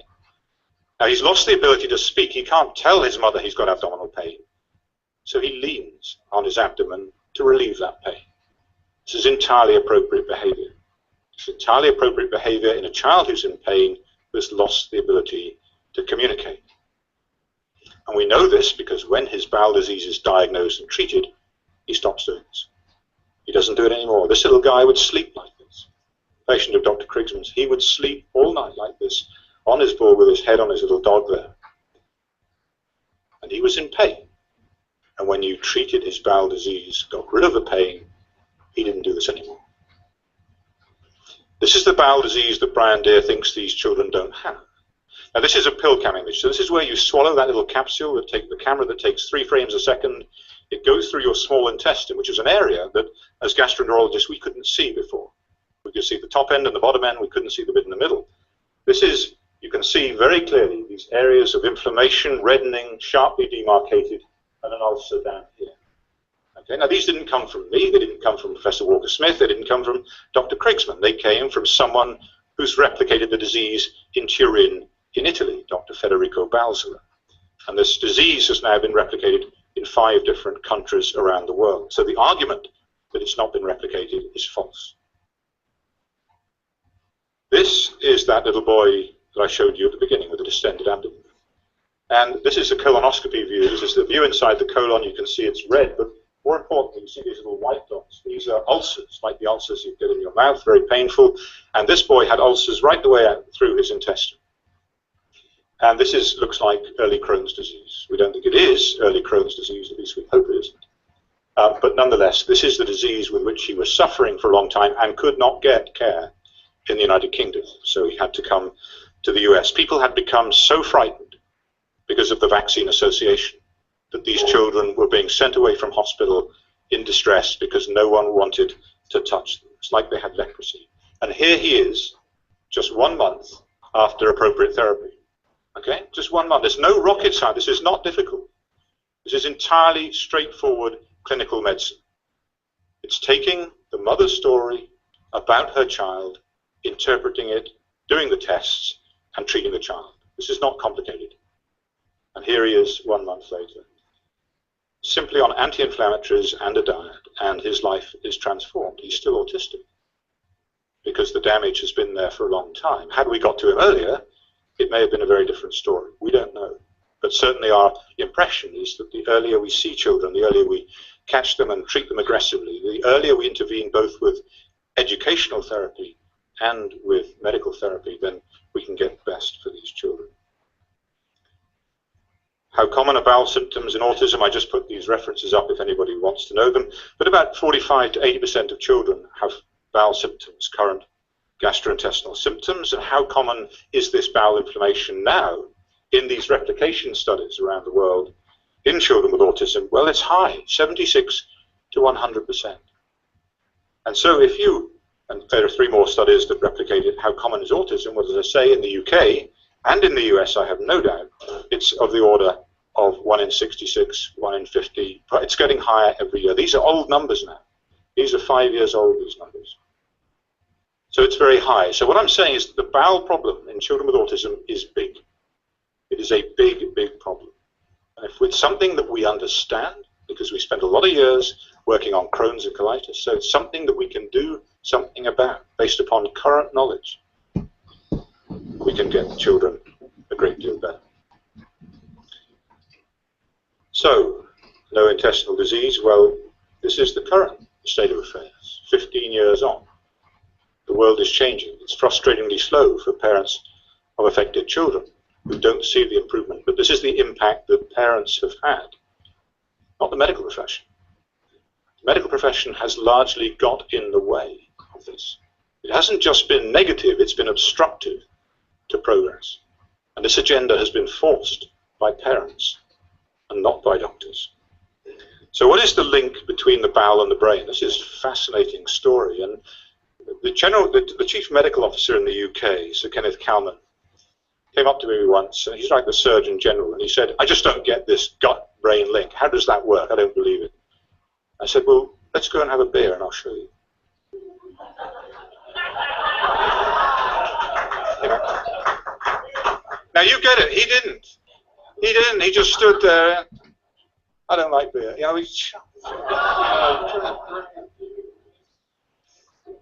We treat psychological and psychiatric disease with oral medication. These drugs have to get through the gut and the bloodstream to affect the brain.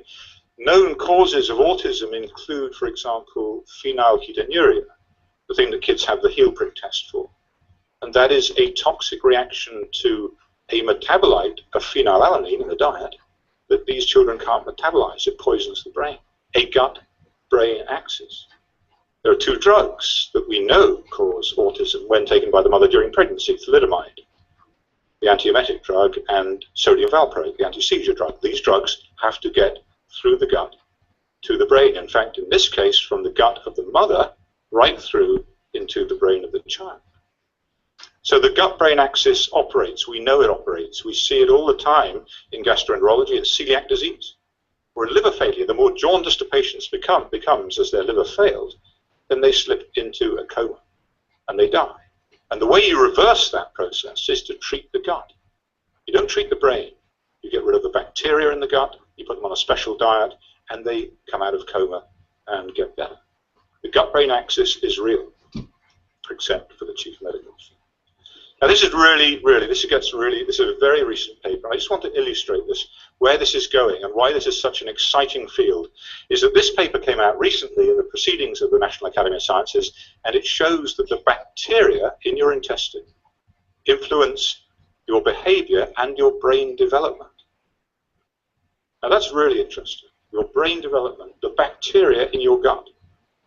We're more bug than we like to think. I went to a lecture recently in a scientist from Imperial College in London who studies a thing called metabolomics, and his statement was that we are 9/10 bacteria and 1/10 human. The health we took for metabolism, for the generation of vitamins, for detoxification of drugs, we rely upon our gut bacteria.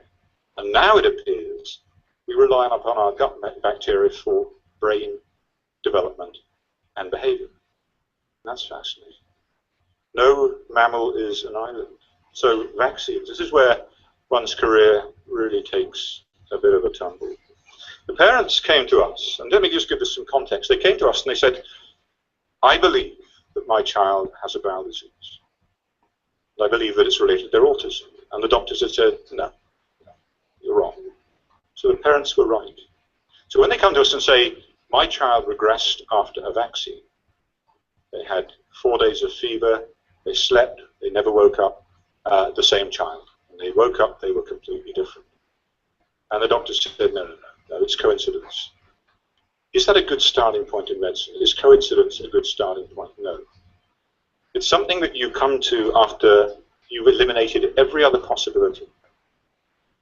Only when you've done that process of due diligence in medicine can you say it is likely, in the absence of anything else, that this is coincidence. You do not start from that point, and that's where medicine started with this. If these children had regressed after natural chickenpox, people would have said, wow, that's bad. We need to do something about that. But because it was a vaccine, it couldn't possibly happen. This is the sort of cognitive dissonance in which we live. And I'm not alone in fearing this. 89% of parents in a recent poll from the University of Michigan put vaccine safety research as their #1 medical priority. So parents are concerned. They're genuinely concerned. They're not concerned because I've caused a scare. My colleagues and I responded to a scare. We responded to a legacy that in the UK, we introduced 3 brands of the MMR vaccine. 2 had to be withdrawn because they caused meningitis. And yet the head of immunization in the UK said that this is a vaccine with an exemplary safety record. 2/3 withdrawn for safety reasons, please. So the scare exists because parents believe there is a problem, not because of me. As I say, we responded to the scare. So the mainstream view is coincidence. Well, we've dealt with that. But vaccine safety is proven, and we can look at that now, that multiple studies confirm that there's no autism link and that it's safe to receive multiple vaccines at once, despite the fact that it's never been studied. Never. Coincidence, I've said, is a last resort. The safety concerns, it's proven that you can have multiple concurrent vaccines and that the schedule is safe. So that what children have from day 1 of life, the hepatitis B vaccine, right the way through to their preschool boosters, over 40 vaccines, that's perfectly safe, and yet it's never been tested. Can you believe that? What about vaccine excipients? What about what we find in vaccines other than just the bug itself, the antigen itself? So what do we find in vaccines? Aluminum salts, antibiotics, formaldehyde, stabilizers, preservatives, including mercury preservatives, a whole bunch of stuff about which the safety is not known. The mercury itself, what a mixture, what a mix. The mercury itself was grandfathered in by the FDA because it had been in medications for years. So there was no safety study at all of thimerosal. And what about other things that we find in vaccines? Adventitious agents, other viruses. Let me just give you one example. This is the rotavirus vaccine. In the UK, we don't use the rotavirus vaccine because we don't see a need for it. So why is it being used here? It was actually, I think, produced for third world countries, and yet it's now mandated in this country. Well, in March 2010, using some modern and sophisticated molecular technology, a pig virus was found in the rotavirus vaccine made by GlaxoSmithKline. This is a elements, the DNA fragments of this pig virus, porcine circovirus type 1. Now, it's important to say that this virus has never been shown to produce disease in humans or in pigs. But the FDA did the right thing, and they suspended the use of this GlaxoSmithKline vaccine, a British company, in the States. Using the same technology, in May 2010, 2 pig viruses were identified in the Merck rotavirus vaccine. Porcine circovirus type 1 and porcine circovirus type 2. Now, the porcine circovirus type 2 does cause disease. It causes a wasting AIDS-like disease in young pigs. So the FDA met again, and what did they do? They put both vaccines back on the market.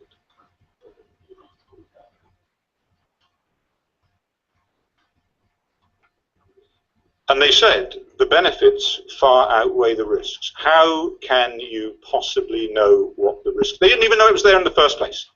How can they possibly say what the risks are? They have no idea whatsoever. That is, you tell this pig that the benefits outweigh the risks. This is a pig with porcine circovirus type 2 infection. Okay? This is disease. And they say the benefits outweigh the risk, and they have no idea what the short, medium, or long-term consequences of putting that agent in there are. And this is Dr. Landrigan's words as before. This is a massive toxicological experiment with our children. What about simultaneous vaccination? What are the benefits? That's a very, very good question. This is the CDC. So again, this is their words. Simultaneous vaccination is incompletely studied at the time of licensure. So in other words, the time that it's actually put into children, no one's looked at the interaction between different viruses, different vaccines, between, for example, aluminum and live viruses, between the mercury and live viruses and mercury and aluminum. We now know these potentiate each other, but it was never studied. And the safety of the childhood vaccine schedule is untested. So, thimerosal and autism. The science has proven there's no link. Well, let's just look at that. And again, this is not my analysis. This was an independent analysis conducted by Kathy DeSoto at the University of Northern Iowa, And she reviewed all of the raw data, all of the papers that gave raw data on this. She reviewed 58 research articles on a link between autism and one or more toxic heavy metals. 15 were evidence against a link. In contrast, 74% supported a link. So you are told in the media that thimerosal is safe and it's been ruled out of autism. No, this is what the science actually says. You have been lied to. And in fact, she took one of these studies and reanalyzed it, a major study, and showed that they'd done the analysis wrong. And when she did it right, then it showed there was an association. Special educational needs in boys receiving the hepatitis triple series, compared to those who did not receive it, had 9 times the rate of special educational needs. Peer-reviewed and published data. This is not evidence against an association. When this same group looked at autism specifically in a separate paper, then the boys who'd received the hepatitis B vaccine at less than 1 month, remember it's usually given on the day of birth, had a 3-fold increased risk of autism compared with those in whom it was delayed or did not receive it. This is strong evidence of causation. In a court of law, you need a 2-fold increased risk to persuade the judge, and here we have a 3-fold increased risk. What about measles, mumps, and rubella vaccine? The same Dr. Landrigan said to the Institute of Medicine, the Japanese study is the best evidence that MMR does not cause autism, and this is how I got into this through MMR. MMR, like the UK, it's a little story that I perhaps should tell you, and that is, in the UK, and one of the reasons they had to silence me in the UK is that when MMR was introduced at the end of the 80s, we had 3 options. One was the Merck vaccine, MMR2, made in America. The other was the Aventis Pastemeria vaccine from France, Belgium, and the other was GlaxoSmithKline's MMR Pluzirix. Now, Pluzirix was being used under a different name in Canada, and it was causing meningitis. And so it was withdrawn very quickly. And the person involved in those trials in Canada was brought over to the UK to advise the British government on the introduction of this vaccine because they wanted to use the GlaxoSmithKline vaccine. He said, don't do it. It's causing this problem. And they ignored him. In the same month that it was withdrawn in Canada, it was licensed in the UK. The only thing that had changed was its name. Changed from Trivirix to Pluzirix. Otherwise, it was identical. And reports of meningitis kept coming in, and they ignored them until 4 years later. They did a study, and they found the rate of meningitis was 100 times that they predicted from what's called passive surveillance, just waiting for reports to come in. And the vaccine was withdrawn overnight. So they were warned, and they did it anyway. And a lot of children were hurt as a consequence. Why did they do it? Because it was cheap. And because it was the home team, GlaxoSmithKline. So they put the price of a vaccine before the health of children. And that's what he told me on a station in Newcastle in the north of England as a whistleblower. One of the reasons why I had to continue this work, one of the reasons why they had to silence me. Why? Because Glaxo, well, it wasn't Glaxo at the time, it was SmithKline Beecham, did not want to introduce the vaccine. He said that there were problems. They were aware of these problems in Canada, and they were reluctant to face the legal consequences of that. And it seems the British government did a deal with them, that they indemnified them. They assumed their liability in order to get this vaccine on the market. And so when I got involved in the MMR litigation in the UK, I thought that we were suing the manufacturers. No, we weren't. It was the government that was on the hook. And it was the government who contacted the dean of the medical school and tried to stop my work, and eventually did in the UK. So in Japan, the same MMR vaccine was withdrawn because it was causing problems. Now let's go back into the rubella vaccine in Japan was introduced in 1977, the measles vaccine on its own, 78, and MMR was introduced in 1989. And the vast majority were vaccinated at 12 months of age. In this study, I'm going to show you very briefly just one graph. This is the Japanese effect in one ward, one area of Japan. This, at the bottom of the graph, is around the rate of autism, the incidence of autism before the vaccine was introduced, less than 20 per 10,000. And you can see what happened when the vaccine was introduced. This is year of birth along the bottom. The first children to receive the vaccine showed a sharp increase in this disorder. Then the vaccine was withdrawn because it was causing meningitis, and the rate of autism went down. But the authors said that MMR in Japan was never reintroduced, never reintroduced. They don't use it now. But when they looked at the numbers of autism, it went skyrocketing after this period where it had gone down. So they said it can't be MMR. MMR vaccine cannot do this because the rate of autism has rocketed to this point.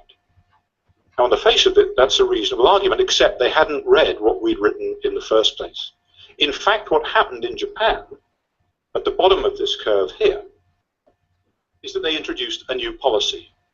That policy was to give children the measles and rubella vaccine by separate injections on the same day, and to give them the mumps vaccine 4 weeks later. Now, in terms of viral behavior, that's doing the same thing. It's pretty much doing the same thing as giving MMR.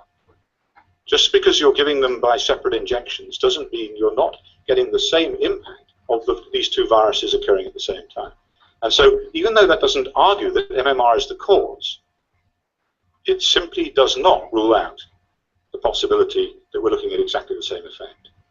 So, you really need to do your work. What about timing of exposure? When we get exposed, the age at which we're exposed to infection makes a huge difference to the outcome. If you get chickenpox when you're a child, it's trivial. When you get it when you're an adult, it's not. If you get mumps when you're a child, trivial. If you get mumps when you're a post-adolescent boy, you can get orchitis and sterility, testicular inflammation. Very different outcome from the same infection according to the age at which you get it. So here's just one example. This is a big study that took place in Manitoba, University of Manitoba. Over 11,500 children who received at least 4 doses of the DPT vaccine, the risk of asthma was half if you delayed the first dose by just 2 months. Now this is an extremely important study, because it's saying you don't have to stop vaccinating, you just change the schedule and you can reduce the risk of this devastating disease by a whole lot. And if you delay the 3 doses, the first 3 doses of this vaccine, then you reduce the risk to 1/3. So you see this biological gradient effect. It's very powerful evidence that this vaccine, according to the age at which it's given, is a risk for asthma. And there are 5,000 deaths a year in this country for asthma. So this is a huge issue. It would be enough, you would think, to cause the regulatory authorities to say maybe we should do this in the interests of children. But no, nothing has happened. We've seen the same thing with MMR vaccine. People say there's no association. Huge epidemiological studies have been done. They show there's no effect. No, they don't. There was a study by Dr. Frank DeStefano from the CDC where they looked at just this issue, the age of MMR vaccination and autism risk, and they found that if you were vaccinated younger, your risk was significantly greater. And yet that was published as a negative study, a study that's shown no effect. They tested a hypothesis, they found a significant effect, and then they sought to dismiss it by saying this is an artifact of the vaccine requirements of special educational preschool children. Now that argument is only possibly tenable if the vaccination requirements for special ed preschool children are any different from those of regular ed preschool children. They are not. They are identical. In other words, it's a specious argument. It's a deception. They found an effect and they put it out there as a negative study. So the link to autism is most certainly not disproven, and it's not safe to receive multiple vaccines. Dr. Paul Offit, who in fact was the inventor of that rotavirus vaccine that contained the pig viruses, and also sits on the committee that approves vaccines as well, no conflict there, said that it is safe for a child to receive 10,000, 100,000 vaccine antigens at once. 100,000. This has never been put to any test whatsoever. So bend over, Dr. Offit. So how do we solve this problem? How do we actually address this problem? We have to define the question. And the question that we're pursuing, that my research group and the charity I work with are pursuing, is that we are poisoning children. And we're giving them from a very early age preservatives like thimerosal, mercury. Now, it was taken out. It was advised to be taken out. There was no mandate to take this out. drug companies were advised to take this out of vaccines in children. So at the same time that they took it out, they put it back in the flu vaccine, given now to pregnant mothers and to when the child is at their most vulnerable, and to children of 6 months of age, and in the meningococcal vaccine. And why would you do that? Why would you take out a poison which apparently is only second to plutonium on the planet as a toxin? Why would you take it out on the one hand and then put it back on the other? I think my friend Alex Jones would have a few thoughts on that one. And what about aluminum? Aluminum is put in there to boost the immune response. Without aluminum as an adjuvant, the vaccine wouldn't work. And yet aluminum is known to be a poison to the immune system and to the brain. So we put these things in there, and I believe we poison the children. We damage their immune system, we render their brain susceptible, and then we give them a live viral vaccine, like MMR, and the immune system puts up its hands and says, I just don't get this. Now, I don't know that that's what's happening, but that's what I believe is happening in some children, and that's what needs to be looked at. And the biohazard that we're producing is incalculable. Now, as I say, the vaccine schedule has never been tested for safety. The World Health Organization recommendations to manufacturers are these. Because a lot of these viruses are primate viruses, they only infect monkeys and up, then you can't test them out in subprimate species. Measles is an example. So the World Health Organization recommends to the vaccine manufacturer that they use no fewer than 10 primates. Now for the manufacturer that will mean 10 primates.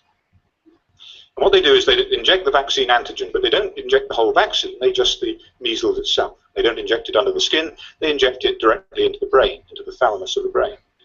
And they observe the animals for 17 to 21 days, and then they sacrifice them and look at the brain under the microscope for evidence of damage. The problem is that they don't include any controls. No animals that have had saline injected into the brain, so you know your effect is or isn't due to the vaccine itself. This is not a scientific experiment. It has no merit, no value whatsoever, because you do not know whether the effects that you're seeing down the microscope are simply a consequence of putting a needle or saline into the brain. Now, if an animal dies during the first 48 hours, you can replace them in the experiment. It's the animal's fault for dying, it's not the vaccine's fault. And if more than 20% of the animals die over the course of the whole experiment, you can scrap it and start again. This is what they do before the vaccine antigen is put into children.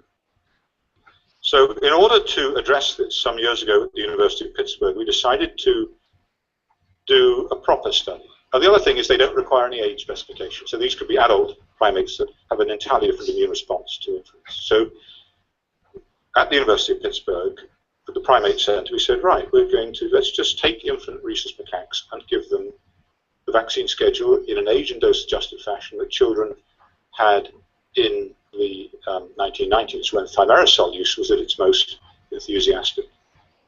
And I said I would never do experiments on primates, but we were faced with this catastrophe, this tsunami of children with autism and no answers. No answers and no will to seek an answer on behalf of the federal government. So we decided that we would do what should have been done a long time ago. And this is the first study that was published. And this looks at the acquisition of survival skills in the first 14 days of life. Now what I mean by that are there are some essential survival skills in young infants, such as sucking, rooting, snouting, feeding reflexes. If you don't feed in the first few days of life in the wild, you will die. And so what we're able to do here is compare the acquisition of those skills in animals that have received just the hepatitis B vaccine on day 1 of life, or saline as a control. What we find is this is what's called a cumulative survival curve. It looks at the proportion of animals left in the experiment over time along the bottom.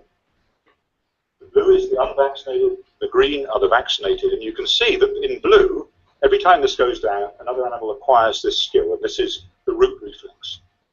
And there is a significant difference, a highly significant difference in the acquisition of this survival reflex between the unvaccinated and the vaccinated. It is delayed in those receiving the hepatitis B vaccine. If you look at the suck reflex, you see exactly the same thing. And if you look at the snout reflex, you see the same thing some animals not achieving this reflex. This is where you stroke the nose and they move their head upwards towards the nipple. So this is an extraordinary effect. Extraordinary effect. The detriment was always seen in the vaccinated animals. This is just the first shot on the first day of life.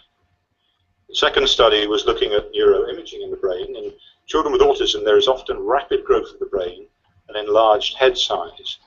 And this is due to underlying abnormalities in brain growth, and certain areas of the brain are particularly susceptible. So could we reproduce this by scanning these animals? Now, this is just a series of scans. This is a positron emission tomography looking at the binding of a morphine-like receptor in the brain, which has been implicated in autism, in a particular area that's involved in emotion called the amygdala. This is the normal response. So T1 is before MMR, T2 is after MMR, and this on the top is the animal that just received the saline. And you can see that there is a natural decline in the activity of this receptor. You see the signal, the color signal lessens. However, in the vaccinated animals, it doesn't decline. In fact, if anything, it increases. So there is not only structural change in the brains are larger in these animals, but they are functionally different as well as a consequence of vaccination. Now here's the question. If they had done these studies when they should have done them, would they have licensed the schedule? If you came out of a laboratory of Big Pharma and with these results of your primate study before putting this into children, and you said, wow, we've got these really, really interesting findings. These animals are not acquiring their reflexes. Who is going to put that on the market? No one. No one. And yet the study wasn't done when it should have been done. And I believe that that's the implication of what we're looking at. How will we resolve the issue of vaccines and causation? Well, this sort of prospective infant rhesus macaque, this non-human primate study, is going to be essential. Why? Because it's the model they use. They can't turn around and say it's just an animal and therefore it doesn't count. It's the model they use for testing these vaccines before putting them into children. So they can't use that argument. A large study of unvaccinated children, children who've never been unvaccinated compared to those who've been fully vaccinated, looking at total health outcomes. That's essential, and the government have refused to do this study. What is the health, medium, short, long-term health of unvaccinated children, like the Amish or homeschoolers or whatever it might be, compared with those who've been fully vaccinated? And I suspect they fear doing this study for the very reason that they already know the answer. Re-challenge. What happens if I give you a drug and you develop a rash? Well, that could be coincidence. If I give you the same drug 5 years later and you develop the same rash, that is not coincidence. That is causation until proven otherwise. It's called re-challenge. So what happens to children who've had 2 shots of MMR or another vaccine compared with those who've got 1? What we did in the UK was asked the objective question, is the bowel disease worse in kids who've got 2 shots of MMR and regressed into autism compared with those who got 1 shot only and regressed into autism? The answer is yes. The bowel disease is systematically worse in those who got 2 shots. That is powerful evidence of causation. And migration studies, and I won't go into details of these here, but this is looking at, for example, the Somali population in Minnesota. In Somalia, in the Horn of Africa and East Africa, there is no word for autism. They don't have autism. And yet, when the children are born to Somali parents in Minnesota or Sweden or the UK, then the rate of autism is about 1 in 28 children. Staggering difference. So there seems to be some genetic predisposition, but that must be in response to an environmental exposure that doesn't occur in Somalia, but does occur in these first world countries. And so there could be very important clues coming from that. Do vaccines cause autism? I don't know. But yes, according to Professor Sir Michael Rutter. Professor Sir Michael Rutter, ironically, stood against my colleagues and I at the General Medical Council, saying that vaccines could not cause autism. What he did, and he also stood against American children in the vaccine court here, saying that autism was not caused by vaccines. What he forgot at the time, it appears, that he was the first person to publish a paper saying that vaccines could cause autism. In fact, he reported that in 1 child, the probable cause was his immunization. And yet he forgot about it. The US Vaccine Court has been settling cases of vaccine damage where the outcome is autism for some years. And if you want to look up some of the names, then Misty Hyatt against HSS for MMR vaccine. Hannah Poling was a famous case where the father was a neurologist from Johns Hopkins, had 9 vaccines on the same day, and Bailey Banks. So the government is saying on the one hand vaccines don't cause autism, and on the other hand is awarding in court for children who have suffered brain damage where the outcome is autism. So the greatest impediments to progress, commercial influence, undoubtedly. Vaccines are the new avenue for profit for the pharmaceutical industry. You may have read in the Wall Street Times, the Wall Street Journal, that mainstream drugs are a bust because they're coming off patent. There are no new drugs in the pipeline, and so the profits of the industry are going to suffer dramatically, except for vaccines. There are over 300 new vaccines apparently in testing, many of which will be mandated for children and adults, and there is no liability on the part of the vaccine manufacturer. I hope people realize this, is that a tax is levied on every vaccine that is recommended for children and given, paid for by the parent, and that goes into a fund that compensates children damaged by vaccines. The government has indemnified the pharmaceutical industry. If you could make cars where the tire burst and the gas pedal stuck and you didn't care because you weren't going to pay for the damages, why would you take any trouble to improve that car? You wouldn't. So that's the situation that the manufacturers find themselves in. They anticipate 14% annual growth year on year from here on in with their vaccines. So that is what we're up against. Fear of accountability, certainly within the bureaucracies. Ideological denial is actually probably one of the most difficult things to deal with of all.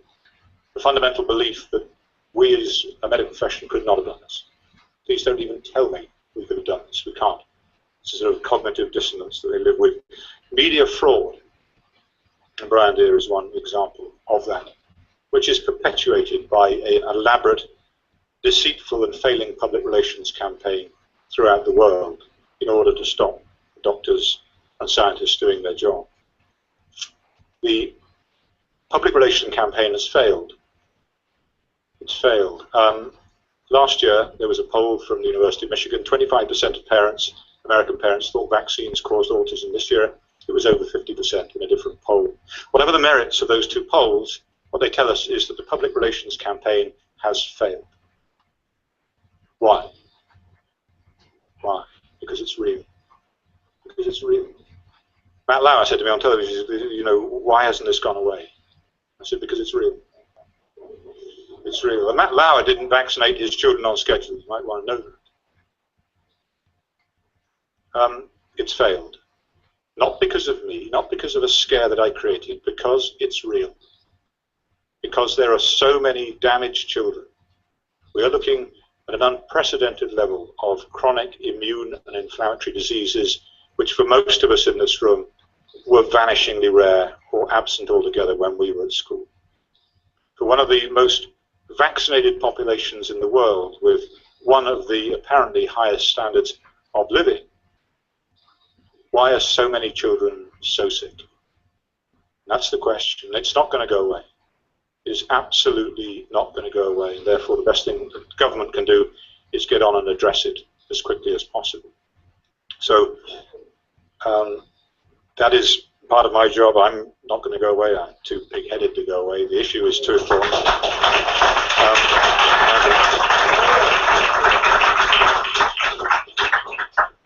And I've got to tell you, I just love living in exile in Austin. I can't think of a better place in the world to be. And the work will continue. We're building a new center in Austin. What is happening is the sort of tsunami is coming through and the children are now becoming adults, and there's nothing for them at all. Nothing. There are no facilities, these children, when their parents, and one of the parents say to me, a very sad story that they really focused my attention on this in the UK, is a mother called me from the north of England. She said, Dr. Wakeford, you don't know me.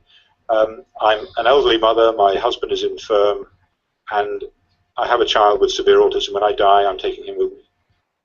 And She said, please don't judge me. And I didn't. I mean, it was not my place to judge her. In fact, I was moved, deeply moved by the love that a mother must have for her child, that she would take his life rather than have him fall on the mercy of a world that really didn't care, for whom there was no provision at all, no services, a child who would die on the streets. And that was in large part a decision point for me in continuing this work. And it's happened. You'll read in the news time and again that mothers are driving into rivers with their children or smothering their children simply because they've reached a point beyond which they cannot go. And they see a very bleak future. When they become infirm or they die, what is going to happen to their children? That's why we have to act now to create a safe haven where people can be helped and treated and be safe and be as creative and fulfilled as they possibly can be. And so we're building what is called the Autism Trust here in Austin as the prototype for the rest of America, where there is optimum health care, that businesses are going to be involved, where the children, the adults can work and live, and it is not going to be a closed environment. It's not going to be an institution. It's going to be open. It's going to be invested in the local horticulture and agriculture and all these kinds of things. But it has to be done now because society really has not prepared for this catastrophe. And on the back of that, we hope to be able to advance the science rapidly to stop this, to help the children who are affected and to stop it dead in its tracks. To do that, what we need to do is separate out the federal government from its friends in the pharmaceutical industry, I believe, and to prevail upon the government to do what it should do and represent the people. So I think it's probably time for me to shut up and sign some books and then go and have a beer. Thank you very much. Thank you very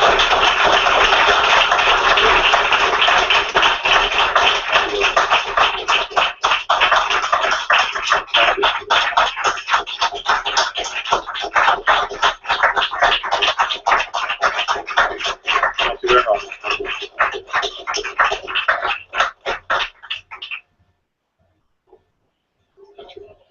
Books available at the counter, or you still have nationality yet?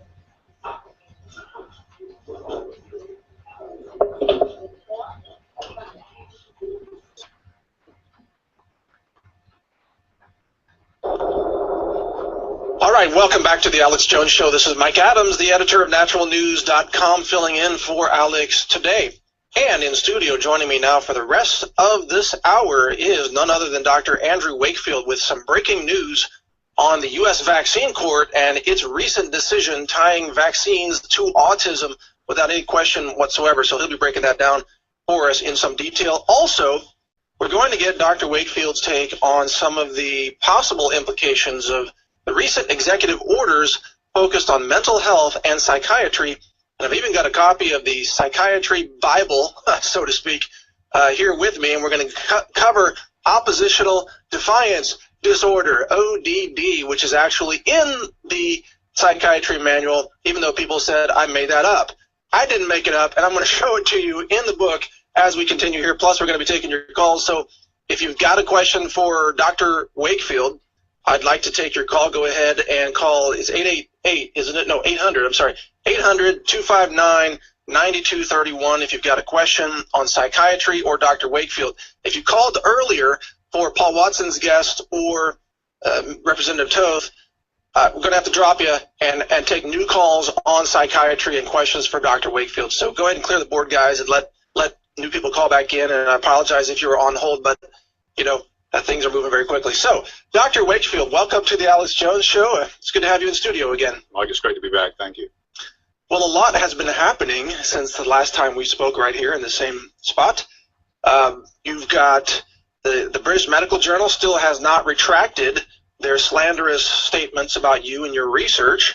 Is there any update on that front? Yes, Brian Deeren, the editor of the British Medical Journal, and the BMJ themselves are being sued here in the state of Texas. We're going through a jurisdictional battle at the moment. They're saying you don't have the right to sue us here in Texas. This is a British journal. This is a British journalist. But we do. There's a long-arm statute, and they sell their wares and make a profit out of Texas. So on the technical aspects of this, we're confident in winning and getting Brian Deere here before a Texas jury, and that is the key. Really? Brian Deere might be here in Austin, Texas? That is what this is all about. I want the American people to see and judge this man for themselves and to judge the quality and the veracity of his story, and they will see how flawed he really is. Or he could just remain a fugitive from justice, I guess, and refuse to come, and what, you might have to go into extradition proceedings in the UK, or how would that even work? Well, it's interesting, and it's probably a technical aspect of law, but I would imagine that we would then file a case in England, and he would then be in contempt of the UK courts. But that's another matter. The BMJ themselves have to come because they sell here. This is one of their outlets, so they're obliged if we win the jurisdictional battle. Well, excellent. I appreciate your veracity, your dedication to pursuing this and not allowing them to just steamroll you with their slanderous, completely false analysis. I mean, they literally just invented things about your research that they pulled out of thin air. Yeah, and what the problem here, Mike, is so much bigger. Well, as you probably know, there is an increasing level of attack on scientists and physicians who are acting in the best interests of their patients and not in the best interests of the government or the pharmaceutical industry. And there is a relentless assault on the few, perhaps 5, 10 scientists in the world who are prepared to work on the possible association between vaccines and childhood developmental disorders like autism. And if we do not protect those scientists and doctors, then you're going to find nobody who's prepared to stand up in vaccine court to protect these children, because that's the end of their career. You're going to find no scientist who's prepared to do the valid safety science on vaccines, because it'll be the end of their career. They'll lose their grants. They'll lose everything, just as I did. And so we have got to stand up as a body, as scientists, as a community, as a people, and say these people are valuable and need to be protected. And that is exactly what we're doing here. Well said. This is about the integrity of science. I mean, this is not a personal a revenge attack on Brian Deere. It's so much more important than that. And the community actually said to me, Andy, we need to fight this case. We will raise the capital to help you, because as you know, Mike, justice belongs to those who can afford it. Yes. So we need to take this battle to them in the U.S. courts. Well, let's talk about the U.S. vaccine court now. Also, there's been significant breaking news that you brought to my attention. An article published at HuffPost. Vaccine court awards millions to 2 children with autism. The court has made the determination that there is a causal link between vaccinations and the development of autism in those children, and they were given an award. Give us a breakdown of that story. Well, this is fascinating. It's huge. It's a game changer, and it comes on the back of an Italian decision in the Rimini court, which made an identical decision. Here we have a child who was developing perfectly normally in Italy, who had the MMR and regressed into autism. He developed all the typical characteristics that we described originally in the Lancet, including gastrointestinal symptoms, encephalopathy, in other words, generalized brain dysfunction, and his final diagnosis was autism. They settled that case in Italy. The government, importantly, did not fight it. They agreed that the MMR had caused his autism. They fought it on the basis that they do not make MMR vaccination mandatory in Italy, whereas the judge said, no, sorry, you put so much pressure on parents to have this vaccine, you are to blame now. We have this ruling in the US vaccine court where you have exactly the same sequence of events. Normally developing children get the MMR plus another vaccine in each case of these 2 children. They then regress into, they have this encephalopathy, a rash, a fever, loss of language, loss of speech, loss of interaction with their siblings, and a regression into autism. They are linked. And what this brings to the public attention once and for all is that the American vaccine court, the Department of Justice, have been hiding behind the vaccine court for so long. Oh, yeah. Behind their table injuries. Now we have a clear sequence of events which links vaccines, MMR in particular, to autism. All right, if you're just joining us, this is the Alex Jones Show. Mike Adams filling in an interview with Dr. Andrew Wakefield live here in studio in Austin, Texas. And a lot of breaking news on the vaccine front. Now, we published a story not too long ago, Dr. Wakefield, where the CDC admits on their website, and we took a screenshot, quoted their information, they admit that vaccines contain mercury, aluminum, MSG, monosodium glutamate, and formaldehyde. Now, these 4 substances, should any doctor in any circumstance ever inject a child with aluminum, mercury, MSG, or formaldehyde? No, it would be unthinkable. If you took these substances on their own and gave them to someone, you would face criminal prosecution, and yet they're saying that this is safe. No, it isn't. It's never been tested for safety. We just got a recent report from the Institute of Medicine saying that there is a parlous lack of information on vaccine safety science, both in terms of the schedule of the dose that children get and when they get it. We simply do not know. There is no science. And so if people are telling the public that vaccines are safe because they've been shown to be safe, that is not true. Right, exactly.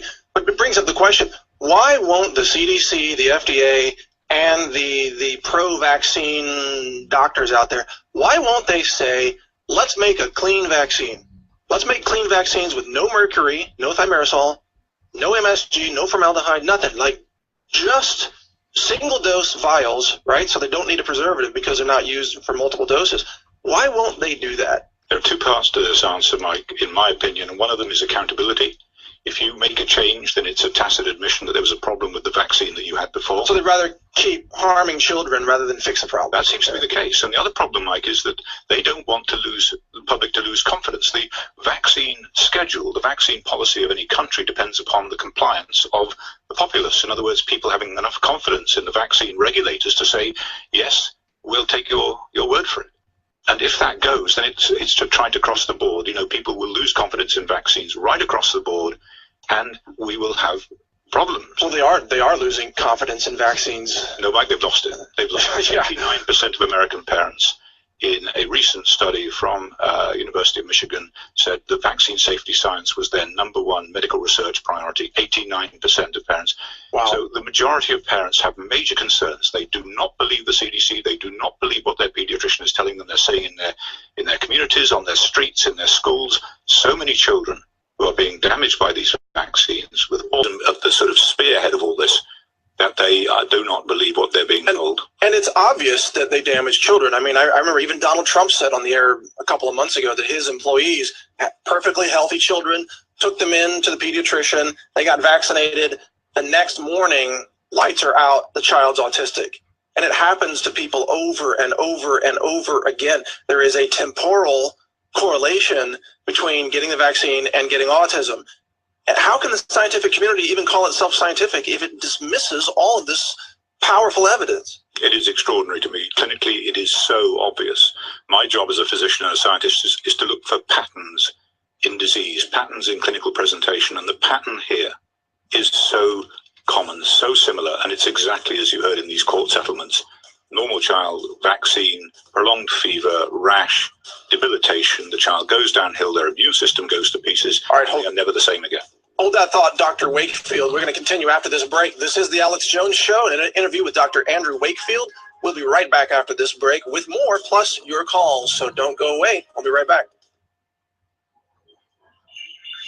Alex Jones here with a message that could revolutionize health in this country. Going back about a year and a half ago, I began to learn about the incredible health effects of longevity products. Aaron Dykes lost 92 pounds. We're going to show you some before and afters. Aaron, break down what happened, your story. I've worked really hard with diet and exercise to try to lose weight, but I just didn't get the results. It just didn't happen. Then I saw what you were doing with InfoWarsTeam.com.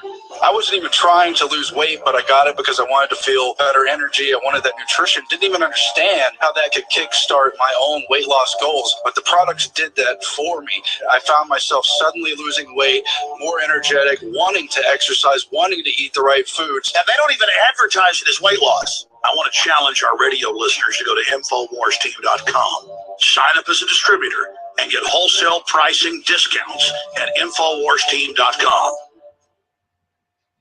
We are continuing our interview here in studio with Dr. Andrew Wakefield. Yes, the Dr. Wakefield, the champion of academic integrity when it comes to, well, scientific integrity, actually, more importantly, when it comes to vaccines and investigating with a sense of scientific skepticism what could be the links between